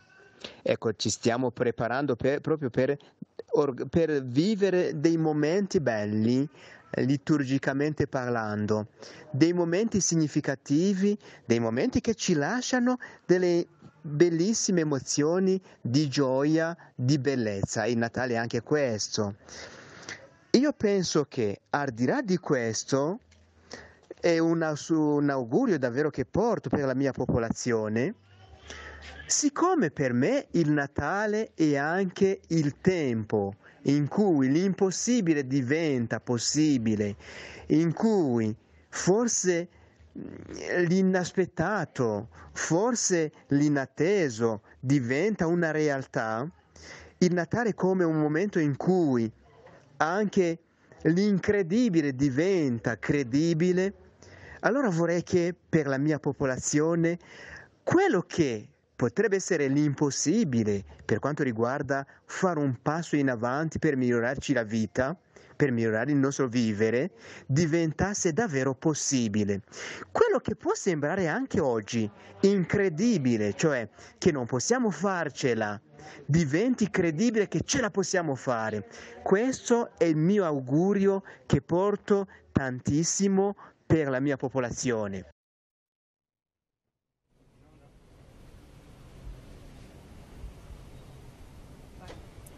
Sì, riprendiamo la linea dopo questo collegamento ancora con l'Africa e siamo a Rapallo. Le immagini che state vedendo sono quelle della plancia del nostro mezzo di trasporto e stiamo uscendo dal porto di Rapallo, stessa difficoltà dell'entrata. Sì, esattamente, ora in lenta navigazione lasciamo l'ormeggio e usciamo in sicurezza dal porto per poter poi proseguire alla volta di Sestri Levante, però navigando sotto costa e quindi avvicinandoci a Zoagli. Vi dico, amici telespettatori, che siamo dentro la cabina della motovedetta perché fuori comincia a fare piuttosto fresco. Ci scaldiamo un po' le ossa per ritornare fuori a vedere tra poco la costa fra Rapallo e Zoagli. Sì, durante questa navigazione appunto avremo l'opportunità di vedere un altro scorcio del Tigullio molto bello, tra l'altro molto suggestivo anche nella parte notturna, perché avendo appunto tutta l'illuminazione costiera attiva è molto bello vedere questo paesaggio notturno. E abbiamo incrociato una giornata meravigliosa dal punto di vista meteoclimatico. Sì, il tempo ci ha assolutamente assistito e quindi ne abbiamo approfittato per poter passare con voi questo pomeriggio di Natale e dare appunto questo segno di vicinanza a chi ci segue da casa. Siamo all'interno della motovedetta, ce la vuole descrivere? Allora, questa è una motovedetta d'altura lunga circa 19 metri, con due motori da 1100 cavalli ciascuno, velocità massima circa 25 nodi.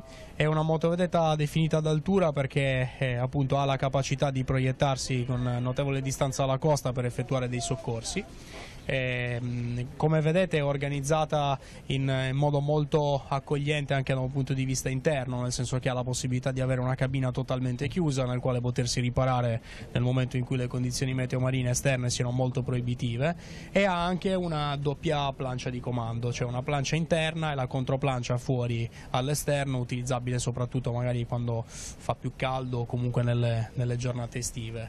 L'equipaggio è composto da 3-4 persone ed è una motovedetta che ha delle grandi capacità di carattere operativo, perché stiamo vedendo anche oggi, insomma, anche in una situazione normale si presta bene non soltanto per l'attività di soccorso ma anche in un'attività di supporto alle popolazioni, come abbiamo visto con Portofino per il trasferimento di persone, quindi facendo anche una navigazione in sicurezza. Questo è stato il motivo per cui la direzione marittima della Liguria, l'ammiraglio Carlone, ha deciso di ridislocarla nel periodo dell'emergenza a Santa Margherita Ligure per renderla disponibile anche per il trasferimento dei bimbi, proprio per fare in modo che potessero viaggiare nel modo più sicuro possibile e quindi in qualche modo un po' vattati dall'ambiente esterno e fargli trascorrere un momento piacevole nel trasferimento da Portofino a Santa Margherita Ligure.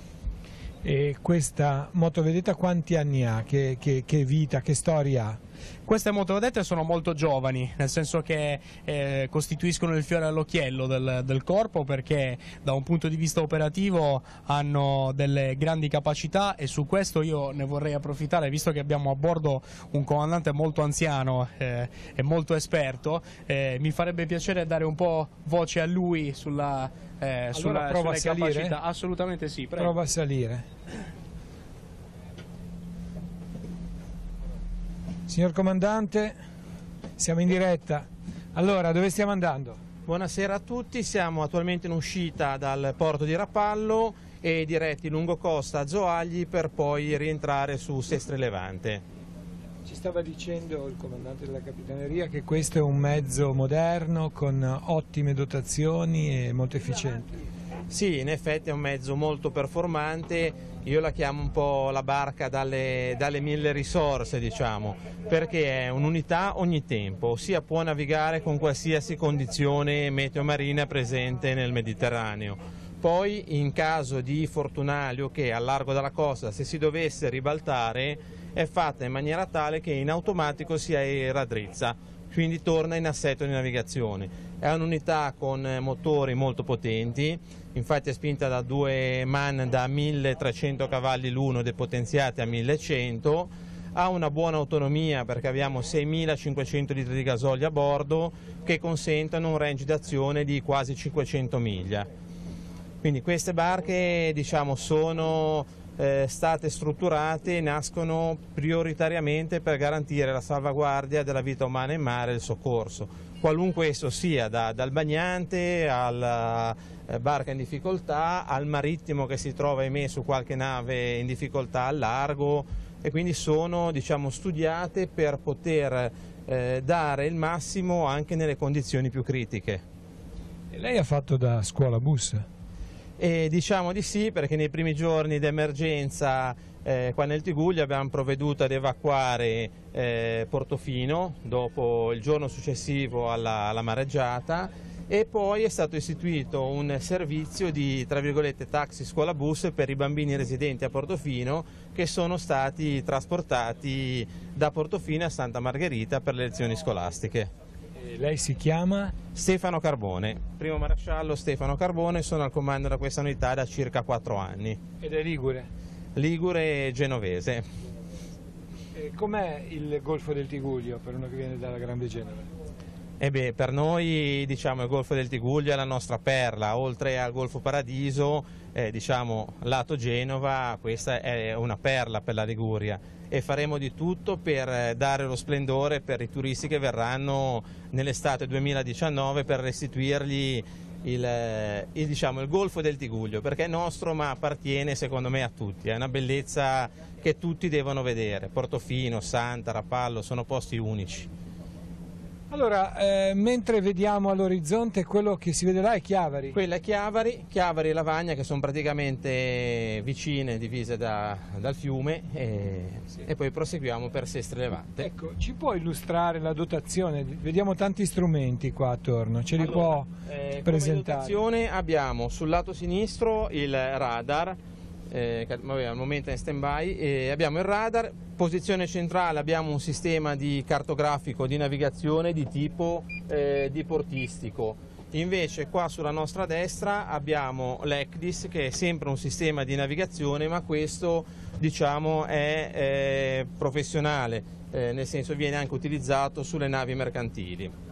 E poi abbiamo un sistema di apparati di comunicazione, radio, VHF, UHF, HF, per poter comunicare con, tra virgolette, tutti, sia navi mercantili, sia elicotteri, sia torre di controllo anche dell'aeroporto di Genova, quindi siamo aperti su tutte le frequenze e possiamo prendere contatti diretti con tutti i mezzi che operano nel soccorso o che hanno necessità di richiedere soccorso. Quante persone può trasportare una barca come questa? Allora, questa unità diciamo, ha 4 persone di equipaggio ed è certificata e omologata per trasportare 130 persone. Quindi siamo arrivati anche in operazioni di soccorso a evacuare molte più persone, anche 170-180 a bordo di questa unità senza nessun problema. Mi viene in mente Costa Concordia per dire che è qua vicino a noi, oppure anche l'attività giù nel canale di Sicilia nei confronti dei migranti. Ha operato anche nel canale di Sicilia questo mezzo? Questo mezzo ogni anno viene impiegato nel canale di Sicilia per l'esigenza migranti. Dal 2012, data di consegna dell'unità, ha effettuato 4 missioni a Lampedusa, da circa 2 mesi l'una, nella durata di 2 mesi. Siamo all'altezza di...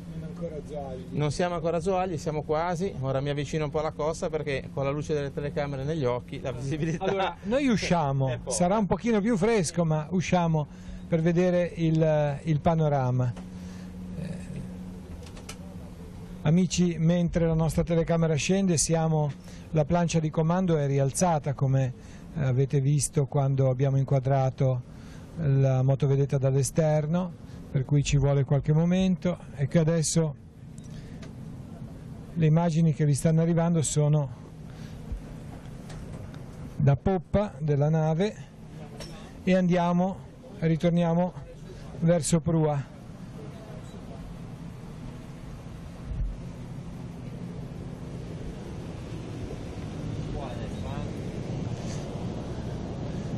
Siamo con un membro dell'equipaggio. Allora, ci hanno detto primo maresciallo degli Noci. Allora, grazie intanto del vostro lavoro di oggi e di questi mesi.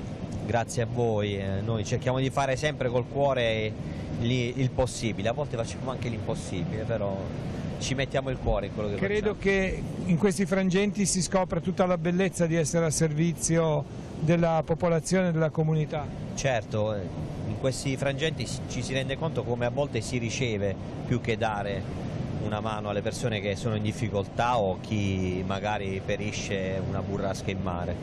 Sono le cose che ti ritornano poi col tempo, ripensandoci negli anni uno si sente sempre più ricco.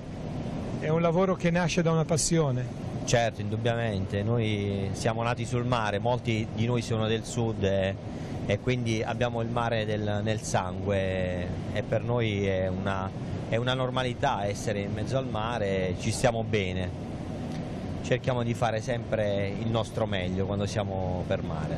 Allora grazie di tutto il vostro lavoro, di quello che ancora avrete da fare, perché mi pare che ci sia ancora molta strada. Sì, diciamo che l'emergenza non è terminata con la notte del 29 e 30 ottobre, ma in realtà continua. Come nella nostra indole siamo pronti ovviamente, soprattutto nel momento dell'emergenza, a dare il massimo, quindi quella notte è stato soltanto l'inizio.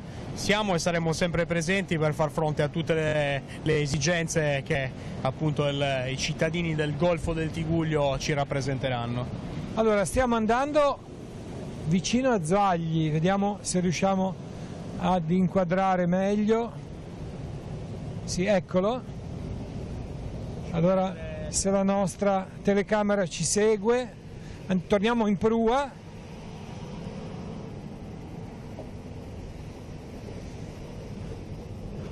Eccoci.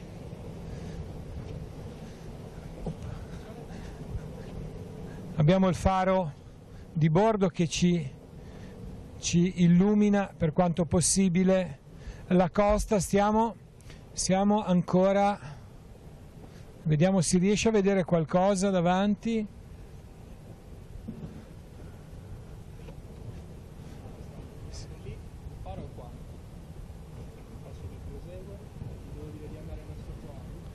Ecco, vediamo Zoagli,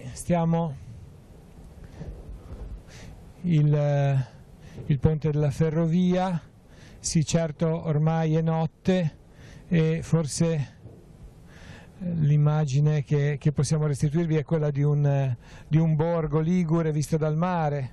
Non c'è possibilità di poter avere più di tanto, anche se vediamo la luce cerca di accompagnare.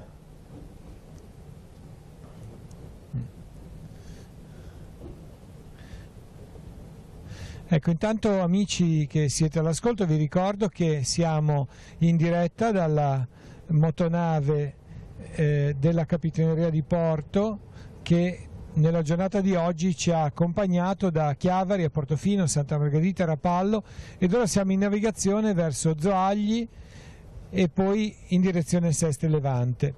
Vogliamo mostrarvi in questo giorno di Natale questo scorcio che sa un po' di presepe, le lucine dei nostri paesi addossati sulle colline, e si scorgono le luci degli addobbi natalizi anche. Non possiamo darvi di più perché non c'è luna questa sera, quindi siamo il mare con i suoi rumori, i suoi profumi e l'aria frizzante ormai, capitano. Sì, assolutamente, l'aria è la tipica brezza marina che poi si riesce a cogliere. Tra l'altro si è alzato leggermente una bavetta di vento, ora vediamo sta passando anche un treno, siamo proprio quasi davanti a Zoagli. Ci stiamo avvicinando il più possibile in sicurezza alla costa.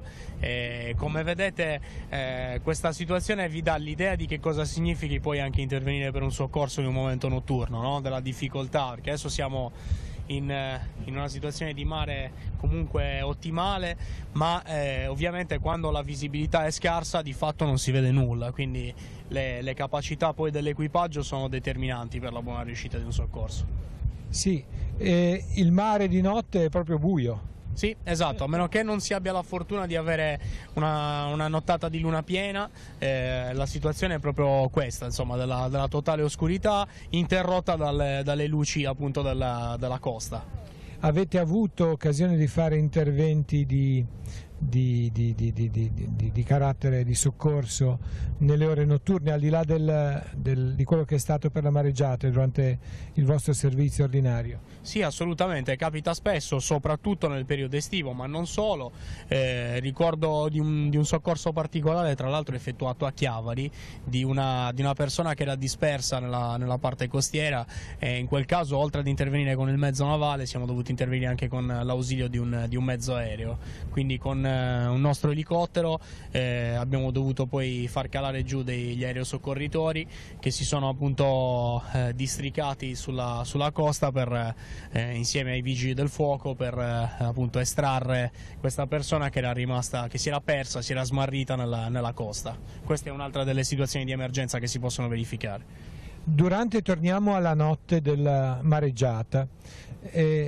Quella notte mancava l'energia elettrica nel porto. Voi avete lavorato con le fotocellule dei vostri mezzi di soccorso? Sì, eravamo totalmente al buio e tra l'altro la difficoltà è stata anche quella di, come dicevo prima, non avendo potuto impiegare la motovedetta perché per quella presenza di detriti, insomma, essendo la motorizzazione a idrogetto, quindi che avrebbe aspirato tutti i detriti comportandone poi l'arresto d'emergenza dei motori, abbiamo impiegato i mezzi minori, quello più grande che abbiamo visto prima, quello che abbiamo visto ridislocato adesso temporaneamente dalla direzione marittima, ha un faro di illuminazione, gli altri invece no, quindi pensate la difficoltà di doversi districare nella navigazione tra le unità che collidevano tra di loro.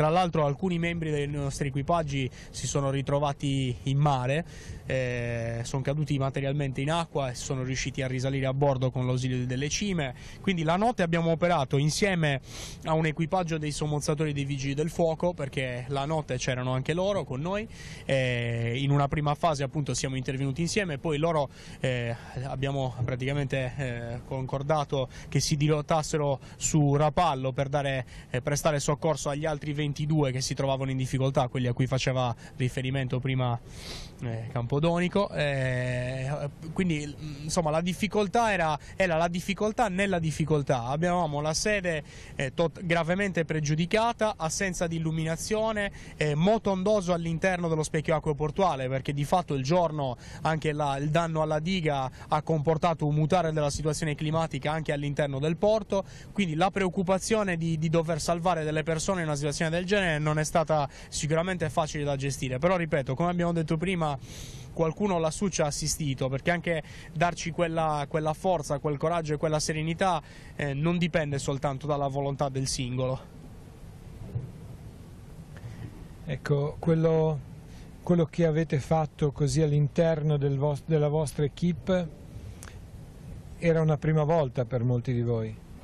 Sì, era sicuramente in una circostanza del genere una prima volta, perché i soccorsi è un po' il nostro pane quotidiano, no? La vedetta molte volte, la maggior parte delle volte in cui si trova ad operare, opera perché deve prestare soccorso a terzi.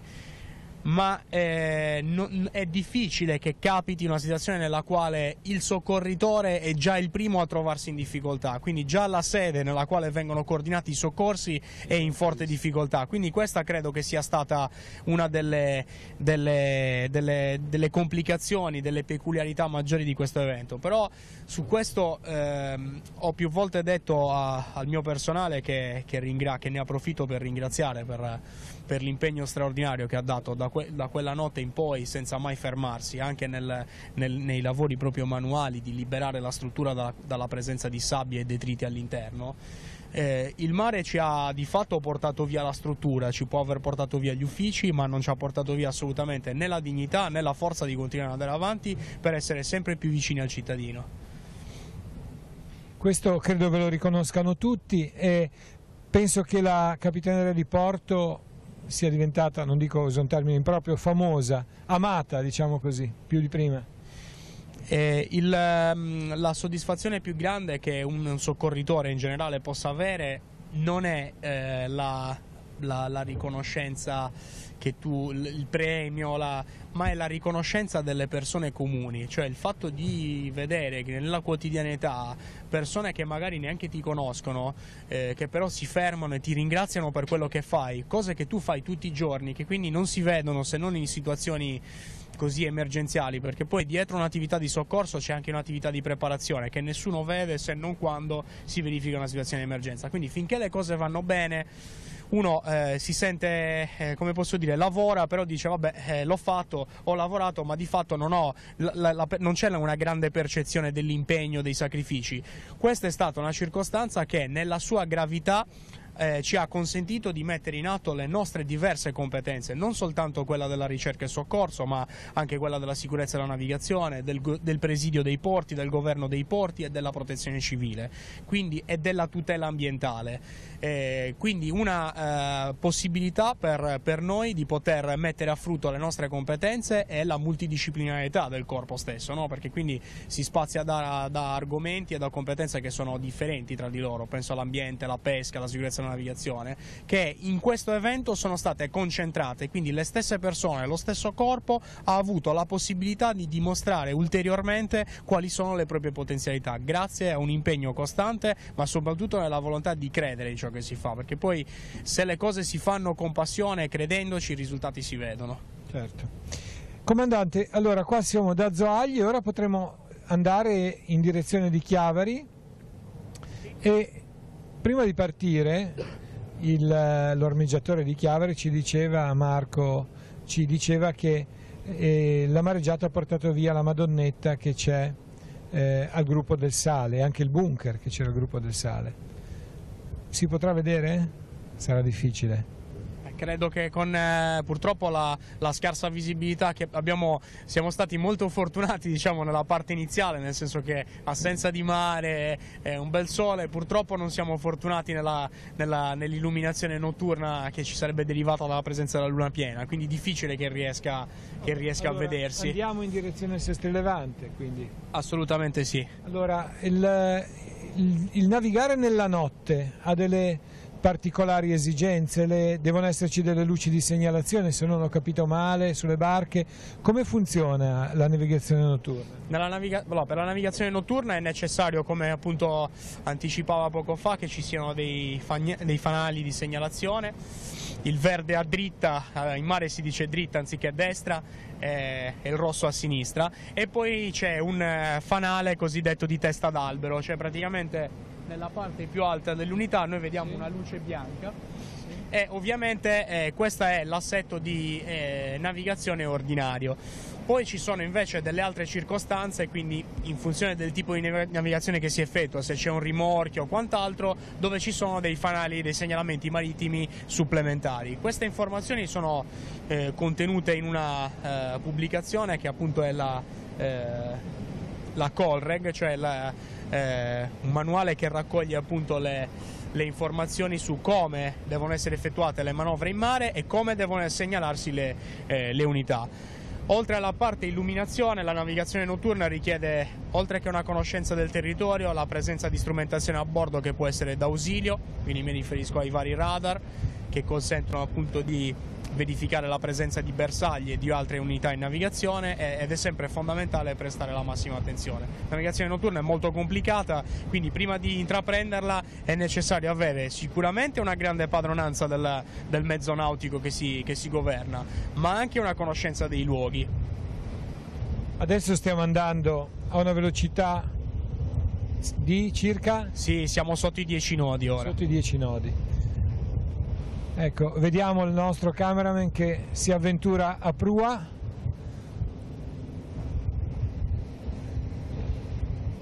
E vedete siamo quindi sopra di noi, accanto a noi sulla sinistra abbiamo l'Aurelia, siamo fra Zoagli e Chiavari, la zona del Tiguglio Rocks mi sembra, e fra poco si vede già in lontananza il profilo di Chiavari con la colonia Fara.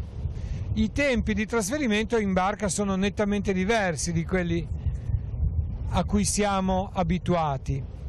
Vediamo lontano Sestri Levante, ma Emanuela Castella è già a Sestri Levante. Noi, Manu, ce la siamo presa comoda e ci siamo fermati un po' e stiamo arrivando. Potrei lasciare la linea a te, mentre magari le immagini ogni tanto la regia può farle giungere comunque dalla nostra motovedetta. Manu, se mi senti, lascio a te la linea. Ciao.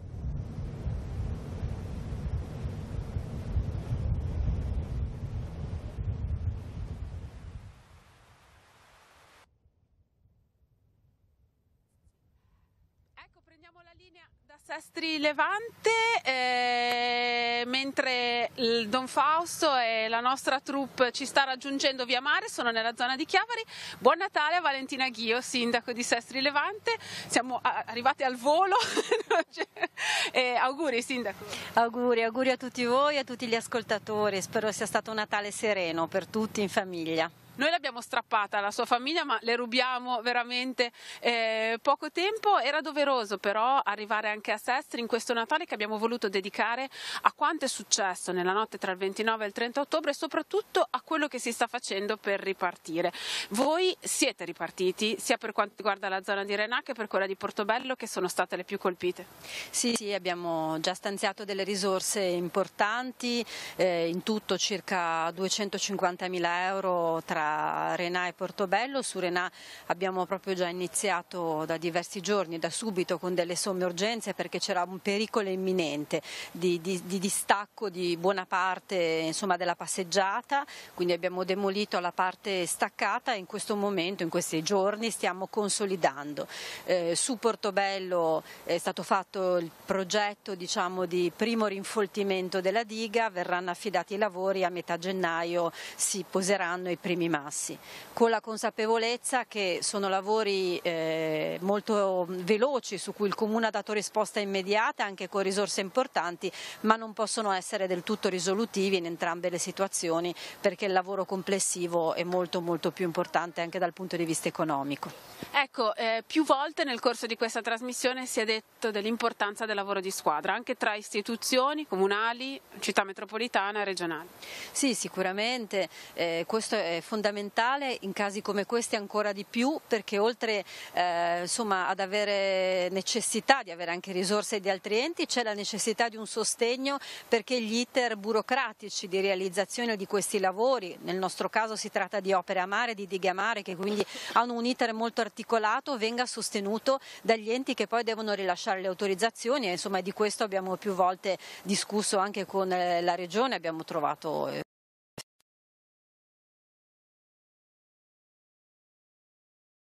coesi, così come è importante essere coesi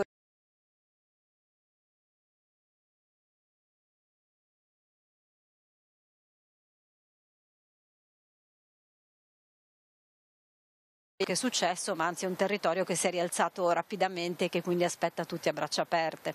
Ecco, più volte anche nel corso di questa trasmissione è tornato l'aspetto dell'importanza del turismo per questo territorio. Voi siete una città che in questi anni più delle altre forse avete vissuto la trasformazione da industriale a turistica, ma su questo state investendo molto. Quello che mi ha colpito recentemente ascoltando un vostro recente convegno proprio dedicato al turismo sostenibile, alle bike and go, insomma al turismo sulle due ruote, è la grande quantità di dati che state raccogliendo proprio su questo. Mi sembra che però forse l'aspetto più interessante sia quello della volontà di fare squadra che sta emergendo in questo ultimo periodo. Sì, sicuramente. Io credo che sia molto importante investire sotto 3 punti di vista. Il primo è la promozione, quindi cercare di uscire anche dai nostri confini, come abbiamo fatto in questi anni, con fiere, con appuntamenti di settore. L'altro è quello di cercare di attivare filoni di turismo specifici, quindi non solo il turismo balneare, che rimane naturalmente un punto importantissimo, ma il turismo delle bici, il turismo dei sentieri, il turismo della cultura, e poi il terzo punto è quello di fare squadra come territorio. Il Tigullio ha davvero tutti i titoli per presentarsi come un'unica destinazione turistica integrata. Ci sono tante bellezze complementari, tante attività complementari. Un paio di mesi fa, prima che succedesse un po' tutto il cataclisma, ho lanciato la proposta di un tavolo congiunto anche con gli operatori privati, oltre che con le istituzioni. Abbiamo fatto il primo incontro e ora confido che dopo le feste ci si possa rivedere proprio per capire insieme innanzitutto come presentarsi al meglio come sistema turistico integrato, come territorio, perché questo davvero penso che sia la carta vincente per attrarre ancora più turisti e farsi conoscere in modo più completo. Ecco, voi appunto dicevamo sul turismo sostenibile state puntando molto, la rete dei sentieri, la rete escursionistica, il turismo su due ruote potrebbero essere una carta da giocarsi anche in vista della primavera-estate? Sicuramente, perché unisce sia appassionati dello sport, ci sono manifestazioni sportive, noi facciamo, direi nelle stagioni di mezzo sono punti importanti, noi facciamo la mezza maratona, facciamo l'appuntamento di enduro di rilevanza nazionale, ma anche per chi ama proprio vivere all'aria aperta, chi ama praticare un tipo di turismo che oltre appunto al bagno in mare, oltre alla visita, oltre all'acquisto nei negozi tipici o all'enogastronomia del territorio, unisce una passeggiata sui sentieri a picco sul mare o un percorso in bicicletta. Per questo abbiamo cercato di investire anche nella sistemazione dei sentieri e nella comunicazione, facendo nascere cartine e un sito tematico che indica anche le difficoltà del percorso, la durata, e con un'associazione di volontari, Sentieri a Levante, che approfitto per ringraziare davvero, che si prodigano in tante domeniche passate a risistemare i sentieri e insomma a darci una mano a tenerli in ordine, quindi credo che sia davvero un punto vincente. C'è un incremento forte di questo turismo, ce lo dicono i dati, sia di turismo straniero che tradizionalmente ama questo tipo di proposta turistica, ma anche di turismo italiano che è sempre di più in crescita con questo tipo di richiesta. Ecco, direi che ha un ruolo importante, Sindaco, lei quest'anno, perché dei grandi comuni della costa che abbiamo toccato oggi pomeriggio è l'unica che non va ad elezioni, per cui può fare da trade union, diciamo, tra quest'ultimo quinquennio e quello che verrà, portando avanti questo tipo di idea con i colleghi sindaci che usciranno dalle urne fine maggio, inizio giugno. Insomma, ormai direi che la data delle elezioni più o meno dovrebbe essere quella lì. Sì, direi di sì. Insomma, noi ormai siamo stabilizzati dopo pochi mesi di riassesto dopo il periodo elettorale e quindi insomma, il nostro obiettivo è proprio quello di lavorare per un quinquennio, quindi un periodo abbastanza a lungo termine, e certamente sono a disposizione senza campanilismi, senza distinzione di colore politico. Ci sono temi su cui credo che davvero bisogna essere uniti e credo che con i miei colleghi ci sia davvero la volontà per collaborare, per cercare insieme proposte, progetti che facciano il bene del territorio e che ci aiutino, come dicevo prima, sempre di più a farci riconoscere come territorio coeso. Tiguglio oppure territorio utilizzando, non importa che nome, se è il nome di Portofino, se è la vicinanza alle Cinque Terre, se insomma Chiavari, Rapallo, Santa Margherita, la Baia del Silenzio, abbiamo tanti aspetti peculiari che possano essere spesi, ma è importante, io credo, dimostrare che sappiamo fare sistema e che sappiamo essere una proposta coesa. Ecco, quel pescatore sulla Baia del Silenzio che ha resistito alla mareggiata, è anche, parliamo tanto del Pino della Carega che è sicuramente un simbolo significativo di questa mareggiata, però effettivamente ci dà un segno di forza, di resistenza o di resilienza, come è bello, come si ama dire ultimamente, che ci dà l'idea di un percorso che può continuare in questo senso. Sicuramente, è diventato un po' un nostro simbolo, effettivamente l'ho definito un simbolo di resilienza perché, come dice il termine, oltre alla resistenza alle onde ha avuto la capacità di adattarsi alle nuove condizioni di una diga un po' insomma con problematiche tuttora in atto. Infatti ho deciso di donare il libro che rappresenta la storia di questo monumento durante il Confögu all'associazione con cui abbiamo fatto il Confögu, proprio come simbolo di quest'anno per Sestri Levante. Quando alcuni anni fa, direi all'inizio del precedente mandato, decidemmo di installare questa statua, qualcuno era un po' perplesso dicendo ma insomma nella Baia del Silenzio non c'è mai stata, è una novità, anche se, lo dice il nome, il pescatorello ricorda la figura tipica dei pescatori che tuttora sono seduti intorno alla baia, però poi si è dimostrato, oltre che esteticamente molto affine, sembra che ci sia nato, che ci sia sempre stato in quello spazio, davvero un elemento di resistenza e di resilienza che dà speranza per il futuro. Sì, come voi che vi siete trasformati in questi anni, ma vi sapete adattare in qualche modo alla nuova realtà, no, in cui si trova a vivere Sestri Levante. Sì, sicuramente Sestri Levante dopo la chiusura della FIT alla fine degli anni '80, pur mantenendo due aziende importanti come Fincantieri, come Arinox, che tuttora sono un bacino occupazionale rilevante, ha dovuto davvero scegliere la via del turismo. Non è un caso che negli ultimi 5 anni la Baia del Silenzio è diventata una delle 5 spiagge, diciamo, più belle d'Italia, così giudicate dalle varie sondaggi che fanno in genere sulle spiagge, per cui vuol dire che Sestri ha investito in questo, ha investito anche nel turismo extraalberghiero, perché sono aumentate in modo esponenziale locande, bed and breakfast, nuove modalità di fare il turismo e anche appunto attività che fanno supporto al turismo tradizionale, come dicevamo prima, quindi accompagnatori, guide, insomma attività di vario genere, quindi mi sembra una buona crescita questo per Sestri. Progetti per il 2019, Sindaco, che cosa bolle in pentola? Ma sicuramente dobbiamo portare a termine l'iter e anche iniziare il cantiere per la realizzazione del depuratore. Il 2019 deve essere l'anno del depuratore, perché questo è un aspetto che ci manca. Come abbiamo detto tante volte, i 2 impianti attuali, quello di Portobello e quello di Riva Trigoso, non sono più adeguati al loro ruolo ed è l'ultimo anello che manca per poter ottenere la bandiera blu, oltre che stare nelle norme di legge. Il sito è già individuato da tempo, la località Ramaia, ora stiamo ultimando con Città Metropolitana e con il soggetto gestore l'iter di tutti gli aspetti tecnici che nella realizzazione di un impianto del genere sono abbastanza complessi e insomma l'obiettivo è di arrivare davvero ad inizio 2019 alla conferenza dei servizi che approvi l'iter e poi dare il via alle procedure di gara e mi auguro davvero all'avvio dei lavori entro l'anno. Grazie Sindaco, direi che l'abbiamo portato via abbastanza tempo alla sua famiglia nel giorno di Natale. Io parteggio un po' sempre per il partito delle mamme, per cui direi che adesso è il momento di lasciarla andare a concludere la sua giornata. La ringraziamo e le auguriamo buon lavoro. Buon Natale. Buon Natale a Valentina Ghio. Noi restiamo collegati qui dal porto di Sestri Levante in attesa di sentire la nostra troupe di mare, chiamiamola così, Don Fausto, Cristina, Cristian Vogni, Alex Apollaro che ci stanno raggiungendo qui a Sestri Levante. A che punto siete?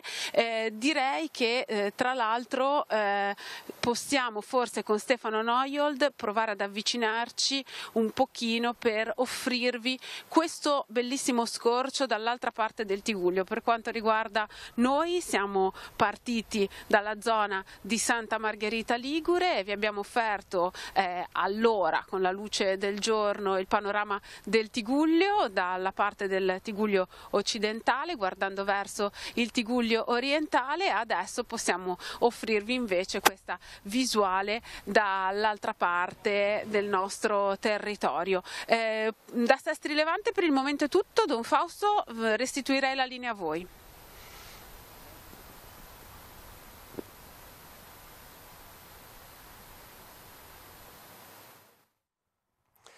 Riprendiamo la linea dallo studio in attesa di collegarci con Don Fausto a bordo della motovedetta. Vediamo se funziona il microfono. Allora possiamo dare la linea. Ecco, a te Don Fausto. Ci siamo. Grazie Maurizio. Allora siamo a poppa della motovedetta. Possiamo vedere intanto dall'altra parte del golfo, vediamo, stiamo per arrivare a Sestri Levante. Abbiamo qua davanti a noi la motovedetta che cambia i tempi di trasferimento. Poco fa eravamo a Zoaglio, ora siamo all'altezza di Santa Giulia. Ecco, possiamo dire che il panorama che ci ha accompagnato in questa giornata è stato veramente fantastico, come lo è ora il golfo del Tigullio visto in notturna. Le immagini che sta facendo Alex credo vi rendano questo e anche la potenza della motovedetta ci aiuta a sfidare il mare con un vigore che ha un fascino tutto particolare. Cristina è qua accanto a me col comandante Piras. Quanto manca, comandante, a Sestri Levante? Pochi minuti, siamo quasi arrivati. Siamo passati accanto all'allevamento che è davanti a Lavagna. liticoltura di acqua, impianto di acqua. Sì, praticamente quella è un'altra struttura che è stata danneggiata dalla mareggiata. So che hanno avuto ingenti danni per la rottura delle gabbie, hanno cercato di limitare il danno affondandole, perché in realtà quando si verificano delle condizioni meteo marine avverse il segreto è quello di affondare le gabbie per cercare di fare in modo che siano meno sottoposte all'impatto delle onde. In realtà la sera questo non è stato sufficiente e quindi molte gabbie si sono rotte, per cui parecchio del pesce presente all'interno, le orate, sono ritrovate poi ad essere liberate, quindi con un danno economico. Per la gioia dei pescatori locali. Sì, si parla infatti di una pesca miracolosa di orate in quel periodo.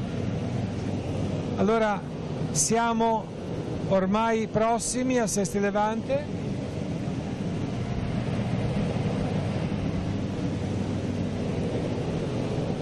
Ecco, siamo dalle gallerie di Sant'Anna adesso. Sesti Levante è stata una zona molto meno colpita, è colpita la parte di Renà. Sì, esatto, la parte più evidente sono i danni a Renà, ma anche alla scogliera di protezione della Baia del Silenzio. Anche lì ci sono stati dei danni, per cui anche lì sarà necessario un intervento di manutenzione e ripristino di quella scogliera per ovviamente ripotenziare le capacità di protezione della Baia del Silenzio. Voi avete un presidio anche a Sesti Levante? Sì, abbiamo un presidio sia a Sesti Levante, un ufficio locale marittimo, che a Riva Trigoso.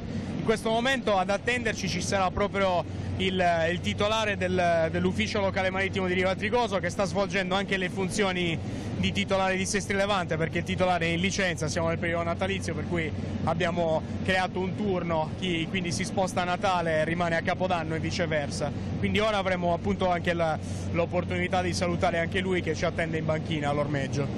Oggi abbiamo trovato il mare sgombero, 2 barchette, niente di più.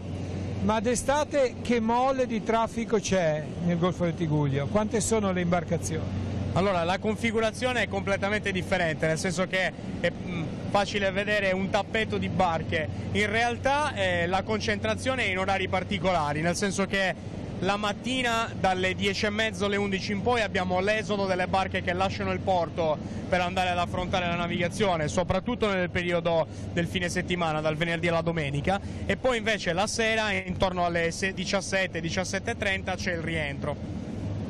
Quantificarle non è facile. Vi dico però che la sensazione è proprio quella di un tappeto di barche, come se ci fosse un'autostrada in mare, perché poi sono località ad alta valenza turistica che quindi richiamano parecchi turisti, appunto, parecchi diportisti.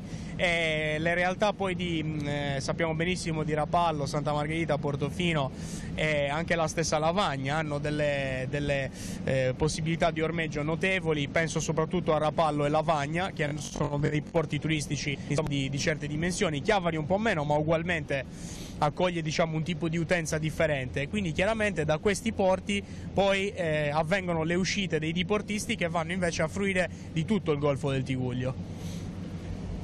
Voi durante l'estate fate un'opera di pattugliamento costante? Sì, assolutamente sì. C'è un'operazione che si chiama Mare Sicuro, che praticamente prevede un presidio sia marittimo che terrestre, quindi abbiamo delle pattuglie a terra che quindi vigilano sul corretto svolgimento delle attività turistico-balneari, quindi gli stabilimenti balneari, la fruizione della costa e quindi la balneazione, mentre invece a mare abbiamo dei turni che prevedono l'impiego non soltanto dalla motovedetta, la 883, quella che abbiamo visto prima che ci ha scortato nell'ingresso al porto di Rapallo, ma anche di piccoli gommoni che vengono, diciamo, impiegati sotto costa. Il circondario viene diviso in 2 parti, la zona di Levante e la zona di Ponente, e si fa in modo che ci sia sempre un mezzo, uno a Levante e uno a Ponente, in maniera tale che svolga quell'attività preventiva nei confronti appunto di coloro i quali magari non sono tanto rispettosi delle buone norme di navigazione, ma anche di pronto intervento nel momento in cui si verifica un'emergenza.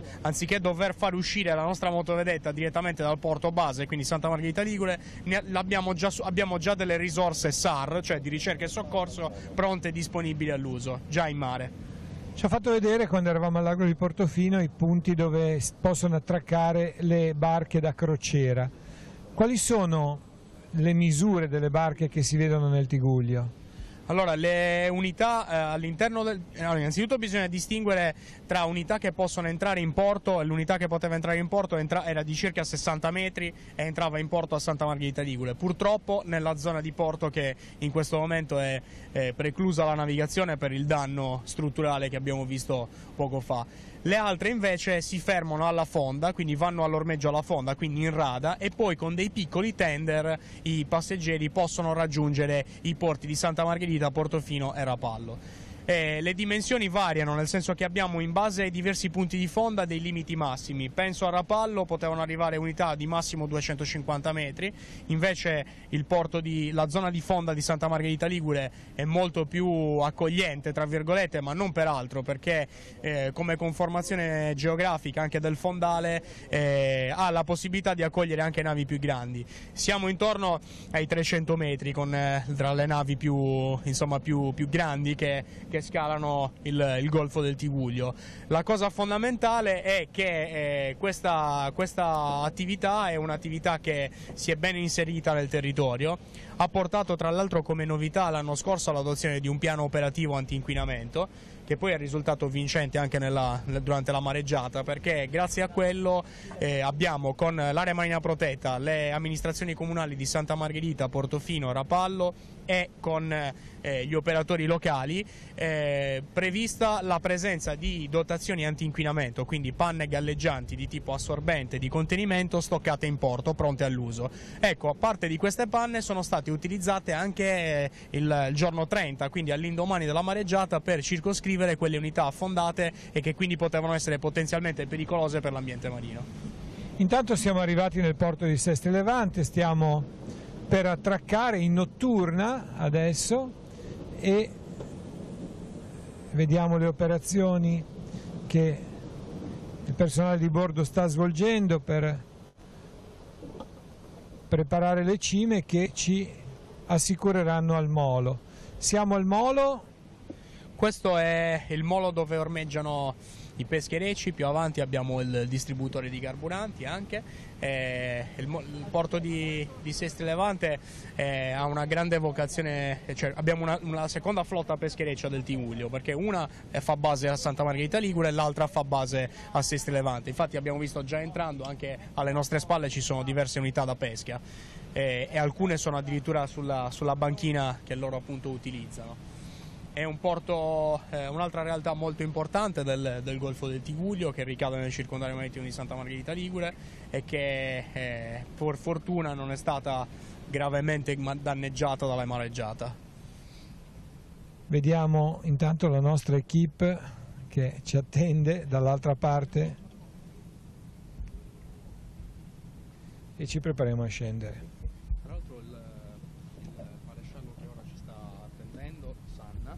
Sì. Mi serve poi una schedina di quelle lì. Cristian, un'altra schedina mi serve. Tra poco. Io non ne ho più. Passiamo?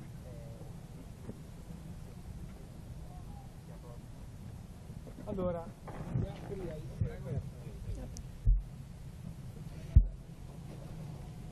scendiamo per accompagnare lo sbarco dei nostri colleghi in quest'ultima tappa del nostro viaggio tra le varie località del Tigullio più colpite dalla mareggiata di fine ottobre. Stiamo riprendendo lo sbarco in diretta e do la linea però a Cristina Oneto.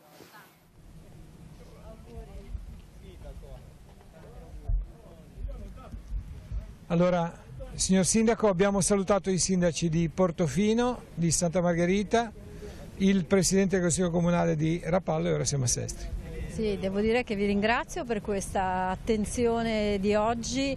Dopo quello che è successo mi sembra un gesto significativo, soprattutto per tenere insieme il Tigullio, che credo che sia uno degli obiettivi da portare avanti, da perseguire, non solo rispetto alle disgrazie, ai problemi, ma anche rispetto agli obiettivi di sviluppo. Quindi credo che il vostro lavoro di oggi a Natale sia stato davvero significativo. L'elemento che vi accomuna, amministratori di tutto il Golfo, l'aver scoperto un senso di unità, un progetto di insieme il darsi un nome comune per poter raccogliere le forze, le inventive, le energie di tutto il nostro territorio. Sì, credo che sia davvero un lavoro da portare avanti con determinazione. Nel momento della difficoltà, come è accaduto in passato su qualche crisi aziendale, abbiamo trovato uno spirito unitario. Credo che appunto vada perseguito anche su altri temi. Il turismo è uno di quelli. Il Tigullio può diventare una destinazione unica e integrata, ne ha tutte le potenzialità, basta volerlo, basta progettarlo insieme, ma anche su tanti altri temi, come ad esempio quello che riguarda tutto l'ambito del sociale. Credo che ci siano davvero tanti elementi per mettere assieme le forze e lavorare in modo comune. Del resto siamo un lembo piccolo di terra, seppur molto bello rispetto al mondo, e quindi questo è proprio il compito che dobbiamo avere insieme. In questi momenti di difficoltà ritroviamo le radici comuni, i valori comuni, e troviamo anche la forza per lavorare insieme, al di là di quello che a volte è più mitizzato come individualismo dei liguri, che è reale, perché in questi fatti sparisce. Sì, è vero, devo dire che ogni tanto un po' di campanilismo c'è, ma poi prevale davvero fra gli amministratori, fra chi soprattutto fa il sindaco, ricopre ruoli di amministrazione, prevale la volontà di mettere a fattor comune gli sforzi e le possibilità per aiutare i propri cittadini. Questo è veramente l'elemento su cui puntare e insomma fare anche richiamo a quello che siamo, alla nostra forza di liguri, ma io voglio dire di cittadini del mondo che trovano nel proprio territorio l'elemento e la forza per aiutare meglio i propri cittadini, anche per dare occasioni di sviluppo. E quello che deve accadere a Genova dopo la tragedia del crollo del Ponte Morandi, insomma, è quello che deve accadere con tragedie molto più piccole, per fortuna, sul nostro territorio, con quanto accaduto e anche rispetto al futuro. Il comandante Pires ci ha detto che il porto di Sestri Levante è stato risparmiato, non altrettanto per Renà e per la parte più occidentale della costa sestrese. Sì, sicuramente noi danni li abbiamo avuti nella frazione di Renà, dove abbiamo avuto proprio un distacco di un pezzo di costa sostanzialmente, e dove siamo intervenuti da subito con lavori di somma urgenza. Anche in questi giorni ci sono lavori in atto per togliere le macerie e per consolidare. Non saranno lavori totalmente risolutivi, perché ci vuole un impiego finanziario molto più elevato delle nostre capacità, ma intanto abbiamo cercato di dare una risposta.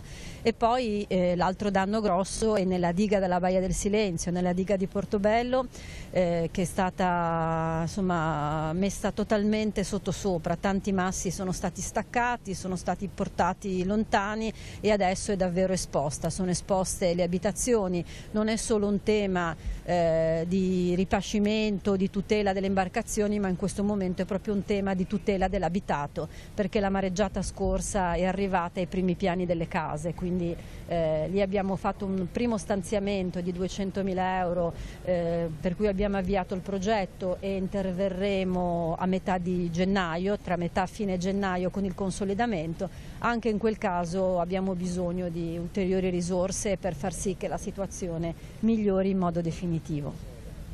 Bene. Allora, comandante, qua siamo di fronte a casa vostra. Qual è la peculiarità del mare di Sestri rispetto a Santa Margherita? Ma ora abbiamo avuto la possibilità di vedere il paesaggio in notturna, quindi comunque con una conformazione diversa rispetto a quella che si può vedere durante il pomeriggio o nella mattinata, quindi in condizioni di luce. Devo dire che Sestri Levante ha il suo fascino, nel senso che riesce a condensare la presenza di diverse attività, quindi dalla pesca al diporto puro alla bellezza paesaggistica, ad esempio della Baia del Silenzio. Quindi ti dà quella sensazione di concentrazione di attività che molto spesso possono sembrare tra virgolette contrastanti, ma in realtà non lo sono, anzi forse la compresenza delle stesse costituisce quella peculiarità. Io da esterno dico che ogni volta che vengo rimango affascinato, perché arrivi in un posto che ti sembra quasi casa, no? Dove tu riesci a trovare magari il pescatore che rientra dalla battuta di pesca e che quindi sta svolgendo il suo lavoro, però magari accanto hai, parlo del periodo estivo, no? Della persona che invece sta nello stabilimento balneare accanto e che quindi gode di questo bellissimo paesaggio. Credo che questa sia una delle caratteristiche principali di questa località, e anche quindi la possibilità anche di aprirsi ad un'utenza variegata, quindi che può chiedere diverse cose dal territorio. Quindi parlo di una zona molto attrezzata da un punto di vista balneare, ma basta spostarsi sulla zona di Riva Trigoso per trovare invece una spiaggia libera molto vasta, e quindi si apre molto a diverse richieste da parte dell'utenza. E poi Sestri Levante, nella sua industria navalmeccanica, ha un fiore all'occhiello nazionale. Sicuramente, Sestri Levante che pure ha visto negli anni una trasformazione da città prettamente industriale a città con un'economia mista, dove l'economia turistica ha sempre più preso campo, ha ancora, e meno male io dico, due importanti aziende, ha un'azienda dell'acciaio, Arinox, che anche in questo caso è un leader europeo, ma anche Fincantieri, quindi una sede di Fincantieri che anche in questo caso è un'azienda leader a livello internazionale, insieme al cantiere integrato del Muggiano, che dà ancora occupazione a circa 700 occupati, per cui credo sia davvero un grosso polmone ancora per il territorio da tutelare. Bene, con Sestri Levante abbiamo finito il nostro pellegrinaggio, dobbiamo tornare a casa, almeno noi ci fermeremo per strada, lei ha ancora un pezzetto da fare, ma fate presto mi pare. Signor Sindaco, io la ringrazio per averle fatto perdere un po' del suo giorno di Natale. Grazie a voi. E noi possiamo riprendere la strada. Cosa dici, Cristina? C'è ancora qualcosa da chiedere? Se ci riportano a casa, perché tornare a nuoto diventerebbe un po' difficoltoso. No, non lasciamo mai nessuno a terra. Mai, anche in situazioni di tranquillità. Non lascia nessuno a mare. Esatto. Bene, allora grazie al sindaco di Sestri Levante, ancora buon Natale. Noi ritorniamo quindi a bordo della motovedetta e direi che possiamo cedere la linea allo studio, che così andiamo anche a completare la panoramica internazionale in questa diretta di Natale con le varie testimonianze dal mondo, e poi torneremo a collegarci ancora per l'ultimo stralcio di trasmissione. Grazie Cristina, rieccoci in studio dunque a Cuba e Quasi Luna, e dunque è il momento anche tradizionale per collegarci con la missione interdiocesana Ligure, per alcuni anni gestite dalle diocesi di Chiavari, di Savona e di Genova. In questo momento ci sono i sacerdoti Don Claudio Arata, giovane sacerdote della nostra diocesi, e Don Pietro Pigollo dell'Arcidiocesi di Genova. Abbiamo contattato Don Claudio, per lui è trascorso poco più di un anno di missione nella zona di Santo Domingo. Siamo nella diocesi di Santa Clara. Ascoltiamo dunque le sue parole. Caro Claudio, ti chiedo subito che anno è stato il 2018 per Cuba e per la missione interdiocesana Ligure. Soprattutto la prima parte dell'anno, già a gennaio di quest'anno, che sta terminando, è iniziato con un cambio perché Don Michele, il prete di Savona, dopo quasi 8 anni di permanenza a Cuba, di servizio nella nostra missione, soprattutto a Santo Domingo, nella comunità di Santo Domingo, è ritornato in diocesi ed è diventato parroco a Santo Domingo Don Piero, che prima era parroco nella parrocchia di Esperanza, vicino a Santo Domingo. Nella parrocchia di Esperanza è arrivato un prete cubano, giovane, anche a livello generale, a livello politico di Cuba. Lo scorso marzo-aprile, dopo Pasqua, la scorsa primavera, c'è stato un grosso cambio, perché dopo tanti anni non è più una persona, un Castro, una persona della famiglia Castro, a guidare il paese come presidente della Repubblica. È stato scelto una nuova persona, il nuovo presidente di Cuba, che si chiama Miguel Díaz-Canel, che è anche una persona che proprio proviene dalla nostra provincia centrale, dove abbiamo la missione, proviene dalla provincia di Villa Clara. Per te si conclude un anno intero, un anno e poco più, quindi ti vorrei chiedere anche un bilancio della tua attività, come è andata e quali progetti anche sei riuscito a seguire. Sono molto contento perché sento che sicuramente un'esperienza dove una persona che viene da fuori dà tanto in termini anche di energia, di forza, condivide tanto, però è vero che si riceve molto da una società diversa, da persone diverse, e si riceve molto dalle persone che si incontrano giorno dopo giorno. Si riceve molto anche appunto per la propria fede personale, per il proprio rapporto col Signore, per il modo di vivere la comunità cristiana dentro la Chiesa. Sicuramente ricevo e mi viene restituita una fede molto più semplice, un desiderio sempre, ogni giorno di ricominciare, di ascoltare il Vangelo sempre con freschezza, con voglia, con desiderio, con tanti problemi poi che ci sono della vita quotidiana, che riguardano i trasporti, che riguardano il cibo che a volte si trova, a volte non si trova, riguardano proprio tanti problemi della vita quotidiana, però con la forza di voler andare avanti e insieme con amicizia, con solidarietà, di aiutarsi. In questo tempo non va di moda parlare di incontro con l'altro, di incontro con lo straniero, di aprirsi, però credo che davvero se uno si chiude rischia poi di perdere tanto nella sua vita e quasi di star male. Più uno si apre, più uno incontra l'altro, anche con le difficoltà appunto di mentalità, di provenienze diverse, di culture diverse, però trova veramente una ricchezza per noi cristiani, a livello sia umano, a livello proprio anche spirituale e di fede. Infine ti chiederei come vi siete preparati al Natale, anche con le comunità che ti sono affidate, quali momenti avete seguito anche di riflessione. Sì, anche noi ci siamo preparati con le comunità, sempre in ascolto del Vangelo delle domeniche di Avvento. Nelle comunità abbiamo avuto momenti di preghiera, di adorazione, momenti anche a livello vicariale, di ascolto della parola e della possibilità per le persone di ricevere il sacramento della confessione, della riconciliazione col Signore. Anche con i giovani, con gli adolescenti, con i giovani ci siamo preparati. Ancora sabato scorso abbiamo avuto un momento più tranquillo di festa con gli adolescenti e con i giovani, qua nella parrocchia di Manacas, ma anche a Santo Domingo. Un caro saluto ancora a tutti, un buon Natale. A presto, un buon inizio di anno nuovo, a presto. Io tornerò un periodo in Italia di vacanza, di visita agli amici, alla famiglia a gennaio, per poi ritornare a Cuba i primi di febbraio. Ancora un saluto e buon Natale.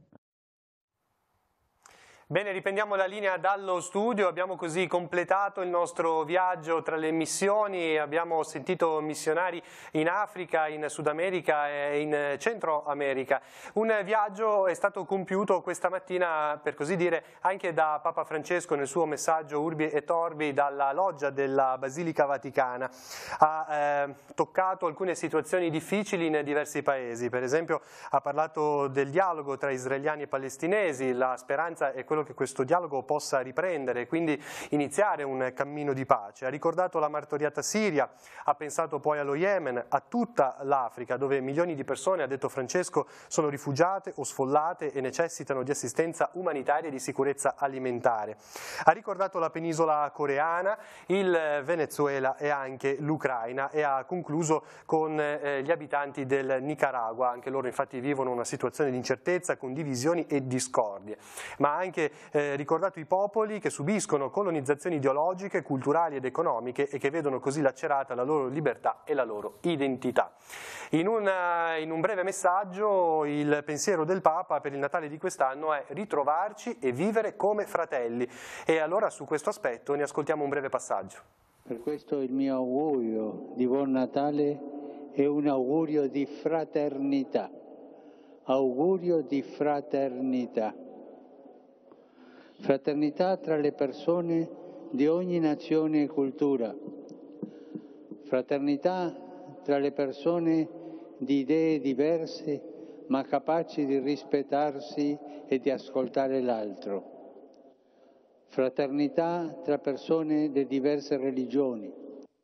Gesù è venuto a rivelare il volto di Dio a tutti coloro che lo cercano. Il volto di Dio si è manifestato in un volto umano concreto. Non è apparso in un angelo, ma in un uomo, nato in un tempo e in un luogo. E così, con la sua incarnazione, il Figlio di Dio ci indica che la salvezza passa attraverso l'amore, l'accoglienza, il rispetto per questa nostra povera umanità che tutti condividiamo in una grande varietà di etnie, di lingue, di culture, ma tutti fratelli in umanità. Allora le nostre differenze non sono un danno o un pericolo, sono una ricchezza, come per un artista che vuole fare un mosaico. È meglio avere a disposizione tessere di molti colori piuttosto che di pochi. L'esperienza della famiglia ce lo insegna. Tra fratelli e sorelle siamo diversi l'uno dall'altro e non sempre andiamo d'accordo, ma c'è un legame indissolubile che ci lega e l'amore dei genitori ci aiuta a volerci bene. Lo stesso vale per la famiglia umana. Ma qui è Dio il genitore, il fondamento e la forza della nostra fraternità. C'è un altro messaggio in questa giornata di Natale di cui vogliamo riferirvi, è quello del cardinale Angelo Bagnasco, che questa mattina ha celebrato la messa di Natale nel quartiere di Certosa a Genova, nella zona dove ci sono le rovine del Ponte Morandi, un'altra tragedia di cui ricordiamo in questo 2018 che sta per concludersi. Dalle rovine del Ponte Morandi sembra si sia sprigionata una benevolenza reciproca.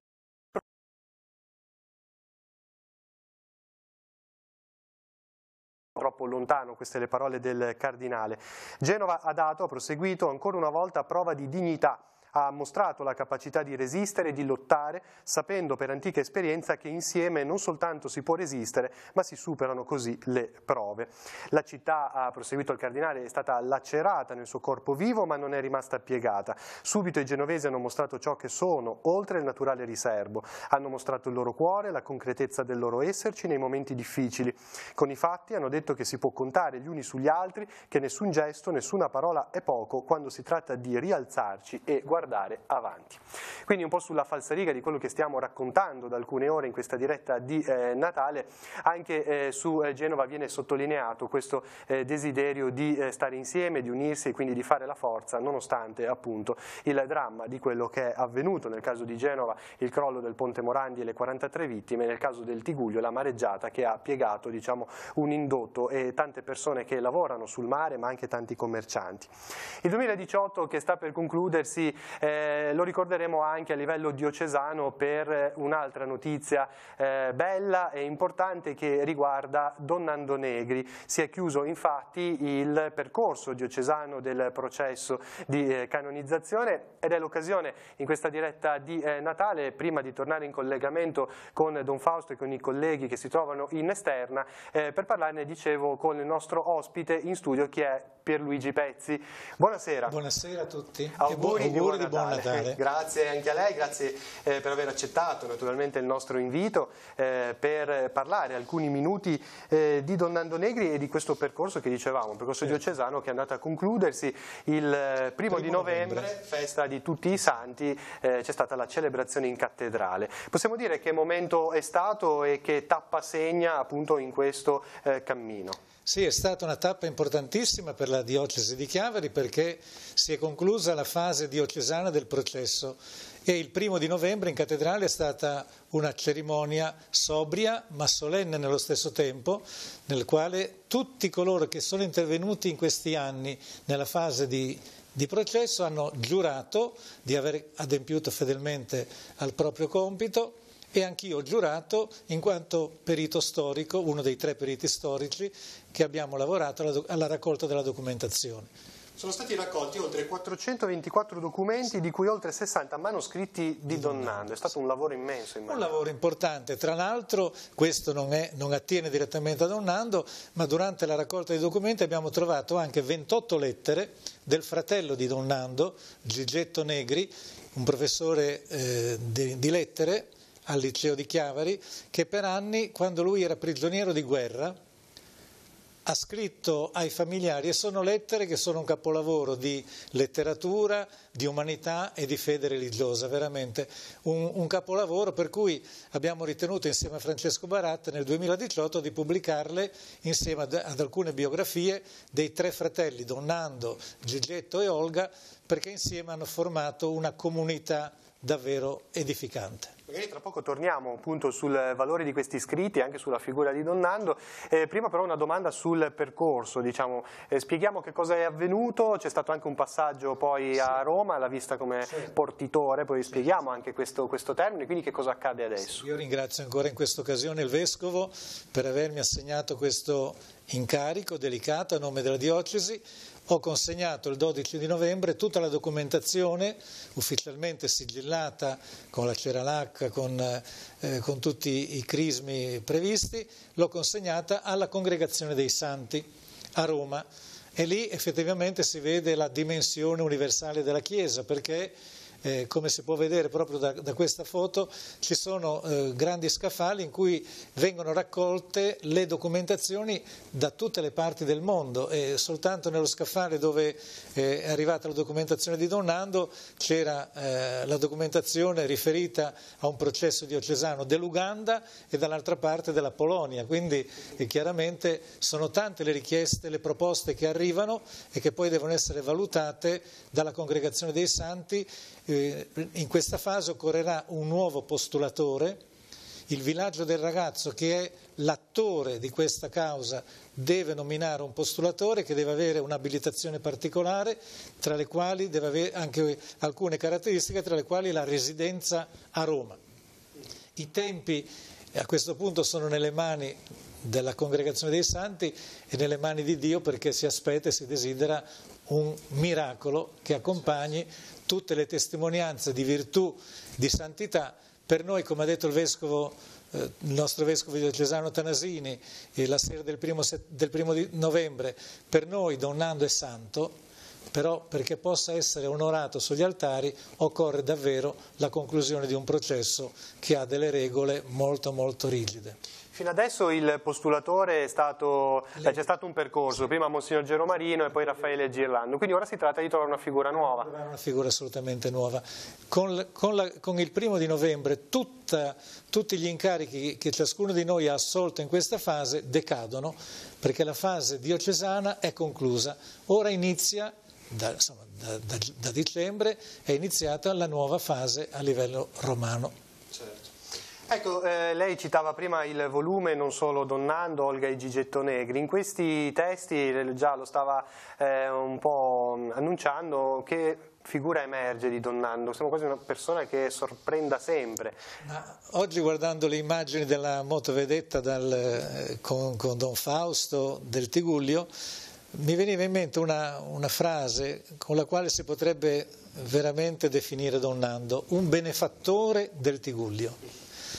Se noi pensiamo, e questa è la cosa che io pensavo, non con questi termini, ma pensavo nel momento in cui ho consegnato tutto il materiale a Roma nelle mani di Monsignor Papalardo. Tra l'altro, questo è un particolare, questo Monsignor Papalardo, che è funzionario della Congregazione dei Santi, da giovane ha fatto il militare alle caserme di Caperana e quindi ricordava che il cappellano delle caserme parlava di questo villaggio. Lui non ha mai conosciuto Donnando, allora si è parlato un po' di Donnando e anche riferito a quello che poi abbiamo scritto nel libro. Donnando risulta un santo mai solo, cioè lui in tutto quello che ha fatto come sacerdote, come fondatore del villaggio, aveva sempre delle persone accanto a sé che lo aiutavano e lui aiutava queste persone.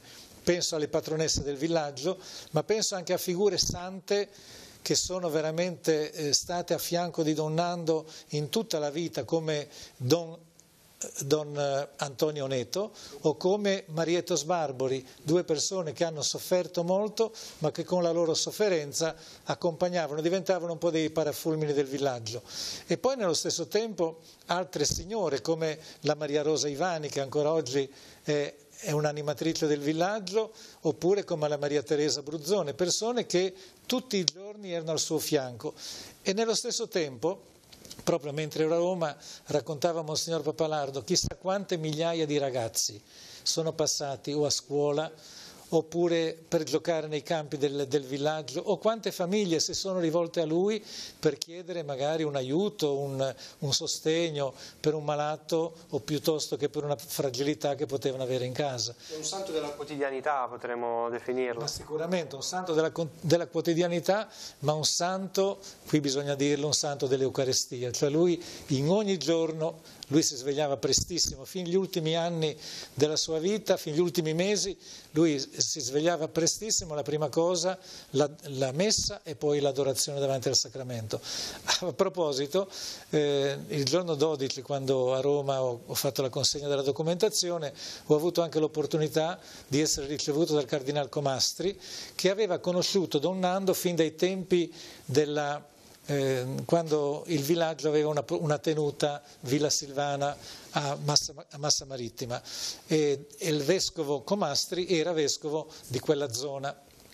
Da allora era iniziata un'amicizia, una relazione, e proprio nell'incontro il Cardinal Comastri mi ha raccontato come negli ultimi giorni prima del Natale 2004, quindi quando ormai a Don Nando rimaneva 1 anno e mezzo di vita, ha voluto fare una corsa in macchina accompagnato fino a Roma per andare a trovare il Cardinal Comastri e andare a fare insieme una preghiera sulla tomba del santo Giovanni XXIII. C'è qualche aneddoto che si può raccontare sulla vita di Don Nando che è emerso anche da quello che avete trovato? Immaginiamo questo baule che si apre, insomma, dal quale emergono grandi... Sì, noi abbiamo trovato pochissime cose. Don Nando è morto in assoluta povertà. Credo che nelle sue mani siano passate, penso, molte migliaia di lire, più che di euro, perché comunque a lui non è rimasto niente. Tutto quello che gli è arrivato di beneficenza, lui l'ha trasformato in opera di misericordia per il territorio, per il Tigullio, per le persone. Un aneddoto certamente, abbiamo trovato un baule bellissimo, proprio di fattura artigianale, della famiglia, proprietà della famiglia Negri, in quanto il papà di Don Nando, di Gigetto e di Olga era un commerciante di stoffe, probabilmente anche un commerciante importante, tant'è vero che commerciava stoffe e tessuti da Parigi con la zona di Chiavari. E dentro questo baule, dove c'è tutto quello che è rimasto di Don Nando, abbiamo trovato la cosa più particolare, una 80 di asciugamanini di lino, firmati, ricamati a mano da una mano esperta, poteva essere la mamma o la nonna di Don Nando, e poi abbiamo trovato soltanto tutto quelle che sono le suppellettili per la celebrazione della messa, e quindi il calice, la patena, piuttosto che le teche per portare le ostie ai malati. E questa è veramente una grande lezione di quello che Don Nando è stato, una carità costante quotidiana.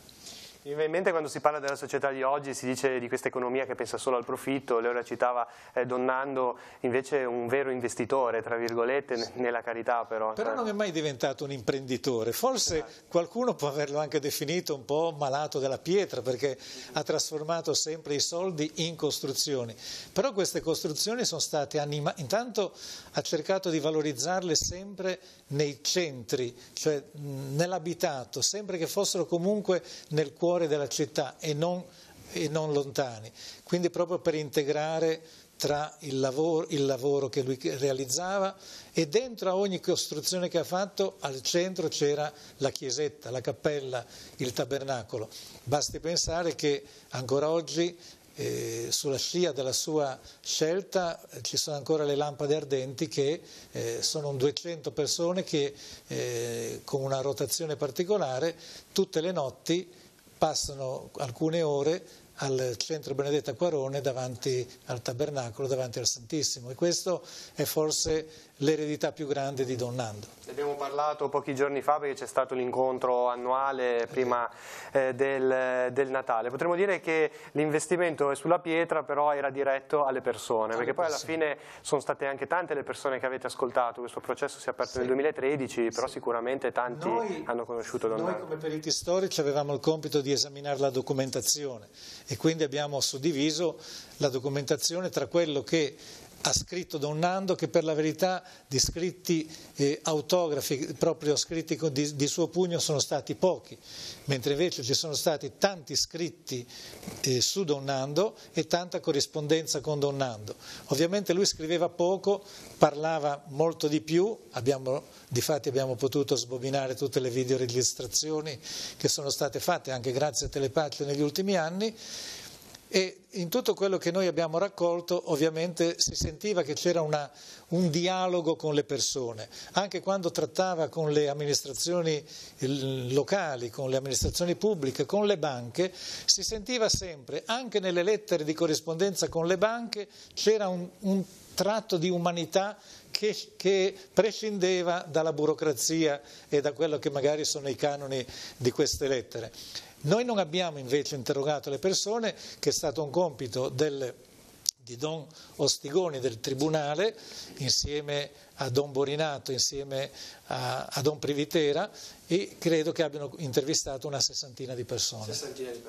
Beh, questo contatto con le persone è importante perché secondo me, e lo si nota anche adesso, perché a distanza di tanti anni, diciamo, dalla sua scomparsa, si continua a parlare di Don Nando, sembra quasi che non ci abbia mai lasciati, insomma. Sì, per questo forse contatto con le persone, che quindi lo ricordano. Questo lo posso anche testimoniare riportando questo aneddoto che ha voluto ricordare il Cardinal Comastri. Lui diceva che già ai tempi di Massa Marittima, quindi parliamo di 30 anni fa, era rimasto sorpreso dalla sensibilità di Don Nando verso ogni singola persona.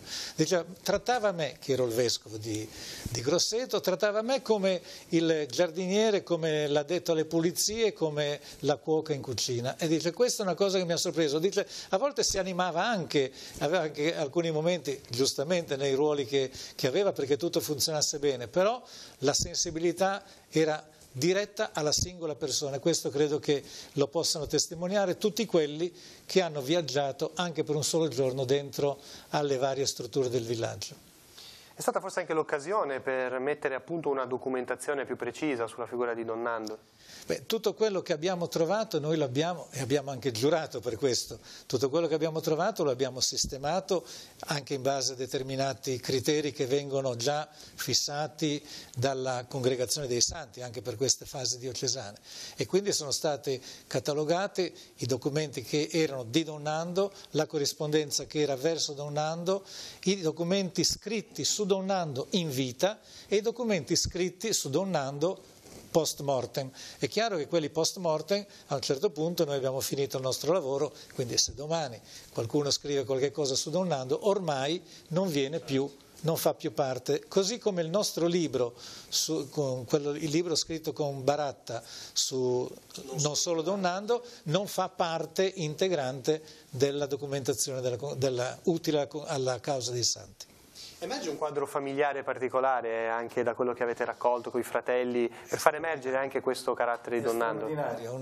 È una grazia di Dio questa famiglia, lo è stata, probabilmente per tutte le persone che ormai sono passate alcune generazioni, però che hanno avuto sia la Olga, la sorella come professoressa al liceo, sia il fratello Gigetto, sicuramente due persone di grandissima cultura e di grande valore umano. Avevano una grande generosità, soprattutto il fratello, perché poi la sorella ha avuto anni e anni di sofferenza, di malattia, che le ha reso praticamente difficoltoso il camminare. Certo, il fratello Gigetto ha collaborato con Don Nando, ha collaborato col villaggio in maniera sempre silenziosa e molto discreta. Anche lui, uomo di fede e di preghiera, abbiamo scoperto, e l'abbiamo pubblicato in questo libro, delle cose di un grande valore, tipo, e si può dire perché è scritto nel libro, che a un certo punto questo fratello, dopo un lungo periodo di preparazione, offre un voto di castità, della propria castità nella propria vita, che voleva dire castità rispetto ai soldi, castità rispetto ai piaceri della vita, castità proprio in senso lato. C'è qualcosa di quello che lei ha raccolto e letto che l'ha colpita particolarmente, l'ha cambiata, potremmo dire, seguendo un po' le orme di Don Nando Negri? Sarebbe veramente bello poter dire, essere capaci di seguire Don Nando su qualche cosa che lui fa o che lui ha fatto. Quello che mi ha edificato di più è stato, e questo mi ha colpito moltissimo, una interpretazione della parabola quello che noi si chiama tradizionalmente del figlio prodigo. E questa è una cosa manoscritta, uno dei pochi manoscritti che abbiamo trovato, e in questa interpretazione, in questa spiegazione che lui faceva al gruppo dell'amicizia, ai giovani, dove lui, quasi precorrendo i tempi di oggi, soprattutto delle interpretazioni che porta Papa Francesco, diceva che il vero protagonista in questo caso è il Padre misericordioso, il Padre che ritorna, che aspetta, che ritorna, che abbraccia, piuttosto che dire è la parabola del figliolo che si pente e che ritorna a casa, è la parabola del padre, e io non sono capace di spiegare qui, dovrei leggerlo, quello che Don Nando scriveva in questo senso. Ecco, questo mi ha colpito molto, e ora che io sono avanti con gli anni penso davvero che sia l'interpretazione giusta. E poi un Don Nando, come dicevamo prima, che amava tutte le persone, le trattava, come lei diceva, con parità, si fossero appunto ragazzi, adulti. Oggi abbiamo sentito le parole del nostro Vescovo, abbiamo sentito anche le parole del Papa che ci invitavano alla fratellanza, in un momento molto attuale, un momento storico, potremmo dire, in cui parlare di fratellanza. Don Nando in questo, come dire, sono cose che diceva già molti anni prima e le viveva nella pratica, quindi in questo Natale forse possiamo pensare a Don Nando come un esempio da seguire. Sì, se lo volessimo limitare al Tigullio dovremmo dire accogliente nel Tigullio. Don Nando ha accolto tutti e accoglieva e promuoveva iniziative per accogliere anche quelli di cui non si interessava nessuno, e ogni volta gli mancava sempre qualche cosa, perché diceva adesso devo pensare anche a quelli. Era interessantissimo quell'aneddoto in cui Don Nando una sera si trova alle 9 di sera, l'avevano invitato per andare a prendere un piccolo riconoscimento alla piscina dei Castelli, e lui si è presentato alle 9 di sera, ma alle 9 di sera non c'era nessuno, e allora chiede, dice ma arriva fino alle 11 di sera quando arrivano i primi ragazzi, e lì si rende conto che i ragazzi incominciano a vivere, tra virgolette, il sabato sera alle 11, e da lì dice dovremmo pensare ad una piccola sala ricreativa, musicale, a una sorta di discoteca presso il centro Acquarone, perché ci sia anche uno spazio per loro, perché ci deve essere qualcuno che si interessa anche di questi ragazzi in maniera diversa. E sapeva prendere spunto anche da realtà forse diverse dal suo mondo, senza giudicarle, senza allontanarle. Sicuramente. Gli si presentava un immigrato, lo abbracciava, lo portava dentro. Un altro esempio, che questo è proprio un aneddoto personalissimo, il 20, se non sbaglio con la memoria, il 20 di ottobre del 1997, io ebbi la fortuna la grazia di avere una visita personale di un vescovo di Moroto, in Uganda, qui a Chiavari, e accompagnandolo in alcuni punti importanti della nostra città, pensai di accompagnarlo anche a visitare il villaggio del ragazzo, perché potesse anche trarre qualche spunto dai laboratori di falegnameria, perché questo nella sua diocesi ugandese poteva essere anche di interesse.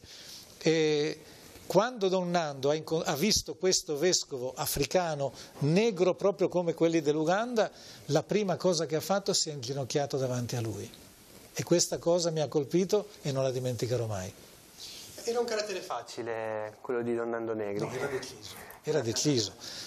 Io l'ho incontrato molte volte in vita, era deciso, però la sua decisione era sempre improntata alle scelte migliori, mai aveva poteva essere resistente per qualche cosa. C'è un aneddoto che racconta Baratta più volte, che dice quando il vescovo gli aveva suggerito per ovvi motivi di togliergli la vespa, la lambretta con cui viaggiava sempre, insomma il vescovo Ferrari aveva incaricato Francesco Baratta di dire: ma guarda, devi fare in modo di convincerlo, perché prende freddo, può diventare un pericolo, e poi bisogna usare il casco che non va bene per lui. Insomma, quando gli fu detto deve smettere la moto, lui per qualche giorno ha fatto i capricci e non ha più salutato nessuno, però poi dopo qualche giorno ha pensato che quella fosse la scelta migliore. Oggi abbiamo ascoltato le voci di tanti missionari in giro per il mondo, spesso quando parliamo di missione associamo a chi parte naturalmente. Il nostro Vescovo negli ultimi anni ci ha invitato invece spesso a parlare della missione come anche di qualcosa che si fa qui sul territorio, che può essere fatto qui sul nostro territorio, quindi Don Nando era un missionario, potremmo dire, qui nella nostra zona, anche con quello che ha lasciato. Basterebbe ricordare quante volte lui andava presso i letti degli ospedali. Lui gli ospedali, da Rapallo a Santa Margherita e nelle varie unità che hanno, come si sono succedute, a Sestre Levante, Lavagna, immediatamente appena c'era una persona che poteva aver bisogno di una visita, lui anche per un minuto, proprio come un folletto, si presentava, una preghiera, una benedizione, una carezza, una parola di conforto. Ecco, basterebbe questo per dire. E poi quando c'è un episodio che raccontano, c'era Don Botto all'ospedale a Genova e purtroppo c'erano state delle alluvioni che avevano interrotto le strade, sia la Fontana Buona che l'Aurelia, sia l'autostrada, c'erano difficoltà, insomma ha provato tutte le strade finché proprio ha dovuto rassegnarsi, ma comunque anche lì alla sera, durante la notte, ha cercato verso le 11 di riuscire a fare una visita pur brevissima a quell'ora, perché lui riteneva, e così raccontano, io non l'ho mai testimoniato, però abbiamo trovato in una lettera sua autografa, abbiamo trovato che una volta aveva avuto una piccola incomprensione da parte di un addetto, di un operaio a Massa Marittima, e quindi lui era venuto via, però avvertiva che quell'operaio non era contento, non era soddisfatto. Lui il giorno dopo ha fatto prendere la macchina, è andato, quindi facendo 2 ore e mezza di percorso, è andato a Massa Marittima, ha incontrato questa persona, 10 minuti, e all'autista gli ha detto adesso torniamo indietro, che l'autista è rimasto incredulo, dice ma cosa facciamo? Abbiamo fatto 500 km, dice avremmo potuto risolvere con una telefonata, e Don Nando gli disse no, bisogna parlare. Don Nando Negri, secondo lei è conosciuto anche fuori dalla nostra realtà diocesana, in Liguria o oltre? Questa è una particolarissima testimonianza che posso dare. Don Nando era morto da un paio di mesi, forse eravamo a ottobre. Prete Rinaldo mi chiese una piccola cortesia per fare una commissione a Roma presso un ministero. Si trattava di consegnare della documentazione utile al villaggio e di farla vidimare nel tempo più rapido possibile. Nonostante i miei buoni uffici non ho avuto fortuna, già dalla portineria ho avuto difficoltà, comunque riesco ad entrare, riesco ad arrivare all'ufficio giusto, e quando arrivo in questo ufficio però trovo una funzionaria rigidissima che mi dice guardi, lei ha tutte le ragioni, mi parli pure del villaggio, però io qui ho altre documentazioni, bisogna aspettare circa 20 giorni, e questo non era nei desideri di Prete Rinaldo. Io dico, ma sa, io so che qui, anni fa, doveva venire un certo Don Nando, non lei. Io come ho detto Don Nando, una signora là accanto dice, scusi, lei conosce Don Nando? Dico, no, veramente Don Nando adesso è morto, io le do questa notizia. Dice, guardi, bene, questa signora mi ha raccontato che anni prima Don Nando frequentava quegli uffici, sempre per motivi interessanti al villaggio, e quella signora disse, tale era stata il fascino di questo prete che io, prima volta dopo il mio matrimonio mi sono confessata da lui in questo ufficio. Io sono uscito dopo 2 ore con tutta la documentazione.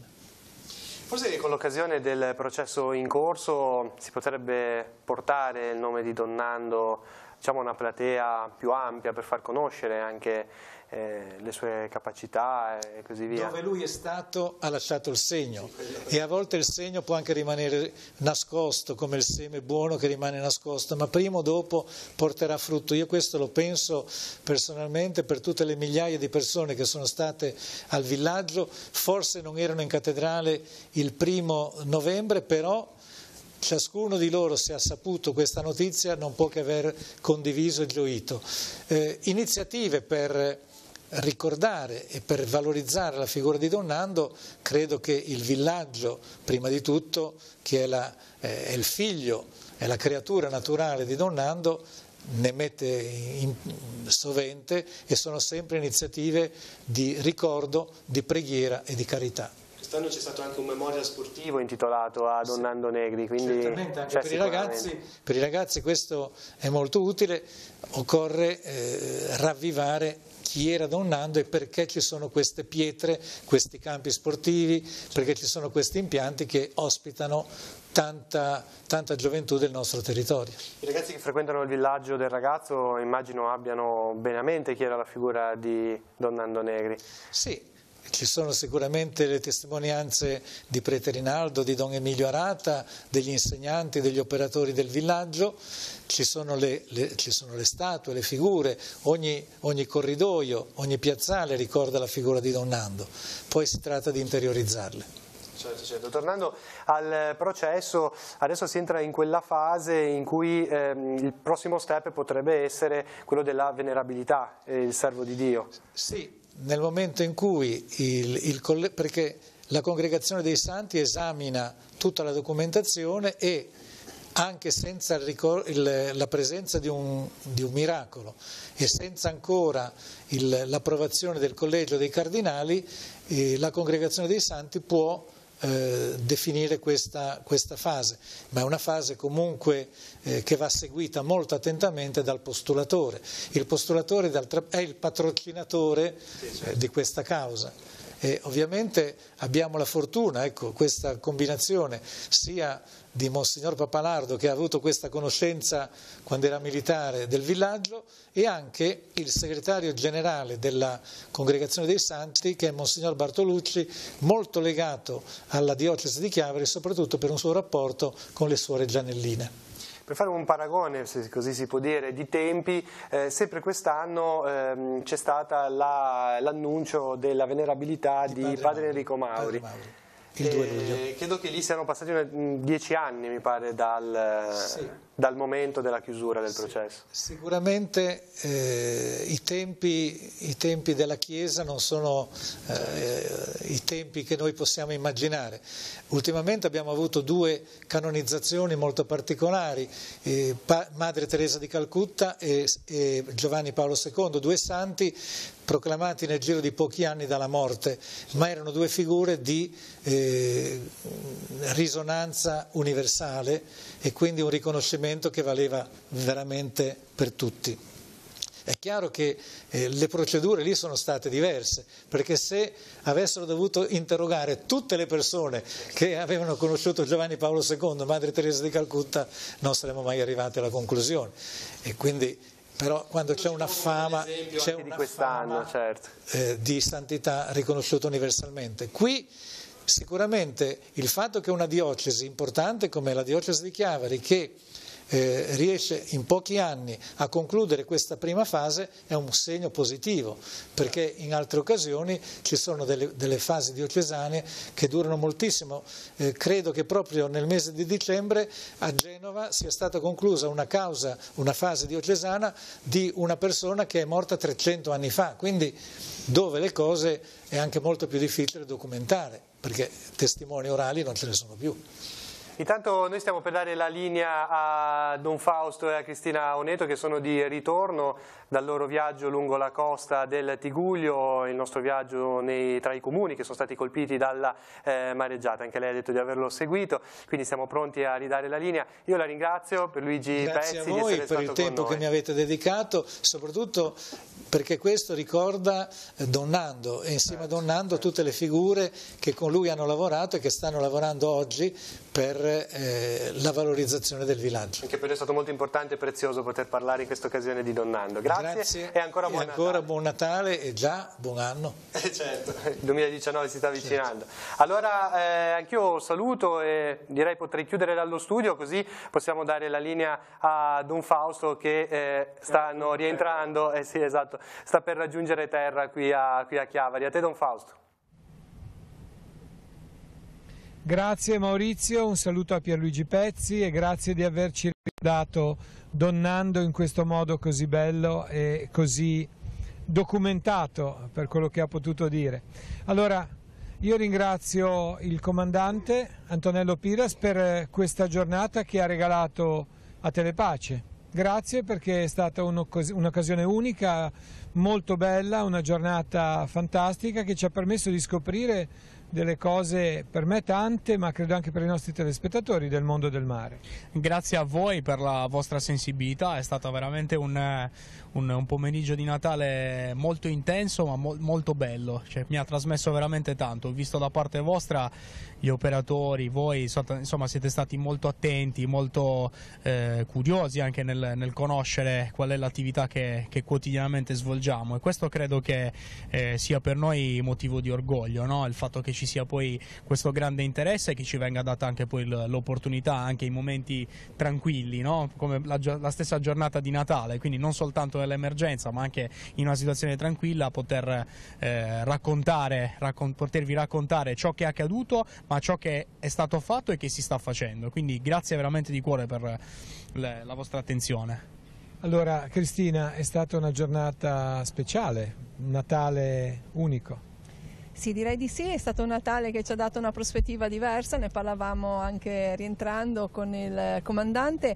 Vedere un territorio dalla parte del mare dà un'immagine diversa da quella che si vede via terra. Noi abbiamo percorso queste zone colpite anche dalla mareggiata del 29 ottobre scorso, soprattutto via terra, anche perché nell'emergenza naturalmente tutti i mezzi di soccorso erano impegnati, però vederlo dal mare ha dato una prospettiva diversa e il comandante diceva che visto dall'alto è una prospettiva ulteriore, quindi è un modo anche per così leggere il nostro territorio, anche questo Natale, no? A volte vedere le cose da una prospettiva diversa ci ha fatto emergere una solidarietà, un'amicizia, un legame, un condividere le esigenze, un reciproco aiuto, mettersi a disposizione gli uni degli altri, che forse nel momento dell'emergenza emergono di meno, perché chiaramente anche nel darne la notizia noi giornalisti mettiamo subito in risalto l'evento che è accaduto, però anche è bello poi mettere in risalto tutto quello che c'è stato dietro, dall'aiuto a proprio un grande legame di amicizia, un legame che abbiamo visto abbraccia da Portofino a Sestri Levante, ma immaginiamo che abbracci un po' tutto il nostro territorio.